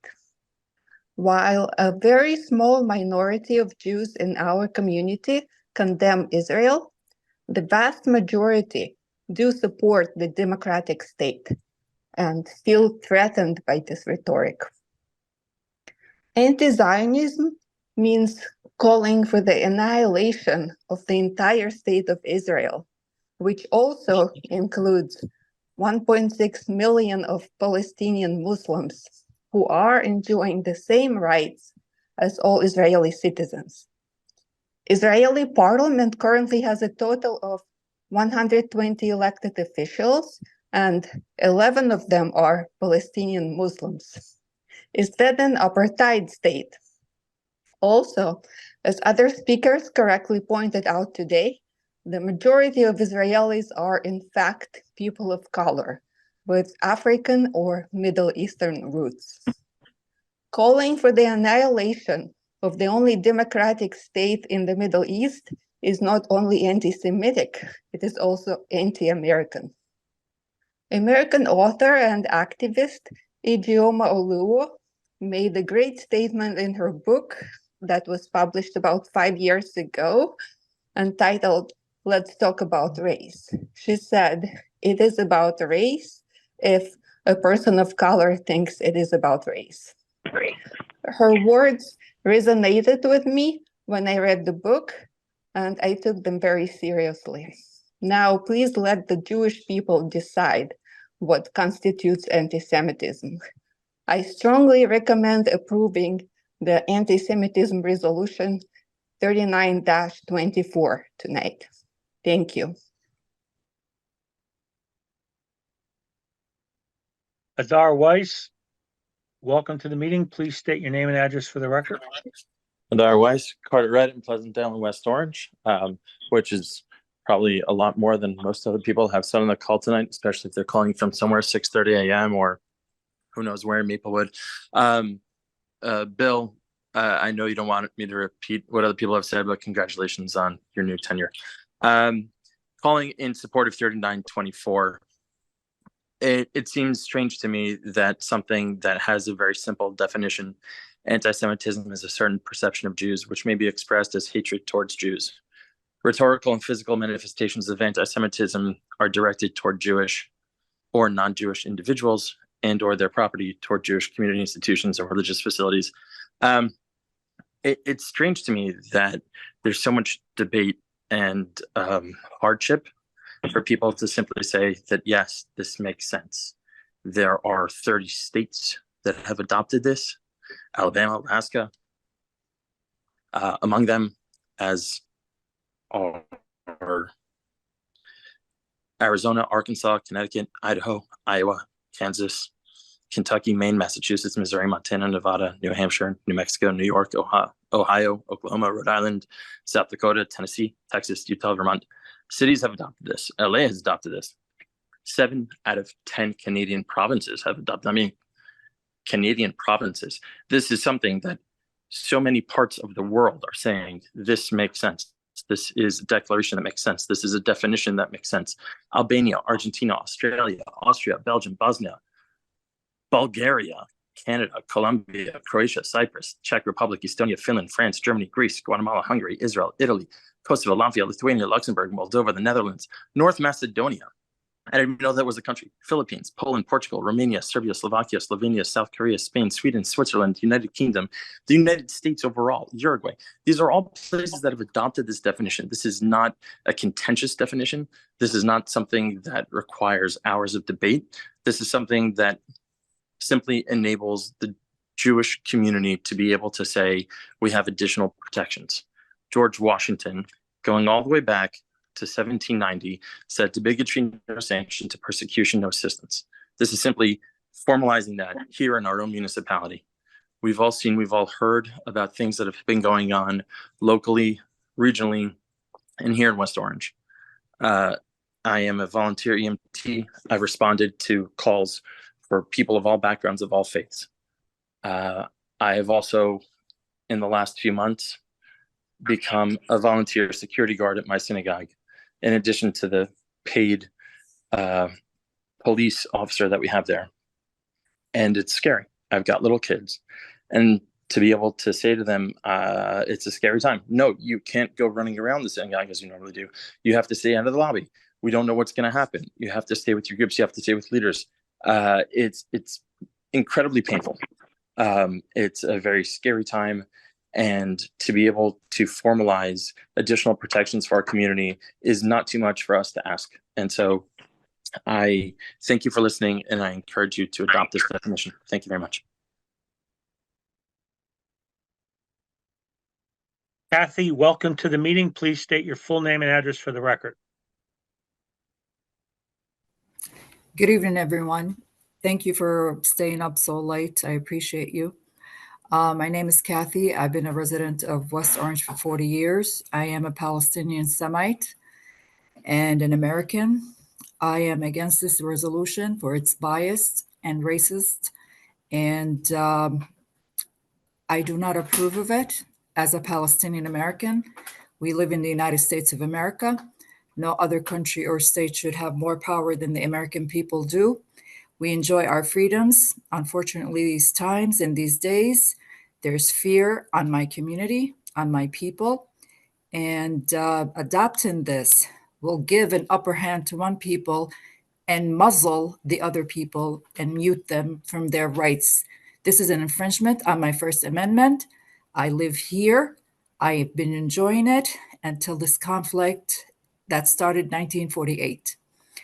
This conflict was not started on October 7th. We have been living this plight for so many years. As a Semite Palestinian, I do not approve of this resolution. I have rights. My kids have rights. My grandkids have rights. I should not be living in fear in a community that I lived for 40 years here. I have not gotten involved in any other resolutions that was taken, but this one hit real hard. I am very happy for those who were able to go back to Palestine and see what happened to their family. I have to see it in photos, videos, for I have no right of return. So put that up there. In order for me to be safe in my town, this is also my town, the town of Palestinian Muslims and Arabs and other ethnicity. I respect all ethnicities and all religions, and I demand the same respect for me. As I am able to criticize Joe Biden and the congressmen and women and the senators and everybody in my government, I should have the right to criticize anybody else in the world. This is not about favoritism. As Americans, we live here. We have to respect and obey the laws of the United States of America, and no other state or country has a right to take such a resolution and implement it. This is wrong. This is one-sided. This is racist. This is divisive. I appreciate you working hard, and staying late and listening. So please listen. Please do not vote yes on this. Please do not do it, because we matter. Our voices matter. Everybody's voice matters in this community, in this country. We have been under this for 75, almost 80 years. And now our voices are being heard, and people are offended. We have rights. We have a right to life, to live, to see our kids grow and be whoever they want to be. I have received some massive bad news from back home, not just in Gaza, in West Bank also. So do not tell me I have to submit to this resolution because it benefits one group and not the other.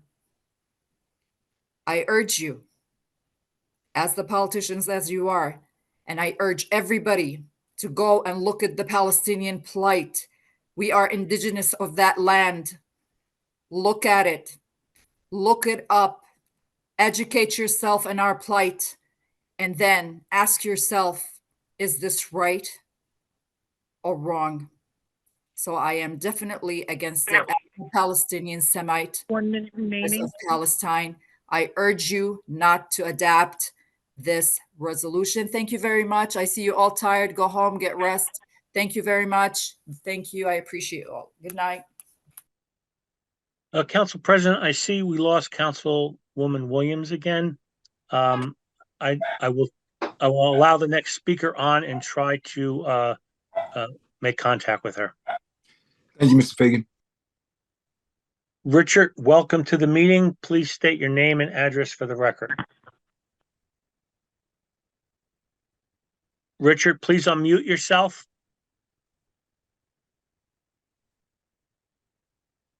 Richard, can you hear us? Yes, hi. I would like to talk about the backpack blower, so I'll wait. That's up to Council President. Yeah, so I'll That's just fine. wait. I'll just wait. Yes, that's for second reading. Fine, no problem. Thank you.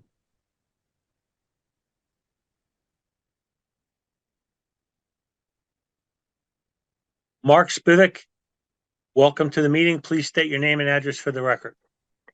My name is Rabbi Mark Spivak. I'm the rabbi of Congregation Or Torah in West Orange. First of all, I wanted to say I heard people speak against Susan McCartney, our mayor. I just want to say that she has like an impossible job, and I think she's doing a really good job. And that just putting this issue aside, she works very hard for West Orange. I think that I've had to deal with her, not in this issue, but in many issues. And I found that she's always open and she's always trying to help. And as you as council members as well, I know as a rabbi, it's very difficult, when you're trying to serve the public and there's many different opinions on something. So I do want to give her a shout out. I think she's doing the best she can under a hard situation. And I definitely appreciate the work that she's done and the work that everybody who serves West Orange, all of you, I definitely appreciate that you're here very late and that you're listening to us. So I want to thank you for that. I just want to mention that in all these issues, when we had the Black Lives Matter, I spoke very strongly about it. My wife, we brought our kids to rallies. I actually I spoke to the rabbis because we had that as well. My wife her father is African American. He's actually, his father played in the Negro Leagues, and it really hit home. I did personally experienced. We experienced different types of hate. And so we're very sensitive, in this community, that we want to make sure that we all try to get along as best as we can. That being said, the Jewish community has been here and in other places has been feeling a lot of different hate addressed to us. We've seen it right by my shul, where a SWAT sticker was put on the ground by us. And we spend a lot of money in our synagogue towards having security and trying to make sure that we could just live. When we walk down the street in Pleasant Valley Way, many of us have experienced people screaming out things at us. In fact, I had one of the security guards wouldn't let me walk home alone because he felt, because he himself heard some of the things that are sometimes directed at us.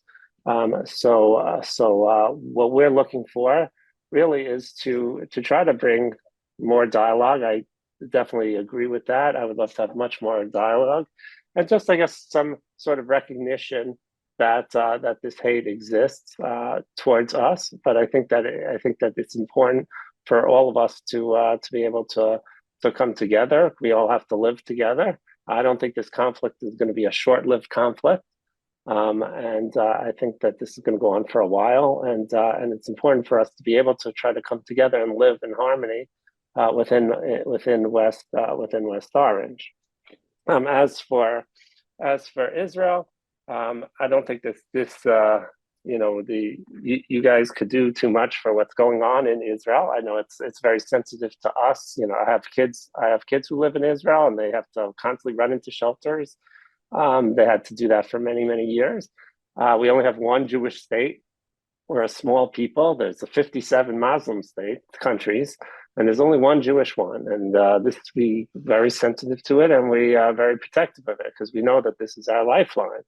And so that's why we'll fight for it as much as we can to try to make sure that it's not,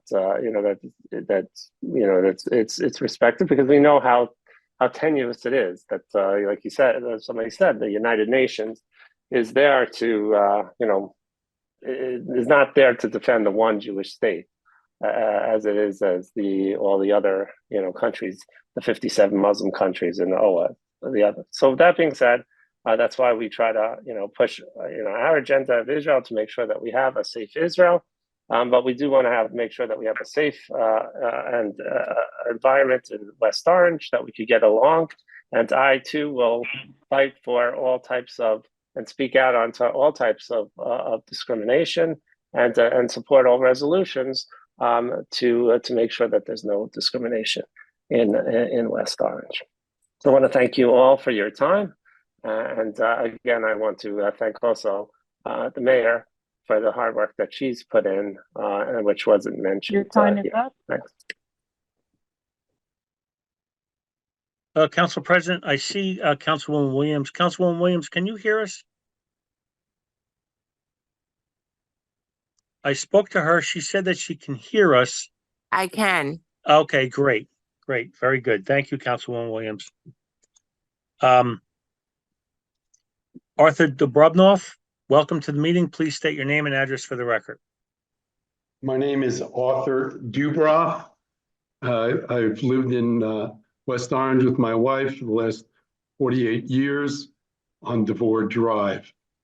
First of all, Council President Rutherford, congratulations on being sworn in. I love the picture of the swear-in, and your parents must be very proud of you. So congratulations. I'm very pleased about that.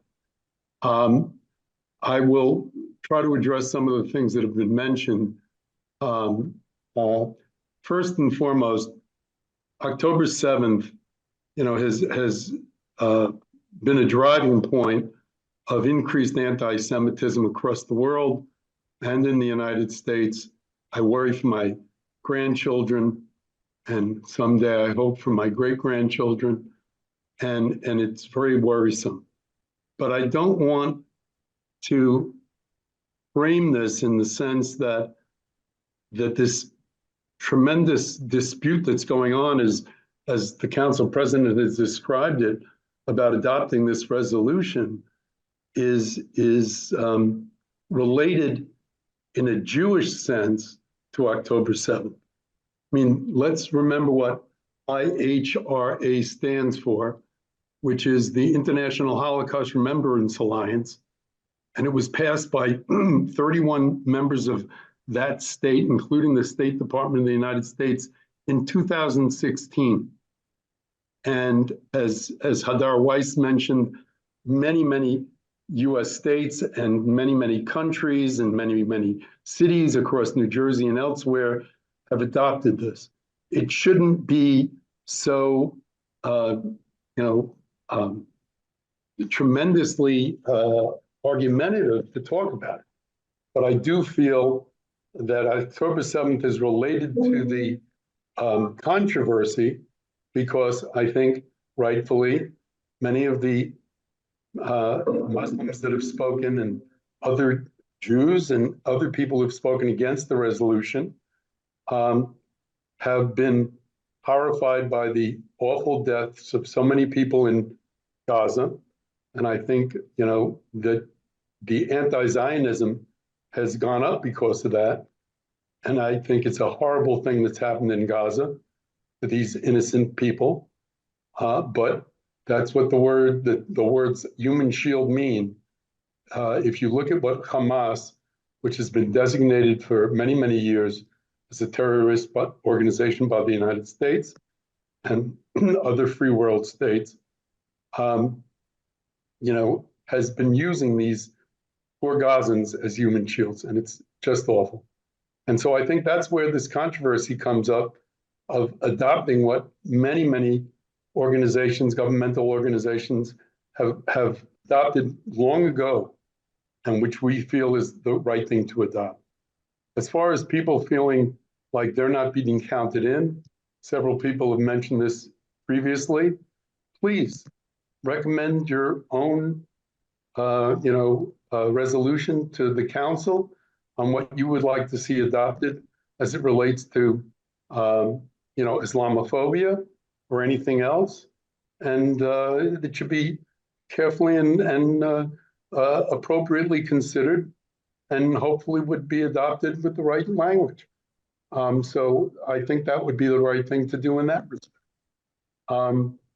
And the last thing I have to say is I did take offense at people calling Israel 1 minute remaining. State. Thank you. Many, many years ago, it must have been about 15 years ago, I had the pleasure of being in Israel, and I was driving up a hill. It's a long traffic light. People were crossing across to get into a parking lot. I was going up the hill, and there was another car coming down the hill. And it was at the time of the period where there was a big controversy that Saudi women weren't allowed to drive cars. And I looked over at the car going in the opposite direction from me, and it was a driver's ed car with a woman in a hijab learning to drive in Israel. And I have many non-Jewish friends in Israel. We have worked together on a variety of things, and Israel is not an apartheid state. And it's shameful to call it that. And Your time is up. The adoption of 3419. Thank you. Rachel Hershey, I'm sorry for any earlier confusion. Welcome to the meeting. Please unmute yourself and state your name and address for the record.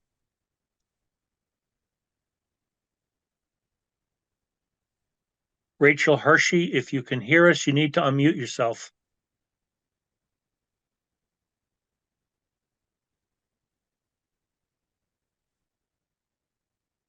Okay, I have to move on. I can come back.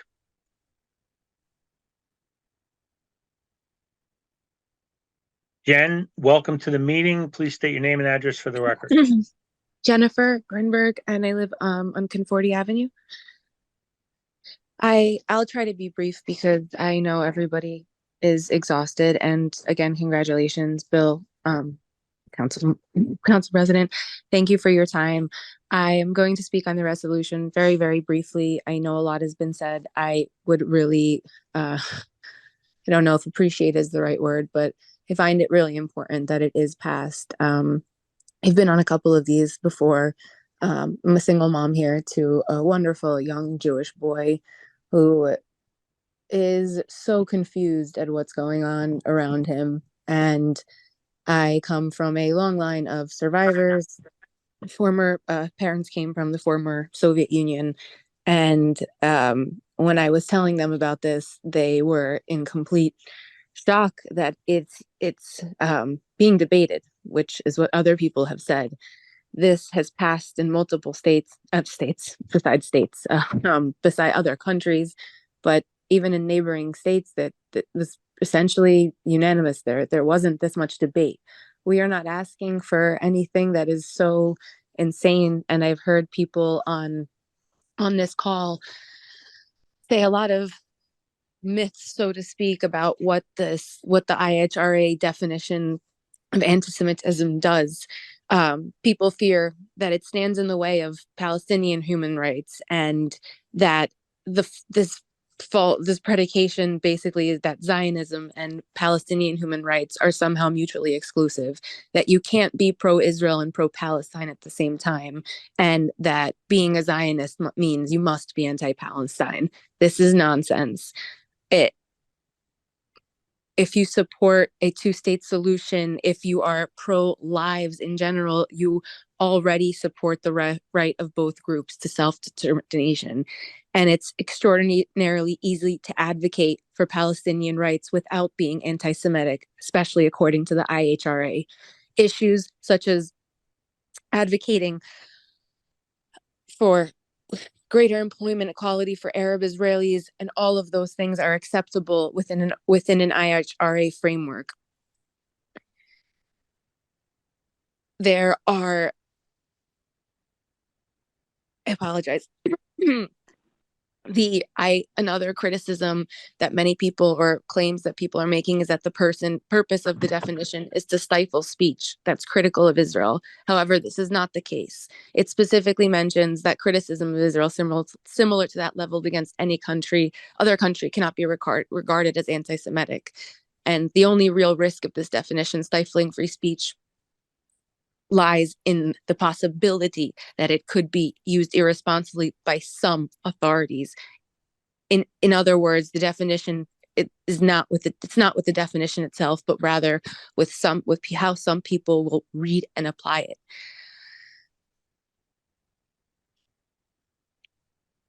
I don't want to continue, as I know many of these things have been said, and I really don't want to take time, but I am very much for the resolution, and I would really like to see it passed. I think it would be a great step in the right direction for your the Jewish community and the rest of the community as well. And I encourage the others who have spoken, if they feel that a resolution is required for them, then they should write one as well. We have been the targets of anti-Semitism for a while now, and October 7th was clearly the numbers have gone up since then.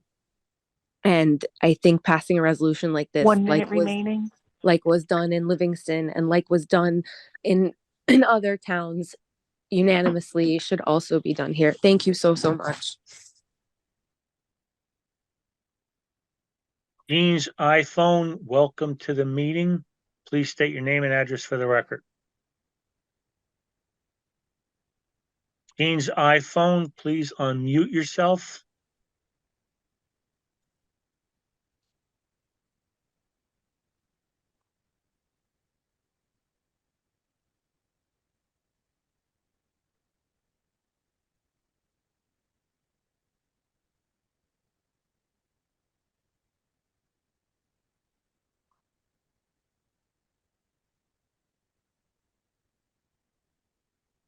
I'm sorry, Council President, I'm having a problem with my screen. Trying to restore it.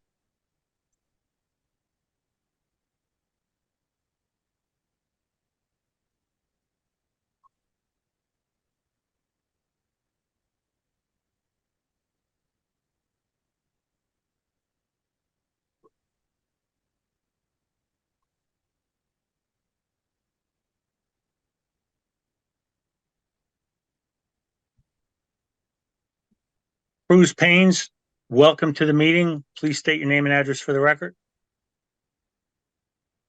Hi, I'm Cruz Paynes. I'd like to keep my address private, just for privacy issues. I am going to try to make this quick. I apologize for my voice.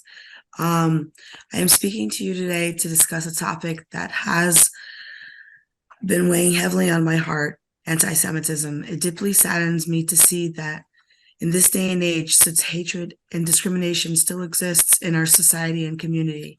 Anti-Semitism is a dark cloud that has loomed over humanity for centuries. The history of persecution and discrimination against Jewish people is a painful reminder of the depths to which humanity can sink. From the horrors of the Holocaust to the countless acts of violence and prejudice, the Jewish community has endured unimaginable suffering.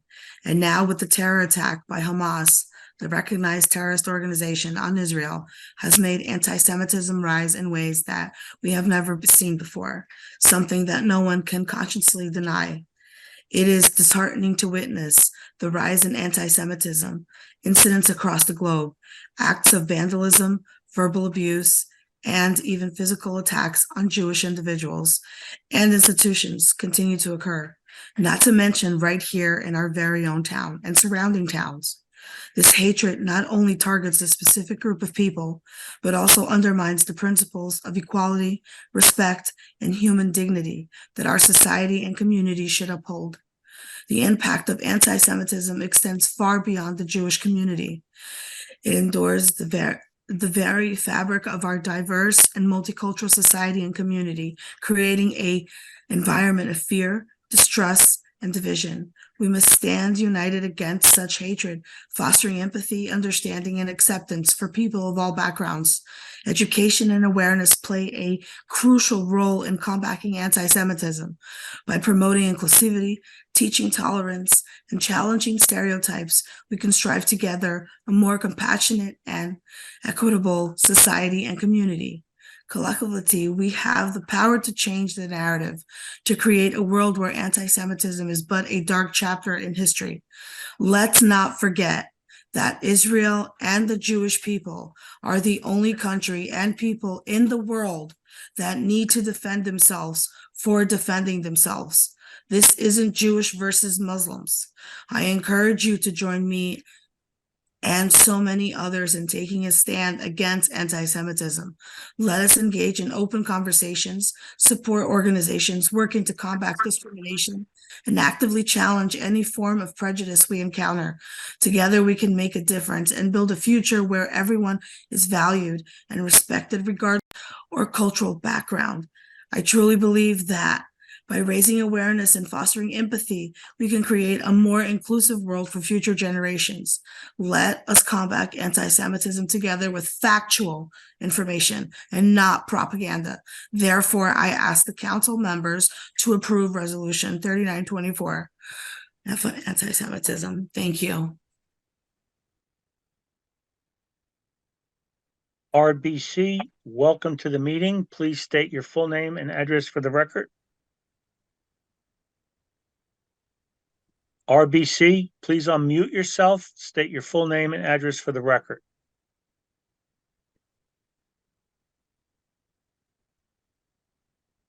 RBC? Hello? Yes. Hello, can you hear me? Yes, can hear you. Please state your full name and address for the record. Sure, my name is Romy Baron Cohen, and I'm from West Orange. I live in West Orange. Forgive me, I do not have prepared statements. Thank you for taking the time to let us all speak. I'm actually kind of horrified. This is the first time I'm listening to a town council meeting, and I'm hearing people speak about global politics. I'm hearing people be divisive and throw around a lot of misinformation that I feel puts my family and my friends in this community at risk. I'm not only a longtime West Orange resident, but I am Israeli, as is my husband. I was a little offended to hear somebody state that people in Israel or people do not look like them.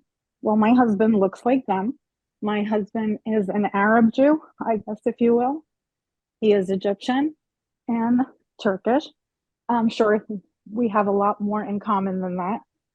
And I just don't understand why this is up for debate.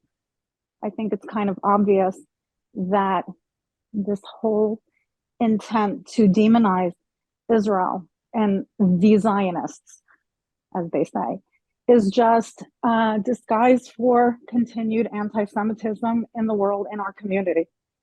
I just don't understand why we in this community can't find common ground, and why anyone would feel that putting together a resolution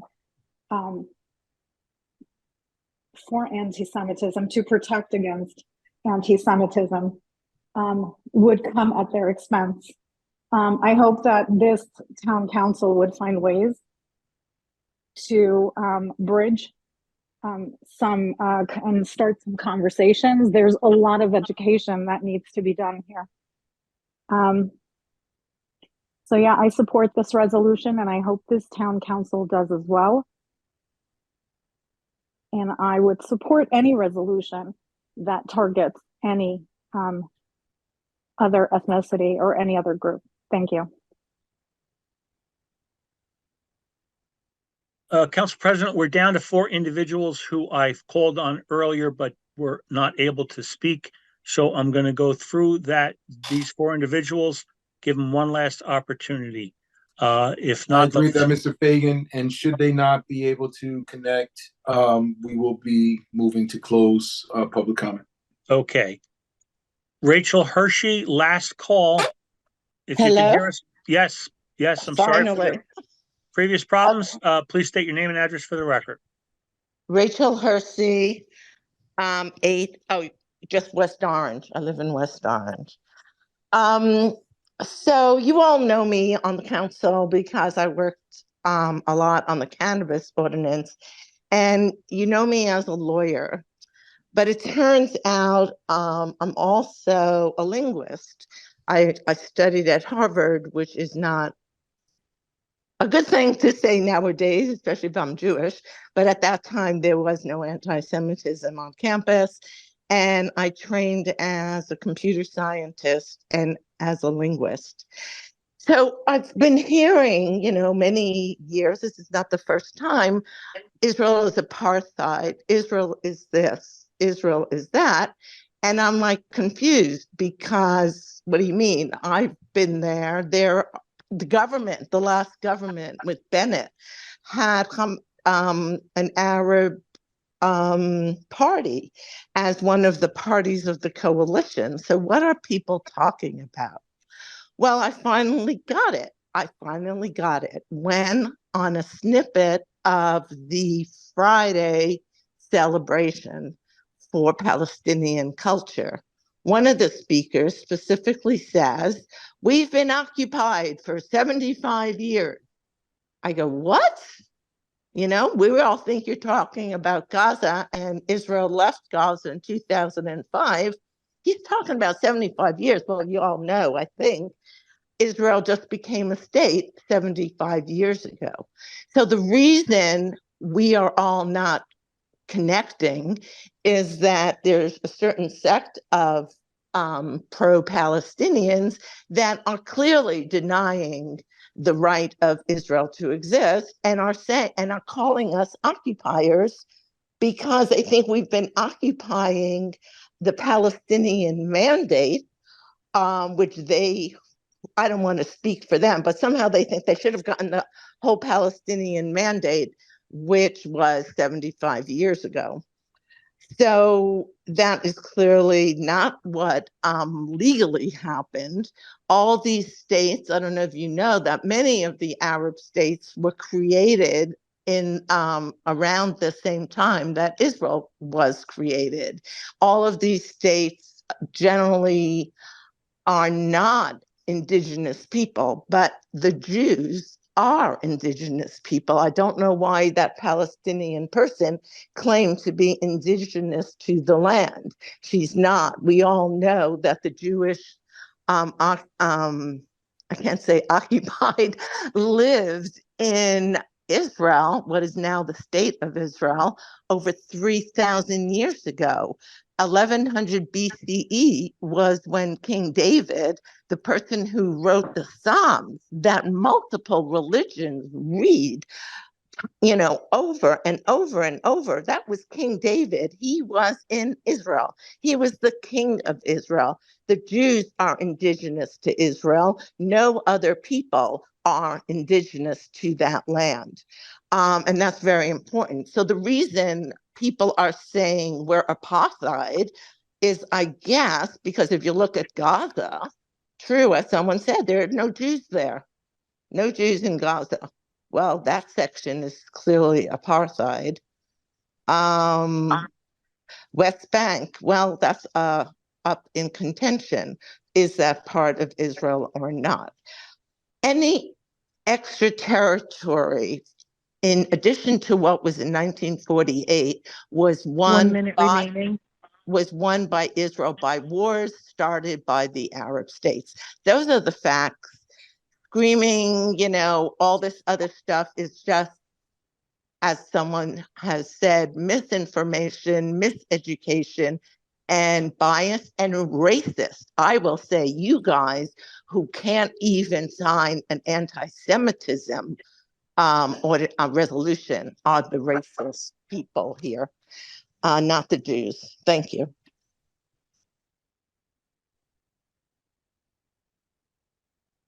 Sharif Mazel, if you can hear us, please unmute yourself. Sharif Mazel, last call.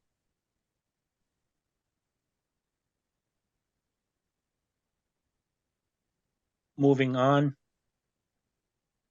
Andra Sultan, if you can hear us, please unmute yourself. Andrea Sultan, last call.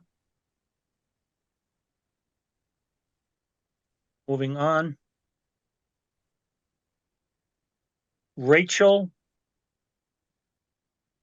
if you can hear us, please unmute yourself. Last call, Rachel.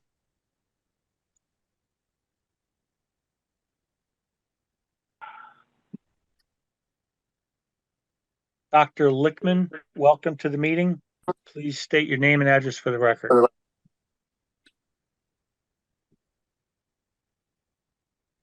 Dr. Lichtman, can you hear us?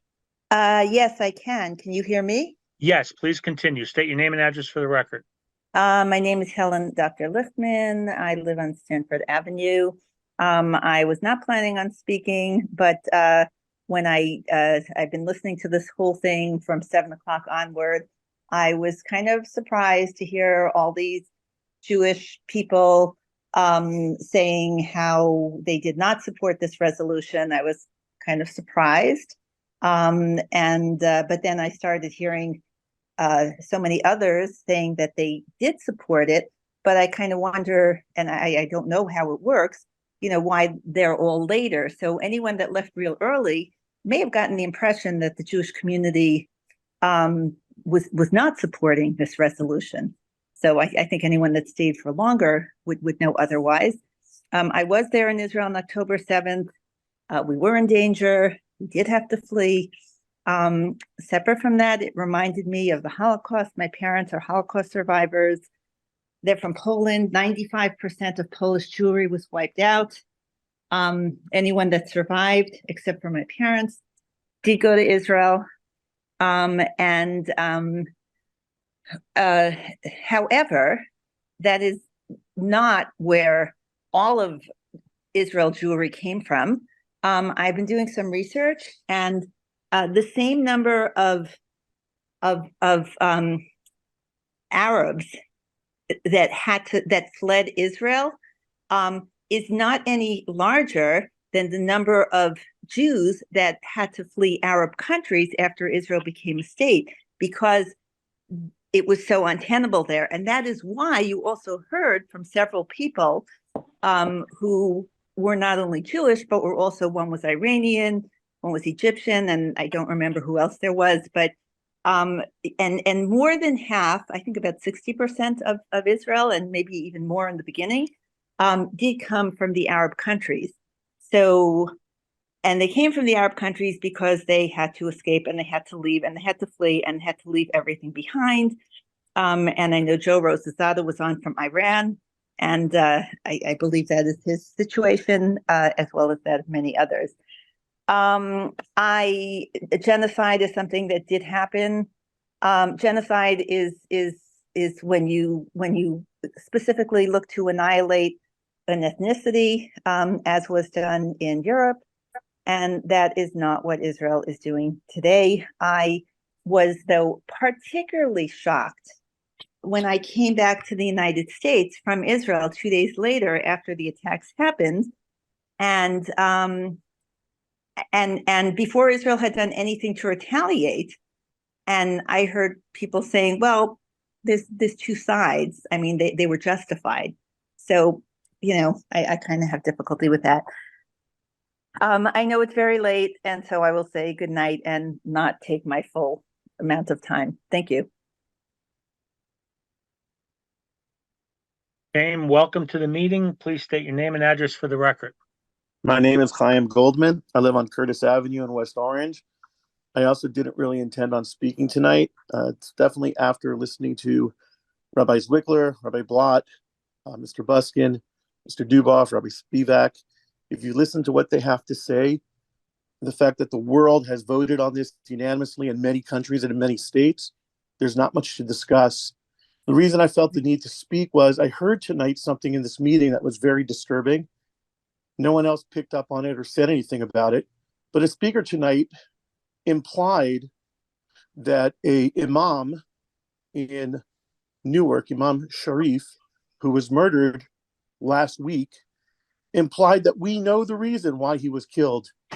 And actually pretty much putting it out there that it has to do with this conflict and almost implicating Jewish people. And that is hate speech. And that happened here in this town council meeting. And we can go back and we can listen to it 100 times, but it was said here. And I want to point it out. It was wrong. It shouldn't be said. I actually have a friend in the Newark Police Department. They don't even believe it has anything to do with race or hate or religion. But the fact that it was said here today is a good example of how blood libels are started and how blood libels will continue. I'm sure we'll hear it again and again and again. But it was stated here at our town council meeting in West Orange. It is very important to vote for this, to support this resolution introduced by Town Councilwoman Scarpa. And I hope that you guys will respond properly. Thank you. No still Philip comment. Mm-hmm. Are you serious? Mm-hmm. Norman Cantor, welcome to the meeting. Please state your name and address for the record. Norman Cantor, please unmute yourself. I think there's a few misconceptions that have not been. Hold on a second, I'm getting feedback. Is that better? Yeah, it's better. Yes. Please state your name and address for the record. Norman Cantor, West Orange. One moment, I'm going to try to adjust the volume here. Is there another laptop in your room, in the room with you? Somebody's listening on? Close that. No, you have to close yours. All right. I am powering off the other source. Just mute the mic. It will be fine. Moment, please.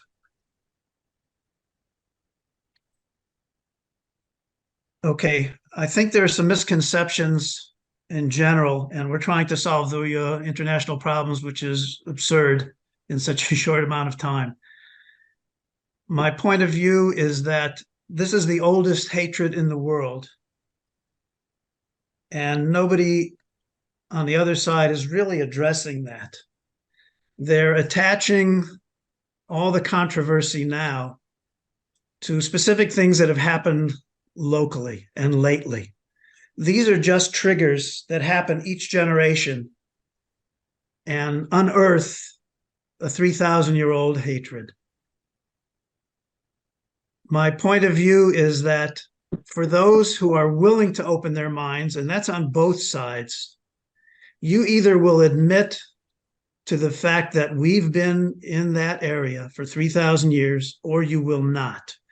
If you continue to call Israel living there the Nakba since 48, nothing will ever be solved. We have a right to be there. October 7th happened, and everyone is trying to create a moral equivalency of things that happened, bad things that happened to Muslims and Arabs, but they're not attached to us. They're not attached to Jews being in that land. Absent that admission, there's very little that will ever be solved. So if what Larry Ryan suggested, that we sit down and talk, if that can ever be bridged, where we will come to some sort of compromise, that we will share that land as we have tried to do since before 1948. And that is the fact that 1.6 to 2 million Arabs live in Israel as free citizens, as full citizens of Israel, have the full rights in Israel that we as Americans do here. They have the right to vote. They're in the bodies of law. They're in the Knesset, and they have an equal right to speak, to be heard, and to vote. And coalitions are created not without them, but with them.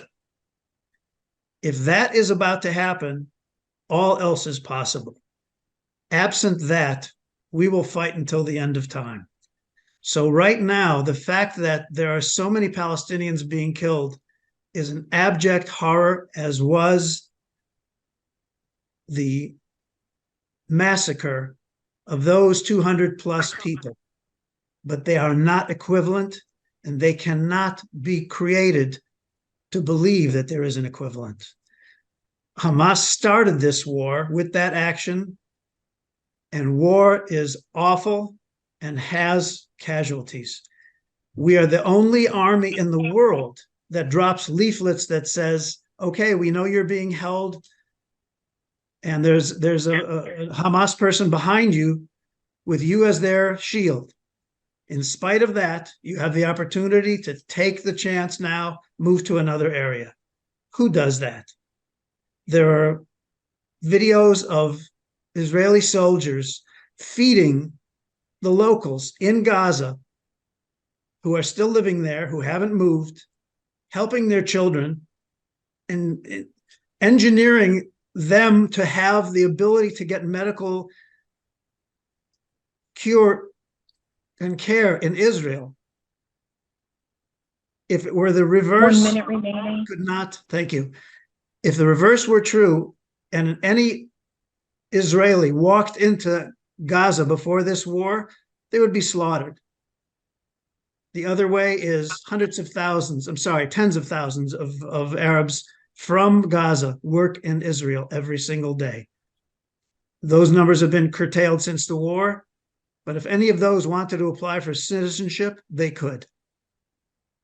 That's all I have to say. Thank you for the opportunity, and I hope that somehow, some way, we can sit down at the table together, find a middle ground that begins with the admission that we have the right to exist and defend ourselves, and we have the right to not be slaughtered by someone who crossed the border hundreds at a time, just with the object of slaughtering, torturing, and videoing the evidence that the world is there to see. They also promised to continue to do this. Your time is up. Thank you.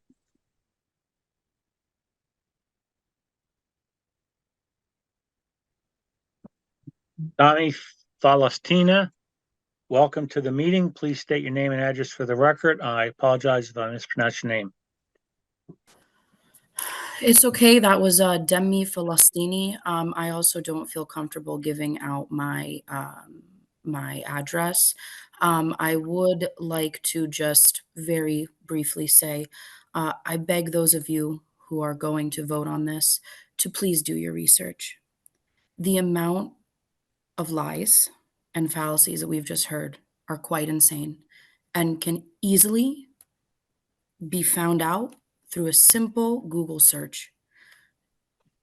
There have been just the last 5 people who were talking about the so-called equal rights that Palestinians get, that almost in every instance of the last 5, almost called Palestinians Hamas.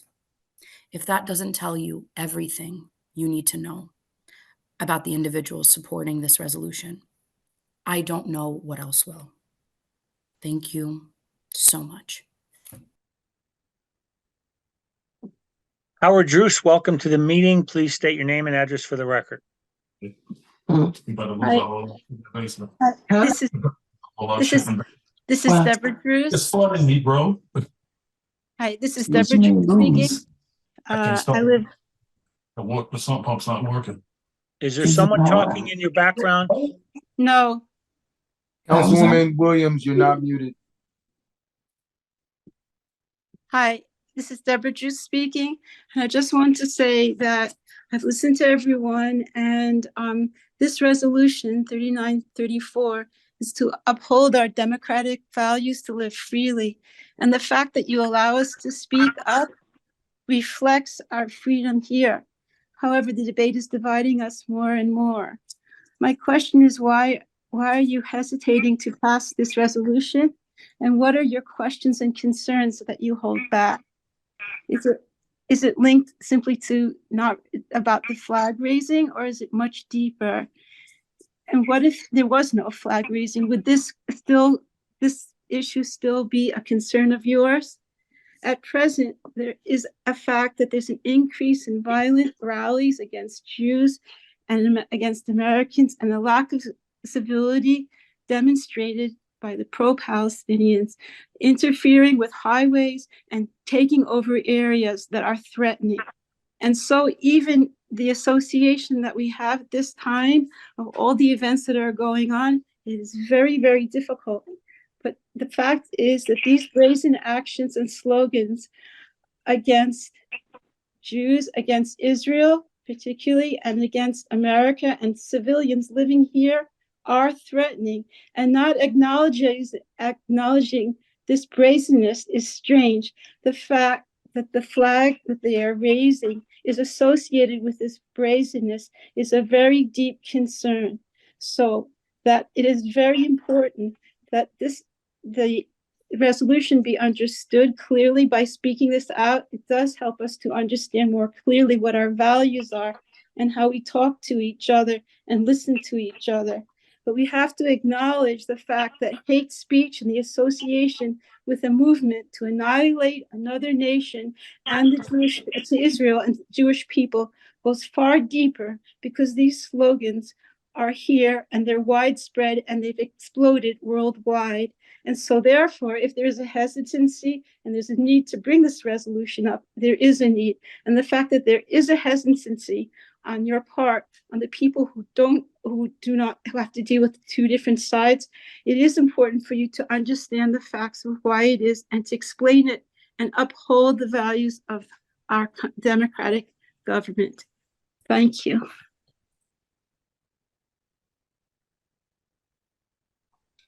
Council President, there are no more hands raised for public comment. Thank you, Mr. Fagan. I move to close public comment.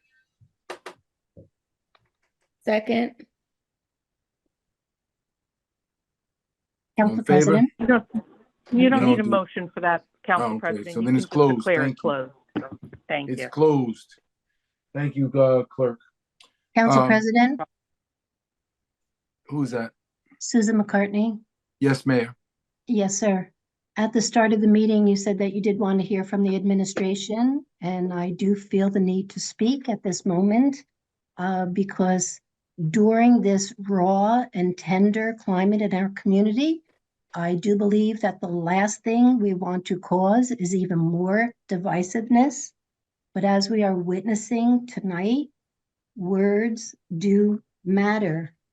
I need to explain that in mid-December, I met with many of the speakers here this evening, supporting their request to have a ceremony to break the Palestinian silence and to celebrate our Palestinian residents with their culture, with food, music, and dance, while remembering the many innocent victims in the Israel-Hamas conflict.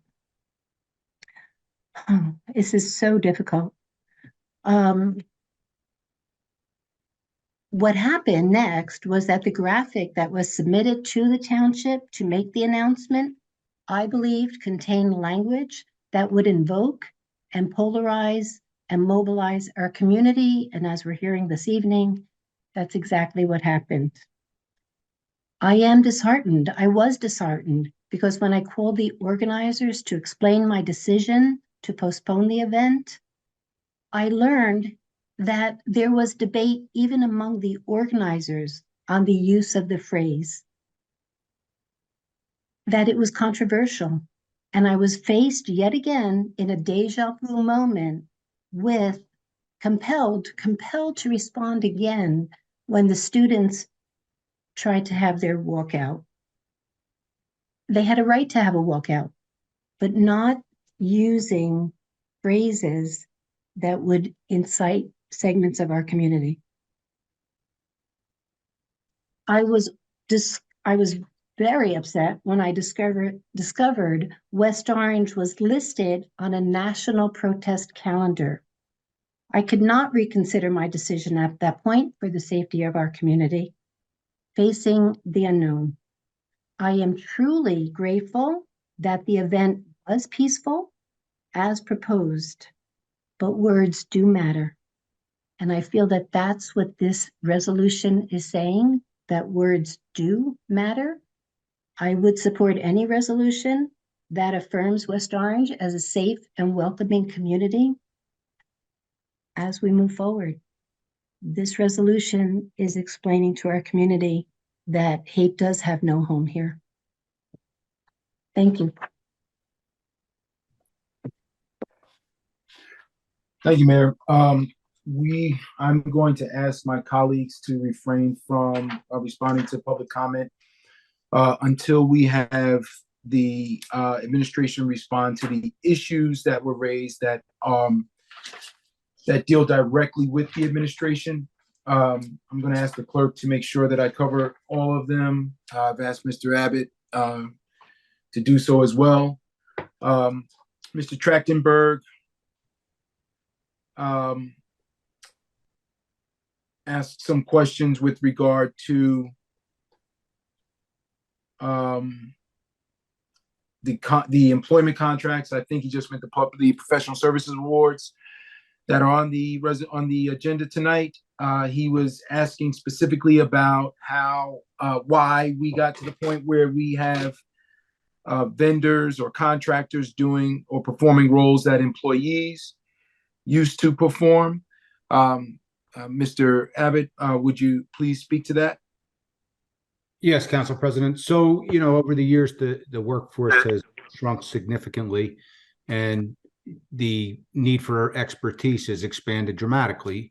We can't expect 1 or 2 or 3 engineers in the Public Works Department to be able to cover all these different areas that need to be covered. So it's easier to outsource them, and it's actually more efficient because you're only paying them when you need them.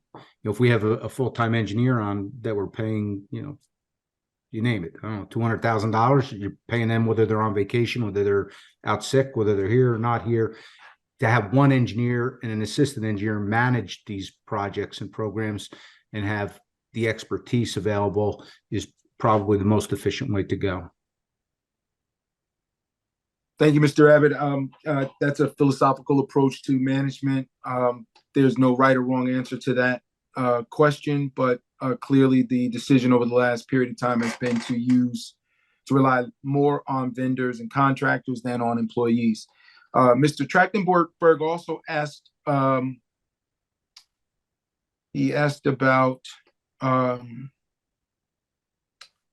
he questioned whether or not Matrix, the developer who has been named the developer for the movie studio project, was the same as Matrix New World. Just to clarify, they are not the same. They are not affiliated in any way, shape, or form. There's no overlap in ownership, and they don't perform the same type of work. Mr. Blanton asked about the always stop sign at Mitchell and Valley, claims that there's one already there. Mr. Abbott or Mr. Smeraldo, could you speak to that?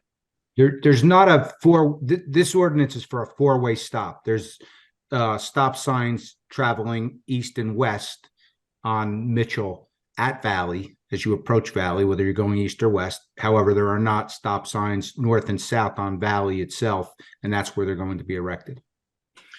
Thank you, Mr. Abbott. He also asked about competitive bids for, trying to read my notes now. Engineering.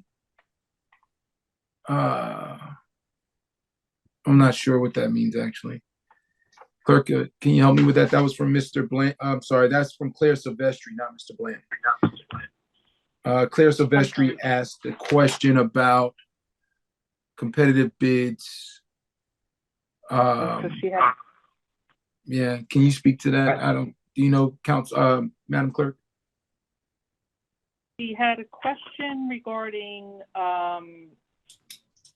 see, I have the 3 different resolutions that she was questioning. The resolution with regard to Richard Trank, the one regarding Paul Greigel, and 34, the need for engineering. yes, professional services contract for CME Associates, having to do with the Main Street Corridor crosswalks and sidewalk improvements project. Was that bid out, Mr. Abbott?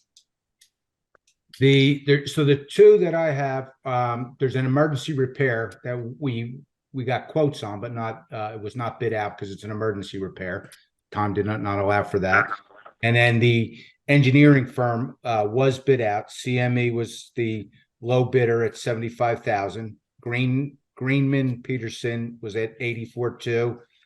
Collier's no response. H2M no response. Suburban Consulting no response. Thank you, sir.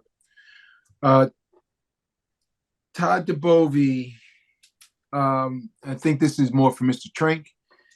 Todd DeBovie asked about campaign donations, conflicts of interest, and the legality of awarding a contract to someone or a firm who has employees or owners that have made campaign donations. Can you speak to that, Mr. Trank?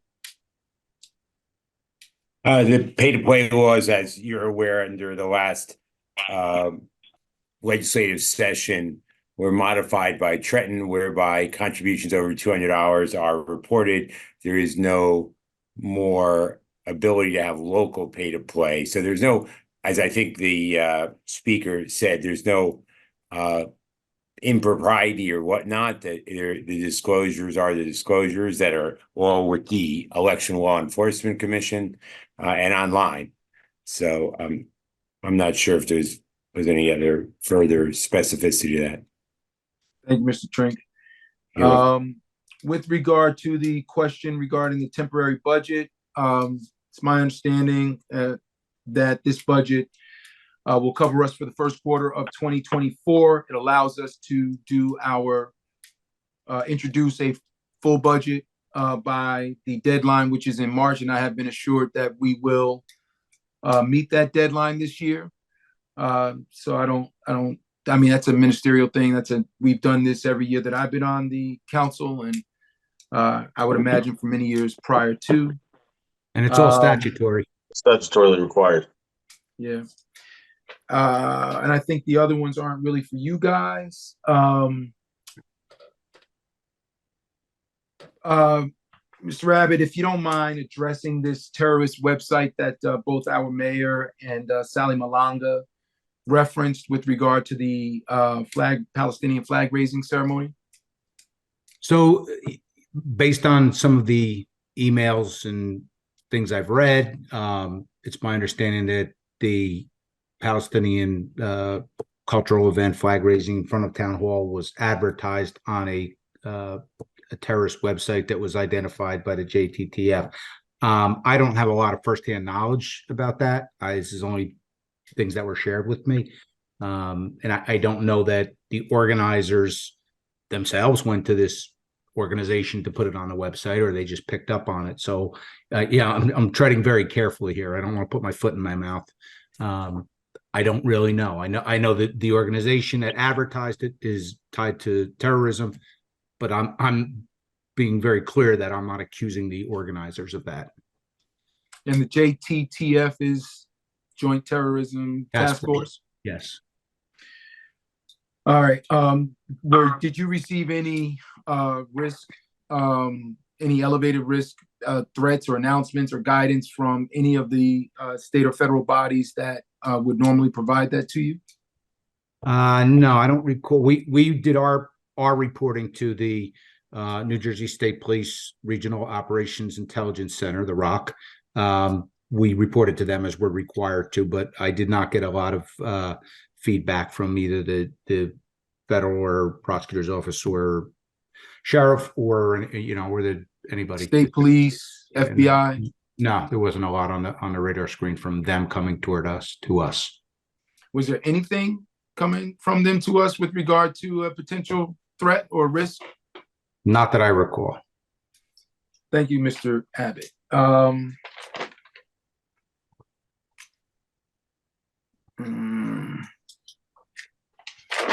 I hope I haven't missed any. Mr. Gaynor requested information regarding his pension payments. Now, I've received that information. I believe my colleagues have as well. So I'm trying to understand why it's not updated in the system and he's not receiving his credit. I can answer that. Oh, I'm sorry, Jim. I was just going to say, since there seems to be a comfort level between Mr. Gaynor and Mr. Smeraldo, I was going to ask Pete, but he may have the answer, to meet with Ms. Lyons and payroll tomorrow, get whatever we have and get it to Mr. Gaynor and make sure everybody on the council and the mayor are all copied. So everybody's on the same sheet of music here. Thank you. Do appreciate that and would certainly welcome that. Mr. Smeraldo, do you have a further explanation?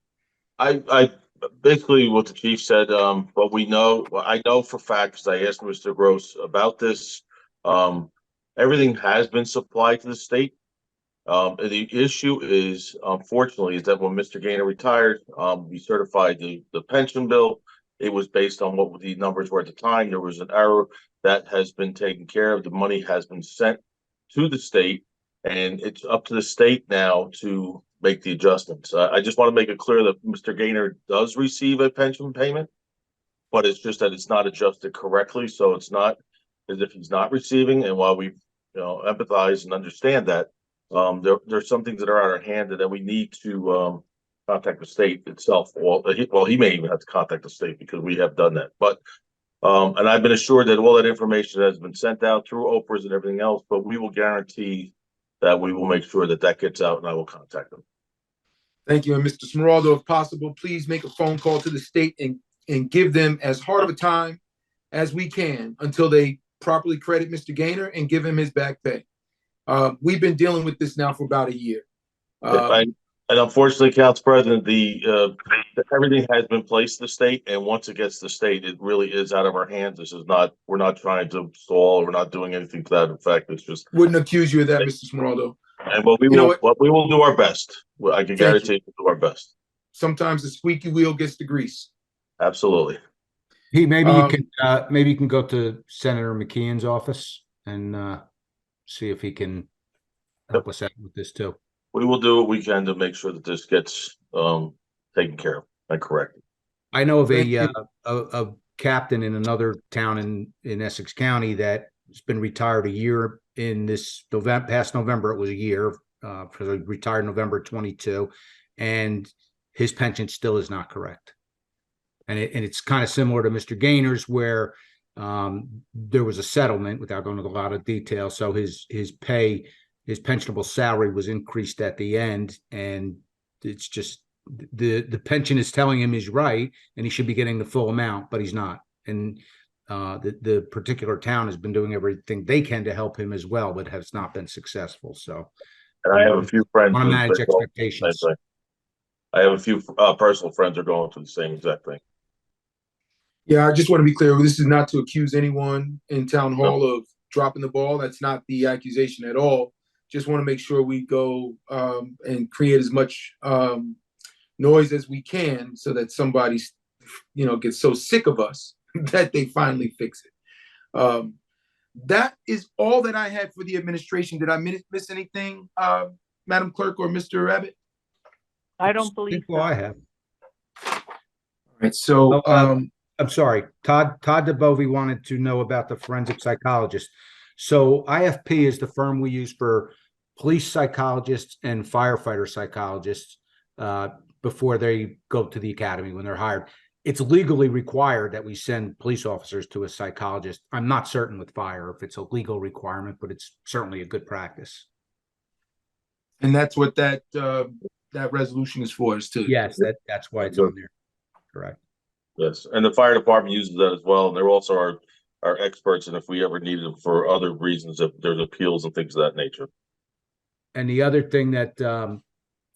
DeBovi asked about were the appraisal firms, and Hendricks is a firm we've used for years. They're kind of what I'll, for lack of a better term, I'll call our garden variety appraisals. The 15-24 is, I believe, has to do with our reval that we're going through. The 23-24 CAS, that's our housing rehab program. And then the last one, BBG, is for our redevelopment downtown. So they're four different firms. You only pay them when you use them, and they have four different areas of expertise. So, there's not like one of them can do all four things. Got it. Thank you. And to piggyback on it, because I did talk to our assessor's office. They are attorneys that represent us in appeals. Some of them are tax experts. So they, as the chief just stated, there's doctors with specialties as there are lawyers, and that's what each one of these firms has been hired to do for their specialties and assist us and with the permitting processes.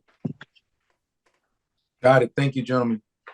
All right, so we can go to responses to public comment. We'll start with Councilwoman Williams.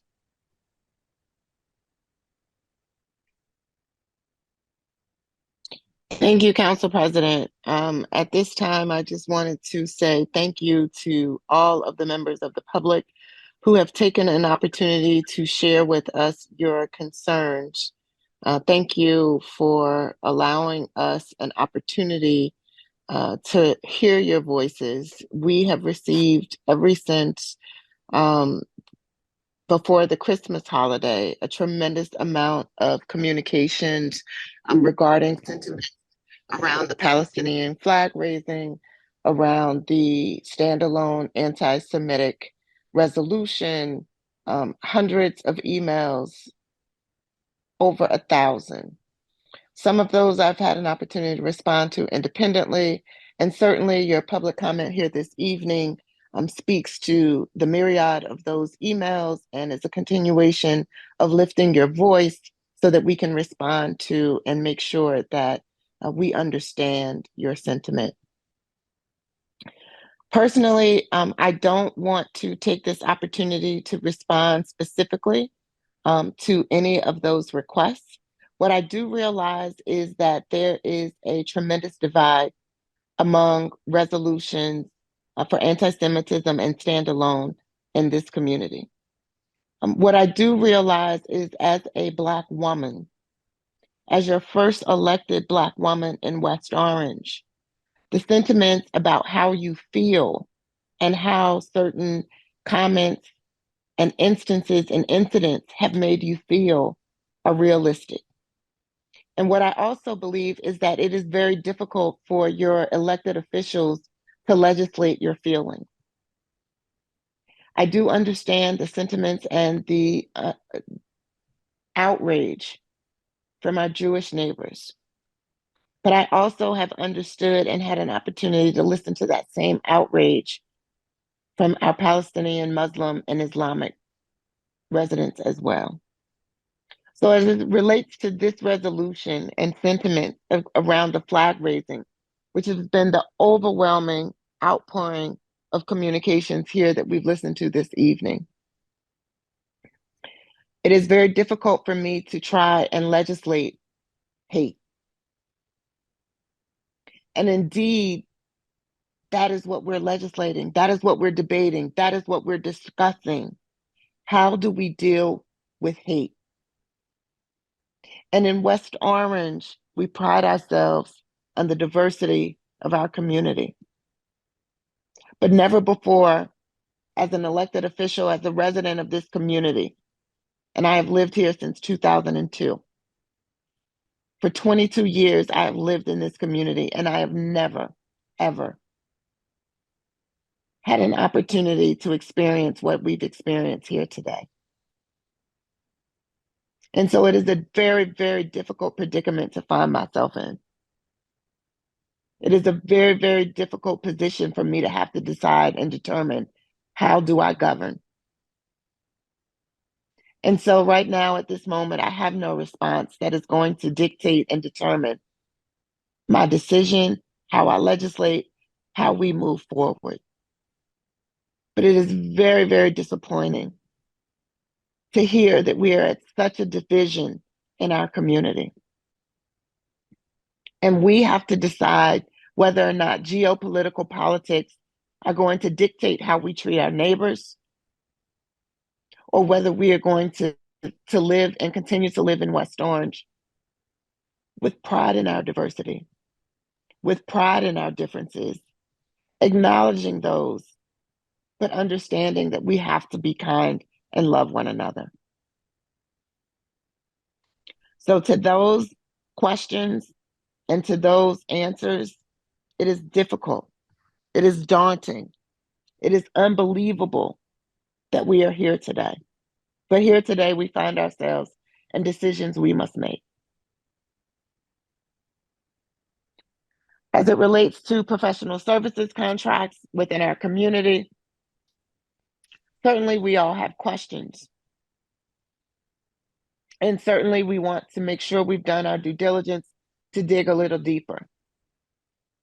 And certainly what we also realize is that we can't keep doing things the same way and expect different results. So I don't discount the challenges that have been raised among some of the contracts. I certainly ask the same questions, making sure that when we move forward with these professional contracts, that we are not doing anything to compromise the municipality. So those questions that may or may not have been asked, I raise those same questions. And if those answers have not been presented, which of course some of them have not, then I look forward to the continued response from our administration. This is a sad time for West Orange, but this is also an opportunity for us to pivot and make West Orange the best that she can be. I don't have all the answers. I don't know what the answers are going to be. But I do know that we have to work together.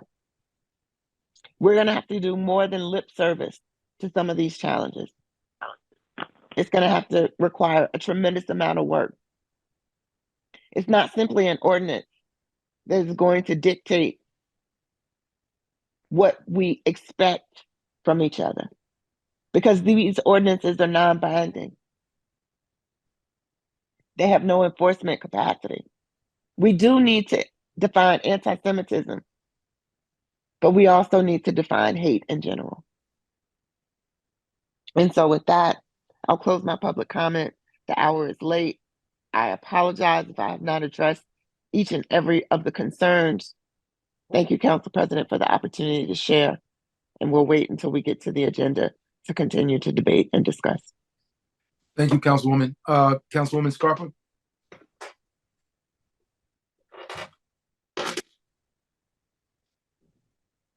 Can you hear me? Yes. Yeah. Okay. Thank you so much to all of you who came out both for and against the anti-Semitism resolution. As you know, I am the sponsor of. For months, I've done so much research, but tonight I've learned so much more. You can't capture the emotion of everyone in an email. This conversation needed to be had, and I would have been happy to go on till 2, because this is the work that we needed to do, and I hope we'll continue to do. For Moshe and those who talked about words mattering, I've said it before, I'm a speech language pathologist. On my door, I teach my kids, it says, kindness counts, words matter, the power of language. And I think Mayor McCartney made that really clear in her words to us tonight. And I think we need to remember that. This resolution is not a statement about global affairs or wars.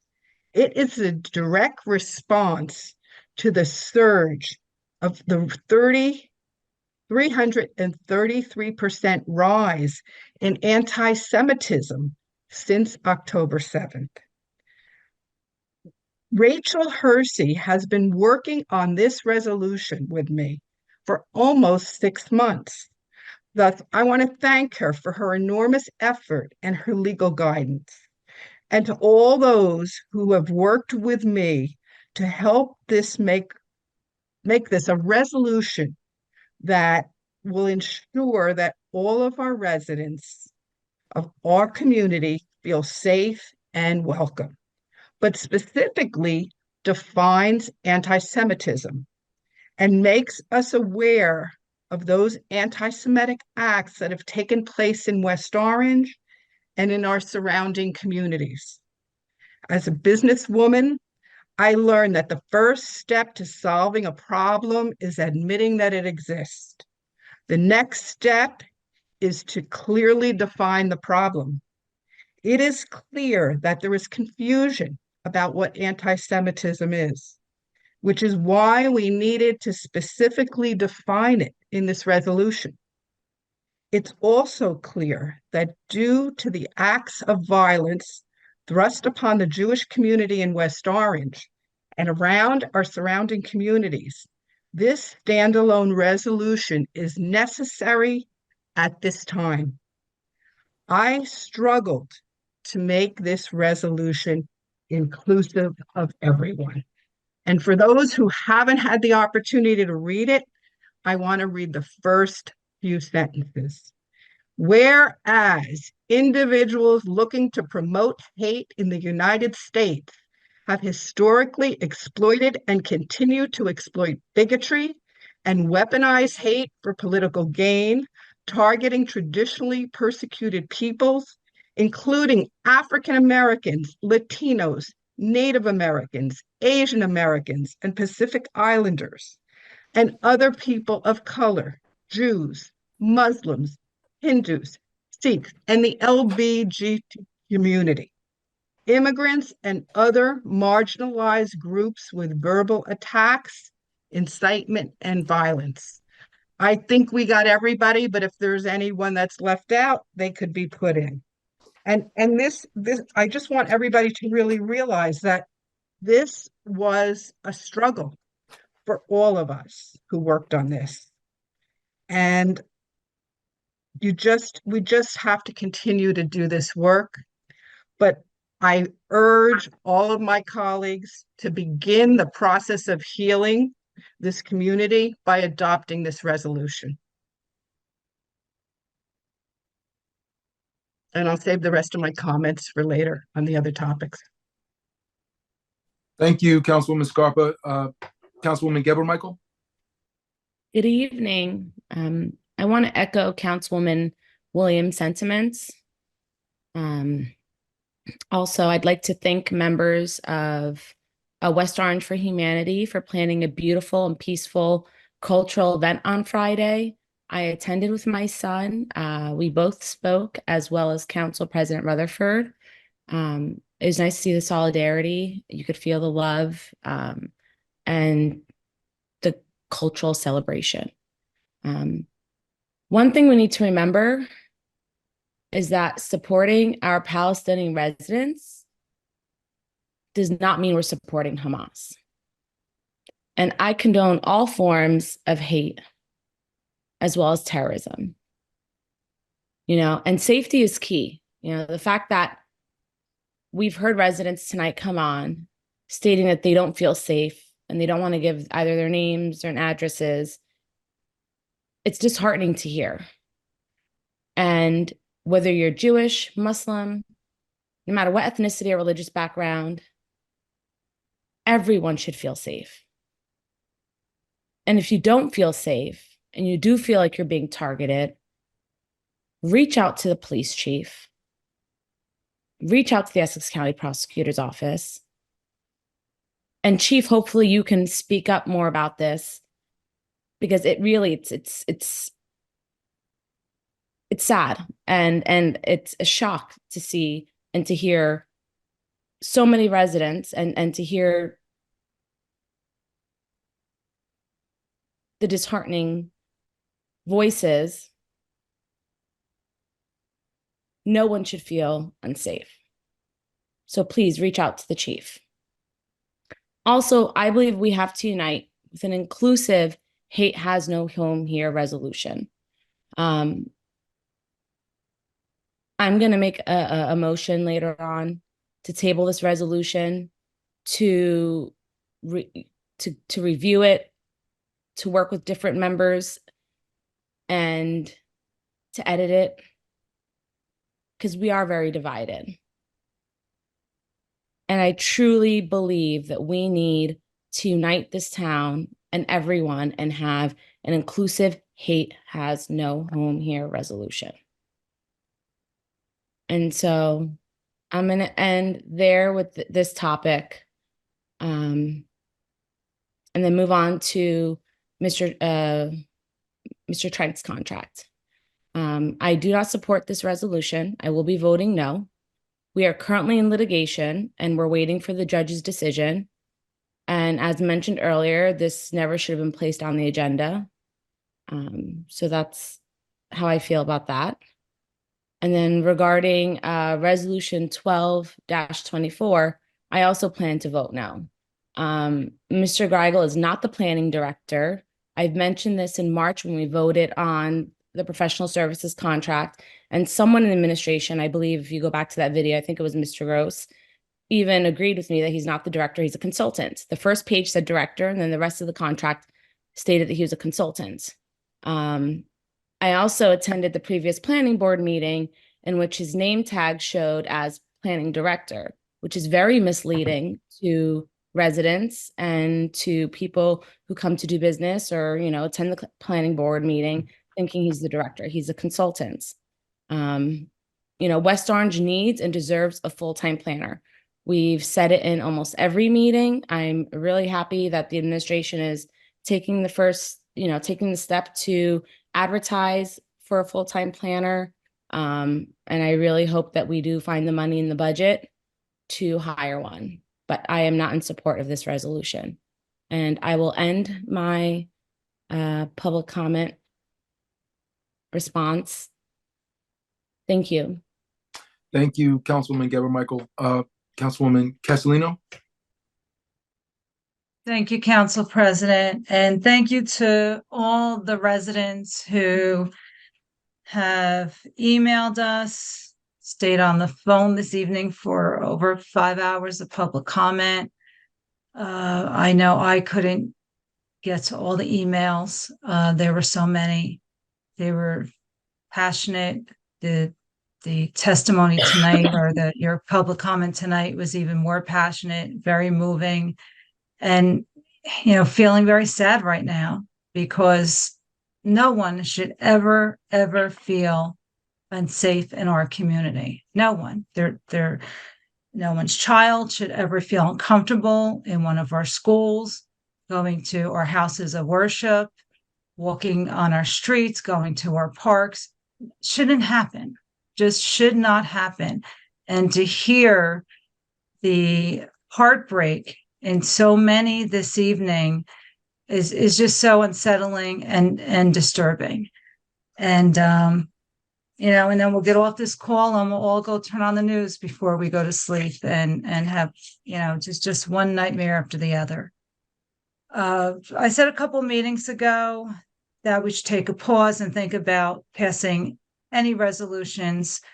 And when Councilwoman Scarpa first brought this up, and then doing not so much my research and I have done a lot of research on what's going on overseas, but just focusing on what's going on in our own community and reaching out to different folks in the community with looking through things through different lenses and just hearing where they're at and where their own personal stories.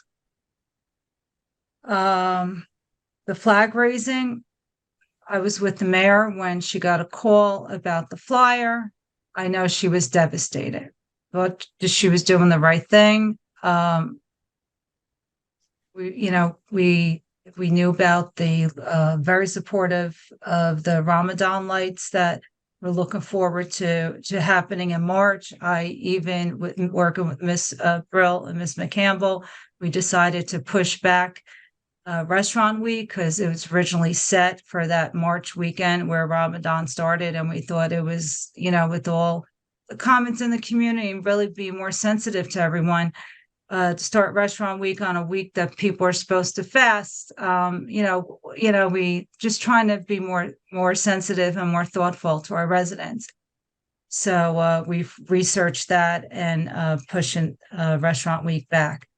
And just doing more and more and listening to each other and being more sensitive to see where our residents sit. In 1971, when a bomb went off at the then West Orange Jewish Center, which is now Temple B'nai Shalom on Pleasant Valley Way, I was a young kid and was awakened by that. We didn't have social media back then. The news wasn't going 24 hours a day, and we didn't know what happened in our home, and we were scared to death. I can't imagine anyone living through the crisis that is happening today. I still remember that situation happening right here in West Orange. My husband remembers it. He lived in the Redwood section, and you just felt it everywhere. 1995, with Lisa Flato's family having to live with that devastation of their young daughter going over to Israel and venturing into the Gaza Strip and losing her life from a suicide bomber. We memorialize that here in West Orange. Most high school students don't realize that is why Lisa Drive, the very road by Degnan Park, where you go into the high school parking lot, who that street is named after. So I thought it was important that get added to the resolution as well, because I think it is important for everybody to have this learning and this understanding how everybody feels and where everybody could be empathetic towards why everyone is feeling in the way they do. We did pass or made the mayor, then Mayor Parisi had made a statement back in, I think it was 2019, on social media. Then I think it was Council President Matu Brown, and tonight this is just adding to it. I spoke and reached out to one of the flag raising organizers, and she spoke this evening, and I want to thank her. And it was a great conversation. And I understand the need for my colleagues wanting one resolution, because that would be simple and should says it all. But listening to so many of our residents wanting the standalone resolution and seeing the other communities not have issues with it, and just keep going back of all that's happened in West Orange. And there's been numerous situations through the years that I vaguely remember when people bring it up, hatred towards our Jewish community. And even now I'm a little taken back because now they're known as a Zionist community. And I understand what that means, but we never, growing up here in town, we never referred to our Jewish community as Zionist till recently. And that's troubling to me as well, as far as being inclusive and having that mindset. I also am very supportive of if an anti-Muslim resolution, and we could say, oh, what are we going to do, right? A resolution for each community. Well, you know what? If that's what we need to do to make everyone feel safe and welcome here, and they're worded, they're worded without, I never, even the last time talking about this resolution we're going to pass this evening, I wouldn't commit to it till I see it. So, but I would be supportive with one. but we could pass all the resolutions in the world. If conversations don't happen, we are not going to come to an agreement on anything. The one agreement we should all have is that we have to agree to disagree, because a lot of the passionate speakers this evening, a lot of folks aren't going to agree with each other. And I heard that this evening. But so you have to agree to disagree. And how could we all live in harmony? Well, we've been doing it for so many years. We've been so proud here in West Orange because we have been living in harmony and trying to understand each other. So I think we all have to take a step back. I think we all need to be respectful of each other's feelings, whether you agree with them or not. And I think after this evening, we have to start moving forward. And if we have to pass 100 more resolutions to do so, that's maybe the work we have to do. Some may think it may be unnecessary, but we can do it. I know we can, with all those speakers tonight and being so passionate, and everyone's heart is in the right place. And I think we will get there with the work. I will go back and say one thing. I do appreciate with the organizers of the flag raising that, they did understand, because I felt bad for them. I don't think they had any idea about the flyer that was posted to this website. And I had sent it to one of them when I was sent to me. And so I appreciate, I appreciate them going even above and beyond with having other conversations, trying to keep everything peaceful. And our chief, outstanding job with keeping all of our events peaceful, especially on Friday. He's not going to tell you, but a lot of phone calls, a lot of work went into having a presence of our police force there to keep our residents safe. So that's what we do, and we'll continue to do that. But at some point, again, it's so important to do the work and move forward with speaking to one another and understanding where everyone's coming from and learning to respect each other's opinions and move forward. But tonight I will be supporting this resolution because I feel that it is a start. I don't think it takes away free speech. I've been reading it all night as we're sitting here and people are mentioning different items in it. And again, I don't sit in your shoes, so I'm respectful of that as well. So I'm just going to move forward with that. But again, I'm willing to support and look at other resolutions that may everyone feel safe moving forward. Thank you, Council President. Thank you, Councilwoman Castellino. All right, so it's already 12:40. I feel compelled, though, to speak with regard to 3924 in particular. So first, I think a very important question was asked by Deborah Druce. Why hesitate to pass the resolution? And I think that question actually speaks to the biggest challenge that we have. We have people that are speaking at each other and not with each other. There's no hesitation to pass the resolution in the sense that the pushback is not significant with regard to language. There is some language in there that certainly has incurred some pushback, but that's not what's keeping people from wanting to pass it. The reason why this is even a debate is because of the progression of events beginning on October 8th. Our mayor rightfully, immediately reached out to town council and asked us to sign a letter of support for our Jewish neighbors and friends. It was done quickly. It could have certainly had incorporated some more nuanced language. As one of the commenters tonight said, this is a thousands-year-old um, battle, war, fight, issue.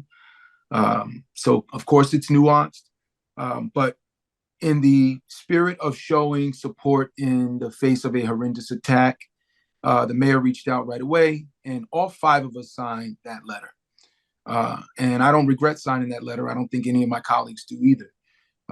It was important at that time to show support for those that were hurting and devastated and shocked in the moment.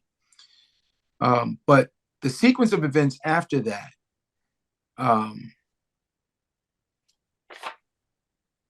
made it difficult for some parts of our community to feel as if they were seen and heard, and if their pain was felt too. And even tonight, even in the mayor's response tonight, and I don't pretend to know anybody's intentions, motives, I don't read minds, but it sounded as if the cause of the tension or the division in town is on the part of those that are now organized under the banner of West Orange for Humanity. And I think we've got to take a step back and stop that. We have residents in Palestinian or Muslim community that are hurting, and they need to be seen and heard and comforted. We have residents in the Jewish community that are hurting. They need to be seen and heard and comforted. And what I think is needed in this moment is the ability to, in these official actions, begin the actual process of bringing people closer together and bridging the divide. And that's really what I was pushing for. I'm saddened that some of the work that we were able to accomplish today, one of the commenters, I don't have permission to use her name, so I won't, but one of the commenters and I had a hour-long conversation or so this afternoon, and it was a frank conversation. At moments, it was intense. And we came away from that conversation with the agreement that we would do a standalone anti-Semitism resolution. We would do a separate resolution to address hate has no home in West Orange. This was a compromise, by the way. I wanted one resolution that dealt with everything. This individual wanted something focused solely on anti-Semitism. And in our discussion, we were able to find some common ground. And the agreement was to table this resolution tonight for 2 weeks until our next meeting on the 23rd. And in those 2 weeks, work on a hate has no home in West Orange resolution that addresses the other forms of hate. I think there was some misunderstanding. I think she thought I wanted her to work on the second resolution. I didn't, but in the interest of time, I didn't belabor that point. But the point was, we as rational, reasonable human beings, acknowledging the humanity of each other and the needs of the entire community, were able to come to a compromise that I thought we could both live with, and we could both live with. Only to have that undone later on in the day by folks that were pulling and pushing in different directions. And a part of the reason why they're doing that is because we are not speaking with each other. We're speaking at each other. I could go on about whether or not this phrase or that phrase is hate speech. What I've said consistently to everyone, my colleagues, the administration, West Orange for Humanity, my Jewish neighbors and friends, as an African-American man, if someone says something that I take as racist, they may not have intended to be racist when they said it. It may not have even crossed their mind. They may not have realized that I would even take it that way. But the moment I say that it's racist, it's racist. It's racist to me. And the response is not to deny how I took it. If you're a compassionate human being, your response is to say, okay, I understand how you feel. Let me course correct. Let me change my language. But more important than that, let's have a conversation about that so that one, you don't feel that way if that wasn't my intention. And two, we find a better way forward. So whether some of these phrases are actually racist or not, or intentionally calling for violence or not, or whatever they are, when people take it that way, it is incumbent upon the person who's saying it to be compassionate and then to course correct, have the dialogue and move forward in a way that makes sense for both parties, whether that was your intention or not. And I don't think people disagree with that. For the most part, obviously there are extremists in every corner of our community.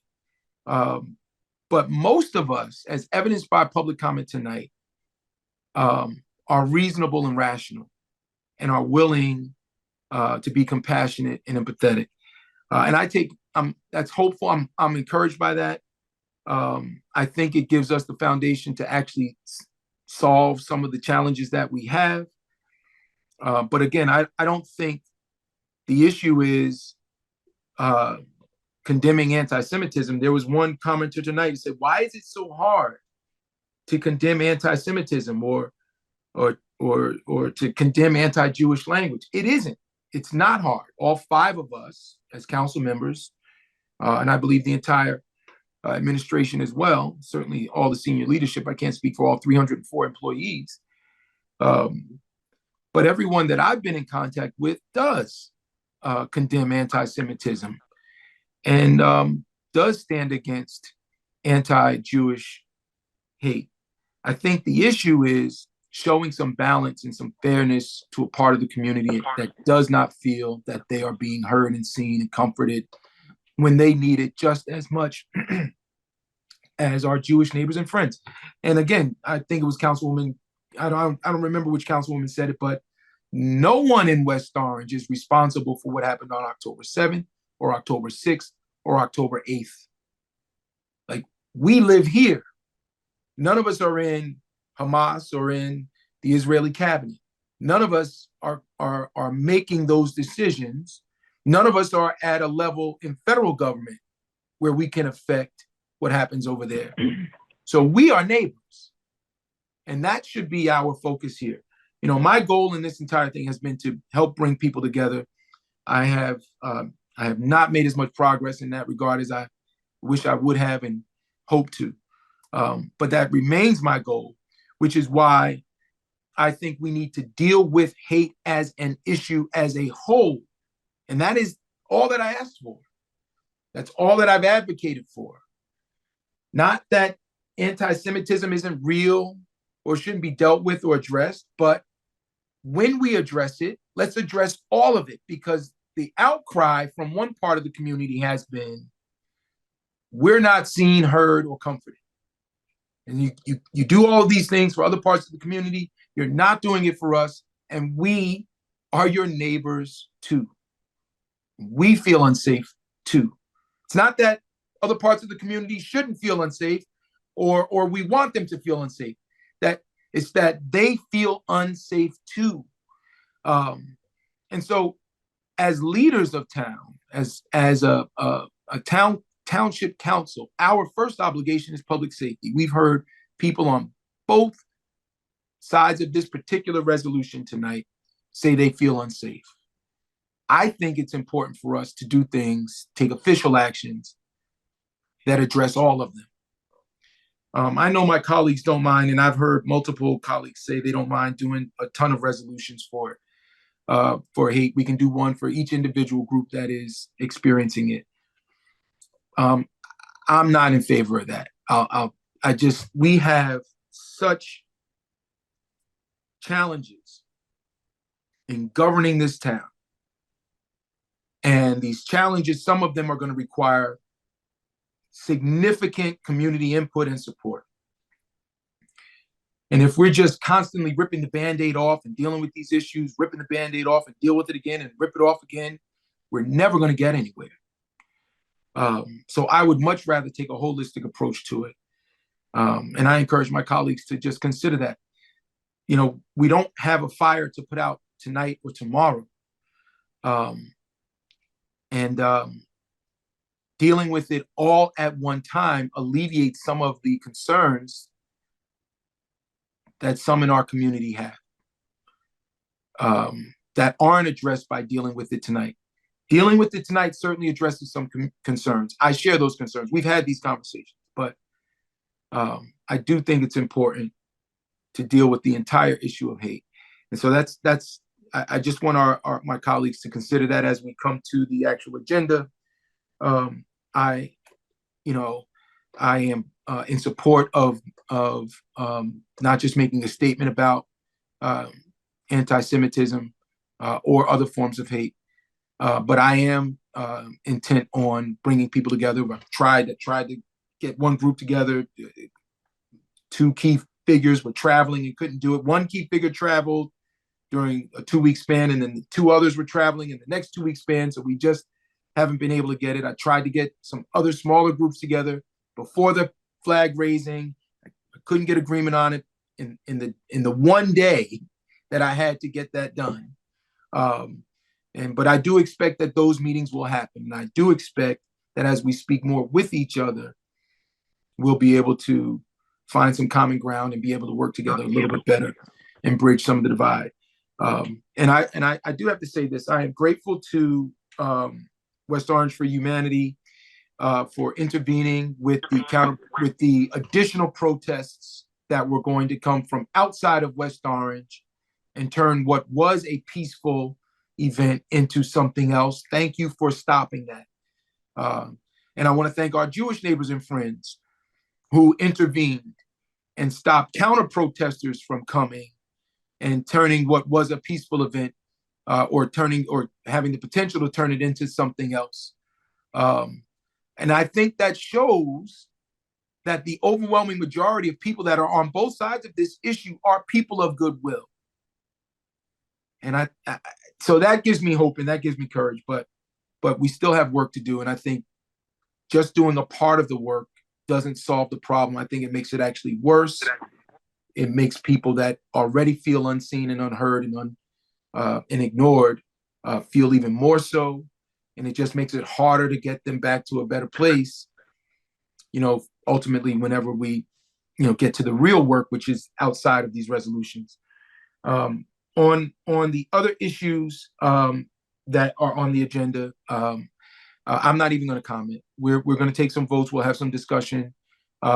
As council president and Chief Abbott and I had a conversation about this today. You just jump right into the fire. This is a very intensely charged time. It's 1:00 in the morning. We haven't even done a single agenda item. But it's not just for tonight. In general, I am going to comment last so that I can only cover parts of public comment that have not been covered by my colleagues. And my goal as council president will be to move the meetings forward, get us to some level of normalcy and stability with regard to these meetings so that we're not here starting the agenda at 1 a.m. So that being said, I do want to thank everybody that commented. I do have to again thank our police, firefighters, DPW, for the work they did on last Friday, and for the work they do all the time. I want to thank all the town hall employees that came today to wish me well as I was sworn in. I want to thank my friends and family for being so supportive. I'm looking forward to having a formal in-person celebration at our next council meeting. And I do want to thank the mayor, who I believe is still on the call, for sticking around and listening to all of that. I think it's important that each of us understand the breadth of public comment and how the community is feeling on some of these highly charged issues. That said, can we get to the agenda, Madam Clerk? Yes, sir. Okay, so approval of minutes of previous public meeting, December 5th. Consent? Consent. Thank you. Report of township officers, none. Reading of petitions and communications and bids, none. There are no bills this evening. Resolutions, resolution 3724 is being pulled by the administration. Being pulled off the agenda. Is there any other resolutions being pulled this evening? Yes. Colleagues, just Madam Clerk, quickly, one Council second, President. Councilwoman. One second, Councilwoman. Colleagues, so I know there are some items that have questions. I think it would be helpful for us to just, I'll call you, we'll go down the road. Don't repeat what the other ones have already said, even if someone has already pulled it, and just state whether you're pulling it or you're pulling it because you have some concerns about your vote, or if you're pulling it just to ask questions. Councilwoman Williams was speaking. We can start with you. Thank you very much, Council President.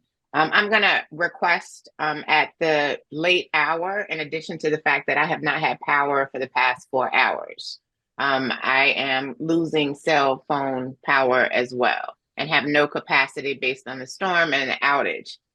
For us to reschedule this meeting on another date so that we can have an opportunity to have robust discussion and that everybody has an opportunity to participate. It is 1 o'clock in the morning. I don't even have, I can't even see what my watch is saying. I don't have the ability to review my notes. This is something that I would ask that you give us a courtesy and that we pull out our calendars and reschedule this meeting at a better time. There's a motion on the floor to adjourn and pick another date prior to our 23rd meeting to address the agenda tonight. Is there a second? Council President, can I interject for a second? I just want to remind you, we do have a statutory requirement for the temporary budget. Is that something that we should maybe attempt to pass tonight, only because of the operation of the government? And so what's the deadline? What's the deadline on that? I don't know how the exact deadline, Councilwoman. I just want to make sure that we, if that's something we need to get passed statutorily. I don't know if we have that answer. That's the only reason I'm bringing it up. I mean, this is almost ludicrous. I can't see anything. So I don't even know if I had questions about the statutory budget. Okay, I understand that. I just wanted to bring that up and just bring that, to the attention just in case that becomes a statutory issue. That's all. Mr. Abbott, Mr. Trink, do you know if there's an impact to the township if say we rescheduled within 2 or 3 days? I don't know what the amount of time the clerk would need. I think it's 2 days to announce it. So if we were to reschedule by the end of the week, would there be an impact? I don't know myself. I don't know if Mr. Trink knows that. It's a CFO question. Again, it's kind of a ministerial thing. It's a statutory thing. It's just a last year's budget, extending it 3 more months. It's not really something. Got it, Chief. Councilwoman Williams, if it's all right with you, we do have just these two, the temporary budget and the cash management. If we could vote on those. But I absolutely had questions on some of the cash management. So I did have questions. If the majority of the council and my colleagues are comfortable making this type of decision, that's fine. And I will abstain from the vote. But I would ask as a courtesy to us and to the public that we adjourn and postpone and adjourn to a better time. Colleagues? So my question is a technical question. Of course, I want to accommodate our colleague, but so we have public comment this evening. Mm-hmm. We continue the meeting. Is it a continuation of where we are now, or does the clock start all over again for public comment? You recess this meeting to a future date.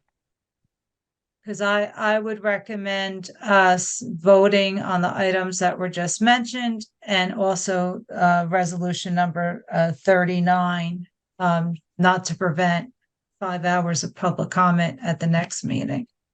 No, if we were to adjourn, why? I'm sorry. If we were to just move this meeting to a continuation, why would we have to resume public comment? It would just pick up where we left off. Right. So, Councilwoman, we would not have to entertain public comment. We would just pick up where we're leaving off right now and continue I misunderstood with her. the business. I misunderstood her. Okay. Okay. Thank you. Okay. So listen, I am in favor of that. I think we had 5 hours of public comment. I think it was necessary. I said during the meeting, I'm loath to stop it. I think it was good for everybody, but it is 1 a.m. Yeah. And it is going to be difficult. And the storm has quieted down outside my window, but Councilwoman Williams has no power. I think if we let's just do the temporary budget, alleviate Mr. Gross's concerns because he's on vacation. And anything else we can handle on Thursday or Friday, depending on what my colleagues' availability is. Does that sound reasonable? Can I get some feedback from the other two? I would appreciate that reasonable. courtesy and that level of yes, I would Yes. thank you. Absolutely. But can we pick the date now before Yes, we we get can, off? but first let's agree and let's adjourn. So the motion is on the floor to continue this meeting at a later date to be determined immediately after this vote. So moved. Or Well, it was second. already moved, so you're Second. second. Yeah. Okay. Yes. Councilwoman Castellino? Yes. Councilwoman Geber Michael? Yes. Councilwoman Scarpa? Yes. Councilwoman Williams? Yes, absolutely. Council President Rutherford? Yes. Clerk, Madam Clerk, how many days do you need? 2 days to announce a continuation? 48-hour notice, yeah. Can we do So that- Thursday? No, it's already Wednesday. I need 48. Oh, yeah, Friday this would is be the technically. date. So would you guys prefer, I can do Friday? Can we do Friday? What time? Evening? I can't do Friday evening. Do you want to meet? So when can you do Friday? Ugh, I got appointments. I can't even I'm think at right school. Yeah, How I'm at about school next during the day. Wednesday? How about next Wednesday? Yeah, next week, Monday, Tuesday, or Wednesday. I'm not available Monday or Tuesday. I'm available Wednesday or Thursday next week. Madam Clerk, can you look on the calendar and see if there are any activities in Town Hall next week? Well, Downtown I have- Lights is Wednesday. They may have to go on without you, Councilwoman. No, I'm just saying as far as the room being, oh, no, that's the conference room. That's true. Right. Okay, great. So Wednesday, the 17th? Or Thank Thursday. you. I prefer Wednesday if possible. Yeah, same. I was just trying 6:30? to accommodate Councilwoman Castellino in our meeting. Is Yeah, 6:30 no, all right? they'll be okay. Huh? Is 6:30 okay? Yeah. How about Councilman Scarpa? Yes, that's fine with me. Or is 6 o'clock available since we've already done the majority of public comment? Could we even move it to 6 o'clock? Well, I can do 6 on Wednesday. I was gonna try to get a half hour in at the meeting, but the other meeting. Councilwoman, I council, know. we No, have. no. That's fine. It's fine. It's fine. Thank you. Any objection to 6 o'clock Wednesday, January 17th? Hearing none. So we've already taken the vote. We're going to continue this meeting. We just selected the date. It's going to be Wednesday, January 17th, 6 o'clock p.m. The clerk will handle the public notice. We will not have public comment. We are continuing the meeting. I do think we need to, before we adjourn, I think we need to vote on the temporary budget. That's resolution 224. Can we just take that vote before we close our meeting? Yes. Do we need to vote on the cash management plan as well? I don't think so. They're both statutory. I mean, it doesn't hurt, and I don't think there's really anything controversial in there. Just the cash management plan basically lays out for us what we can put our cash into when we have excess cash. That's the way I I, mean, I was gonna vote yes, so if we have the votes, we could pass it. Yeah, I'm in it's a agreement state as law. well. There's not much wiggle room there. The only question I had was, and I unfortunately didn't have an opportunity to speak to Mr. Gross before he went away, but just wanted to understand and ask the question: are all of the institutions, or are there any or the same? Are there any changes from what we have previously done? But again, if the majority of my colleagues are comfortable moving forward with these votes because there's perhaps a statutory requirement, I'm fine with that. I don't have any objection. I offer a motion to approve 2-24. And then we'll do the second one. That's Madam Clerk. for the public's sake. That's the authorizing the temporary budget. Councilwoman Castellino, Yes. Councilwoman Deborah Michael, Yes. Councilwoman Scarpa, Yes. Councilwoman Williams, Yes. Council President Rutherford. Yes. Motion passes. Yes. Oh, I'm sorry. No, I just said yes. Go ahead. I'm sorry. Okay. Offer a motion to approve 3-24 resolution authorizing a cash management plan for 2024. Sorry, second. Councilwoman Castellino, Yes. Councilwoman Deborah Michael, Yes. Councilwoman Scarpa, Yes. Councilwoman Williams, Yes. Council President Rutherford. Yes. Motion is carried. Thank Chair you, will Council introduce- President. Before we move toward an adjournment of this meeting, we had indicated a recess of the December 19th meeting until the January, I think, the next date. Yes, Do we want to 23rd. change, right, to the 23rd? Do we want to now change that to the new date of this meeting so that we can continuation? We do not? Okay. No, we do. No, because I have to speak with John Gross about certain resolutions that are going on that agenda, and he will not be back in time. So. Okay. Thank you, Madam Clerk. Yeah. You're welcome. All hearts and minds clear. Any Councilwoman Castellino? So just for the clarity of the public, and it's late, so the next meeting is the 17th in council chambers. Correct. At 6 o'clock and p.m. Zoom. And so that means we also will not do any type of the ceremonial activities that we postponed to that next meeting as well. That's why I'm asking. Correct. I have a Or question. I'd like to know. Oh, go ahead. I'd like to know if we could. Oh, go ahead. No, I'm okay. I'm asking Madam Clerk. I mean, since we're gonna be in person and that's our next in-person meeting, is it possible for us to at least move our swearing in ceremonial ceremony and to the next meeting so that we're in order? That's all I'm asking. That makes sense. Well, I know it makes Yeah, sense, I but mean- does that mean you have to have public comment then? Because you're not continuing the meeting anymore.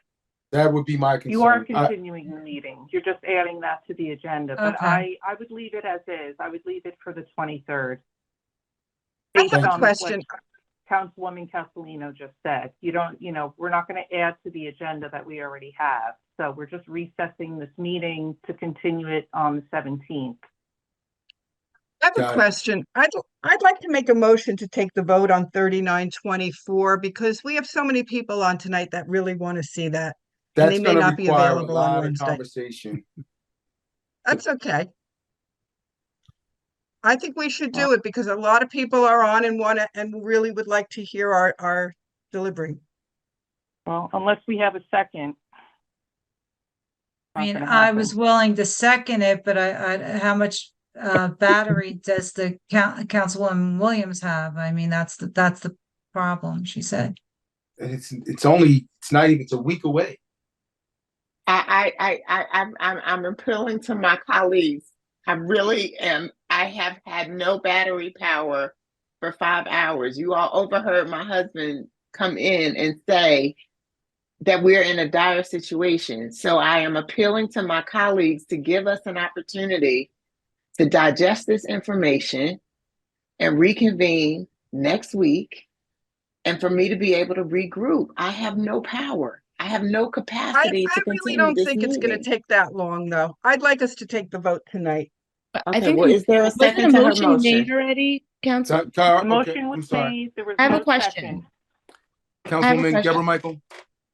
Didn't Councilwoman Williams already make a motion that, and wasn't it properly seconded? Isn't the meeting over now? We all appealed It to was- her because of her situation, so I don't know Yeah. how we can go back and have another motion. If someone could just Well, there explain. was a it to me. motion to recess until the 17th. We didn't actually recess the Adjourn. meeting yet.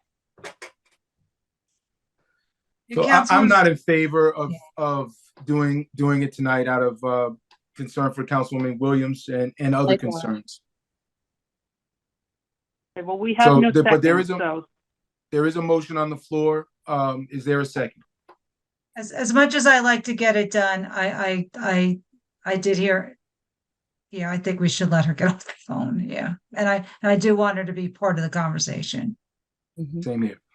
So not having a second, I offer a motion to recess. Second. All in favor? Aye. Any opposed? Okay, the motion carries. Listen, thank you guys. This was quite a first meeting of the year. I want to thank you guys for your patience. Thank you, West Orange. Thank you, clerk. Thank you, administration. Good night. Council President, I just have a very quick question, and I'm pardon the interruption. Shall I not post this meeting online until we conclude it with the 17th? That's correct. Okay, so I will wait to the 17th rather than fragment these meetings, and it will be posted following the conclusion of the 17th, which is actually the conclusion of this meeting. I'm not sure I understand that, but I'm sleeping. Typically, Council President, at the end of this meeting, I would post the meeting on our website. Okay. Now I understand. I got it. So Yep. I would wait to combine this with the meeting from the 17th before, and then I would post it as the council meeting of the 9th/17th. Yep. Got it. Thank you, sir. Okay. Thank you. Well, you're gonna post it as the meeting of the 9th, not the 17th, because the Okay. meeting on the 17th is a continuation of this meeting. Okay, but just for clarification, I would wait to the conclusion of the 17th before Yes. posting this meeting. Okay. Correct. Thank you. Yes. Thank you for your clarification. I appreciate you guys. I hope you have a great night. I think we're done, right? That's it. Thank you. Good night, Good West night. Orange. Good night, Good night, everybody. West Orange. Stay safe, everybody. Good night. Good night.